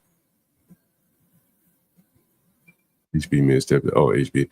Man, someone was mentioning in the chat about a mass shooting down in Virginia. You guys hear about that? Nah. Damn. I ain't interrupting. Yeah, I ain't interrupting. What y'all talking about? Oh, no. Linwood was talking about how he was working out and stuff. And, man, I ain't trying to hear that shit, man. I gotta hear this fake pro-black shit from niggas. make it worse talking about you was at the gym working out, man. I ain't trying to hear that shit, man. And he been saying he been working out for a while now, still waiting the same, looking the same. Come on, man. Like who do better? They're like 300 pounds overweight, man. I ain't trying to hear that. Who's that? Someone mentioned the mass shooting. Talk, you got to pause and breathe. But before I play that mass shooter, man, let me play this Nick Fuentes, man. I'm surprised he went hard at Jason Whitlock like this. Yeah, that's crazy. I want to know you heard it, Latino? Did you hear this? Nah, but I'm surprised that, like they kind of think, I'm not saying that they think alike, but they kind of have certain. Well, I want to know what you guys think about this after hearing him go. And by the way, you are a token. Hey, Jason, you're a token. You are in conservative media as a black guy that can confer upon white people the dignity of not being called a racist for having their views. That's why you get paid. And that's why I don't, because I didn't have the privilege of being born black. I was born white. So there's a limit on what I can say. There's a limit on what I can say without being penalized in the so-called free marketplace of ideas. And everybody knows it. Everybody knows it. Everybody knows. And everybody's sick of it, especially in the conservative space, that blacks have had it easy. It is, and I don't doubt that he's a sincere person. I'm sure he's a sincere person. I'm sure he's genuine. But you are playing by a different set of rules, pal.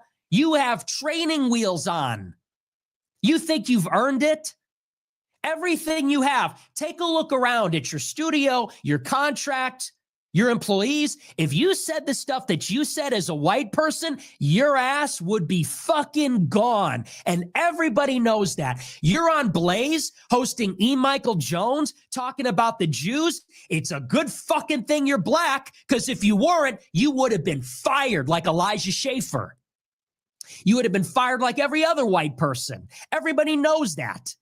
Take a good look at everything around you, because you did not compete to get that. You got it because people feel sorry.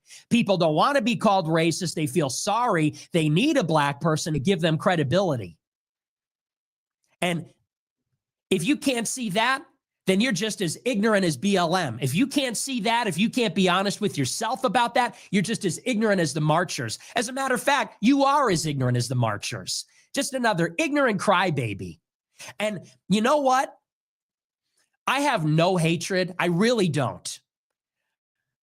I'm a little bit frustrated with the fact that people are going to challenge my credibility based on what I say, knowing what I've sacrificed, what has happened to me, what has happened to my family. And I'm not trying to play the world's smallest violin, but my sacrifice has been considerable. I have had a considerably more difficult go than almost anybody. My struggle. Because I was willing to tell the truth before it's fashionable. About Israel, about race, about globalization, about a wide variety of subjects. Ever since I was 18 years old.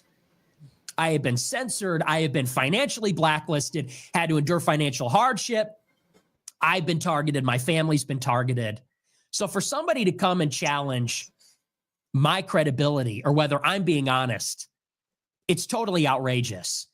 I have no hatred in my heart for people. I have no hatred in my heart for anybody, for that matter, and not for a group based on their race. And I have friends from all different races. It's not hatred. You know, we can't play that card all the time and bitch about racism every single time. With that being said, and it's important to clarify that because you don't want to be typecast as the angry white man that's trying to gin up. I'm not trying to gin up racial resentment. I'm really not. I'm trying to tell you how white people feel. And I'm trying to tell you the truth. And here's the truth of the matter. White people are just fucking done. We're done with the excuses. We're done with the white guilt. We are done with crybaby, ethnic narcissist black people that cannot handle an adult conversation about race. We're done. We pay up the ass in property taxes not to live near these people. We work hard. We pay our taxes. We go to work. We work our fingers to the bone to create a good quality of life for ourselves and for our families. And it has been ceaselessly sabotaged for decades by these fucking animals. And by that, I don't mean every black person. I mean these predators. I mean these opportunists. I mean these adolescents. Where are the parents? Where's the community now? Where are they? I'm talking about these young adolescent men, black men, that film themselves running over a physics professor on his bike in New Mexico, laughing and kill him. I'm talking about the young black men that break into 20 businesses in Downers Grove overnight and loot the cash registers. I'm talking about the teen takeovers, the gangbangers. We don't want to live near this stuff anymore. And we all know what's going on. We all know who's doing it. We all know what it is. And we're sick and tired of black people not being able to be honest about it, not being able to take any responsibility. It's always someone else's fault. It's always some white person's fault. It's racism, it's poverty, it's the culture, it's the New Deal, the Great Society, it's Lyndon Johnson, it's the Democrats. You know what? No, I think it's you. I think it's just you. That was Nick Fuentes there. Thoughts, guys. What do you think, HB? HB, you on mute.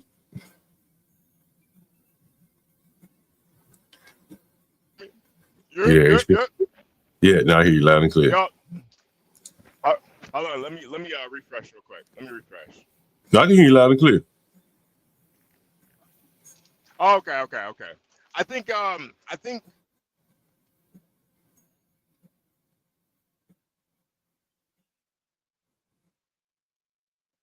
No, now you broke up, HB. I don't hear you anymore.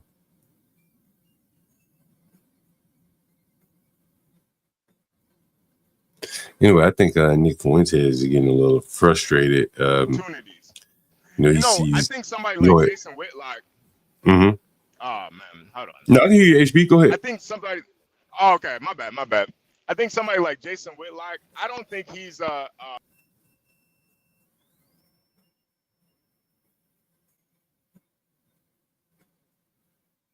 Oh, we lost HB. Yeah, I think Fuentes has really been taken down the road there. In terms of they've taken his bank accounts, the ability to monetize what he's saying, and then he sees someone like Jason Whitlock who can monetize it. Go ahead. There HB, we go. Saying? Yeah. They allowed it. I don't think Jason Whitlock is necessarily a token black guy. I think, especially for black conservatives, it is a lot harder because honestly, like black conservatives, they're not like respected at all. But they do get paid pretty well. You know what I'm saying? Really respected at all in the black community. Oh yeah, that's true. Yeah, that's true. So black conservative, they're really kind of an outcast, honestly. So I just think it's just these white guys, they want to be the victim. That's just kind of what Nick Fuentes is to me. He's like just this victimized white boy mentality that, I don't know. I just think it's kind of pussy, honestly, a little bit. But yeah, he that's how a lot of white feel though. I think he sees that there's a not even playing field. Jason Whitlock, as he said, can say things that he can't. It's the way it is these days, and Jason Whitlock would be a fool for not taking advantage of it. And in a sense, he's spreading the word that Nick Fuentes can't get out. So they're all kind of rowing in the same boat there. But Fuentes just can't monetize it. And so Jason Fuentes, you heard him say, Jason Whitlock was able to interview E. Michael Bryant, who's a harsh critic of the Magics. Nick Fuentes can't do that. But Whitlock has been platformed to do it. And I think that's his anger, That's what's interesting. Two things I can take away from this is one, he say that he's white, but his last name is Fuentes, and two, he talks about Whitlock being like, I don't know, some type of special conservative. But Whitlock is independent, man. We don't work for nobody, man. Not that I'm aware of. He works for Blaze. He works for Blaze Media. This what's that guy named? The funny guy, Glenn Beck. Glenn Beck, that's who he works for, yeah. So that's the thing. I just watched Whitlock. I just watched Whitlock on his show. Yeah, I didn't even know he worked for somebody. Yeah, same here. Yeah. He works for Blaze Media, Glenn Beck's outfit. Oh, okay. That's why when Nick Fuentes said your studio was built by them, and shit like that. Yeah. That's what he's talking about there. And they he also mentioned Elijah Schaefer. I think I've heard of Elijah Schaefer. I guess he interviewed E. Michael. Was it E. Michael Lynn? And I guess they fired him, but Whitlock was able to do it, and he didn't get fired. So it's clear there's a double standard. And some of the things Whitlock's saying, if a white man said it, he couldn't say that on a mainstream platform without getting deplatformed. Yeah. No, that is true. That is true. But I think to cry and complain about it, like, you're just bitching. Like, it doesn't. You're no better than than honestly, you're no better than the niggers that cry about white supremacy. Yeah. Like, you're. Go ahead. It seemed weak to me.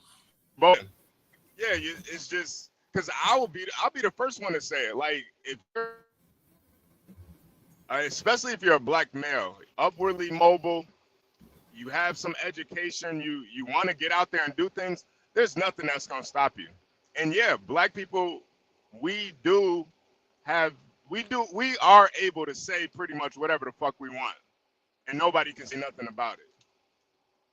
We didn't get reparations. It looks like Whitlock is going to respond to opportunity to say whatever. We can say whatever the fuck we want, and can't nobody say nothing to us about it. I mean, Chris Rock had a joke about this. He goes like, black people can make jokes about everybody, but as soon as the white man cracks a joke about a black person, all hell break loose. It's going to be interesting. Whitlock is finding himself where, no matter what he says, if there's going to be like a cleaving or a separation of blacks and whites, he's going to find himself on the black side, ultimately. And that's interesting. You would think those two would be aligned together, but they're not. It's interesting. Yeah, Stanley. Oh, shit. That was funny. Linwood coming back. What the hell, Linwood? Is that Linwood? I don't know which one. Linwood, Shinar, they both by damn the same to me. It's crazy, man. This guy always mentioning that the whole Dominican disease thing, but it's just funny that people from here are buying passports to get diseases then. Man, HB, oh shit. So much shit I be seeing on Twitter. Check this shit. Mama bought her son some studio time for his birthday. And he went to the studio. Oh, Lord. Let's get money. Yeah. You said ninjas get money?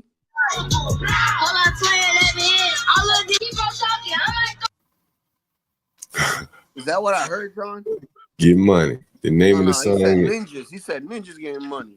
Yeah, we YNs getting money is the song. Oh, bro. It's OB. It's OB. Man, I can't believe this woman took her son and her niece. Nigga claiming that they harbor. Look, bro, get out my way. Girl, keep texting my phone. Get out my way. We young niggas get money. We young niggas get money. We young niggas get money. Mama thick though, John. What you think about Mama? Oh my god. Oh my god. That's fucking crazy, bro. What you think about Mama, John? What you say? What you think about? Well, I think about. She probably ready to put out another one, my friend. Probably ready to put out another one. Yesterday we talked about a lady that's been up on the stream. I guess she was in a mass stabbing the other day here in DC. This was her. Well, this is not her, but this is the headline that the lady Sharice, the realist, was up on the panel yesterday. Not yesterday, but she was up on the panel a while back, and she was one of the people that was stabbed here. You can see the headline here. Anyway, very interesting. And then there was a mass shooting in. Damn, did my computer just freeze? Oh shit! My computer froze.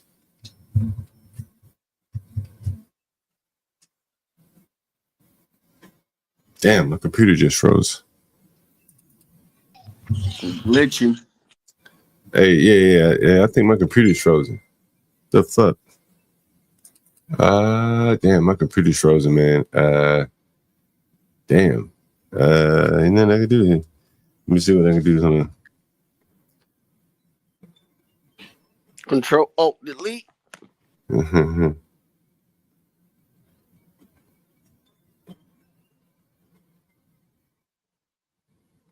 Give me 1 minute. I'll be right there.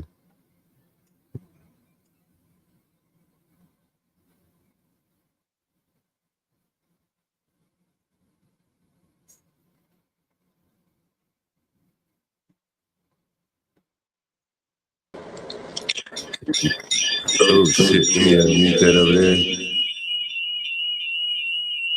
I can't mute that. Shit. What's that, man? That's me right there. Hey, I'm gonna have to end the stream. Looks like I had some technical difficulties there.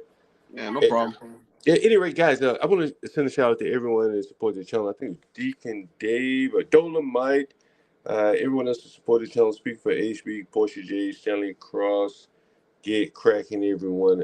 Once again, thank you guys for sitting with us for most of the morning and the day. Dolomite in particular, I want to send a special shout out to Dolomite for supporting the channel there.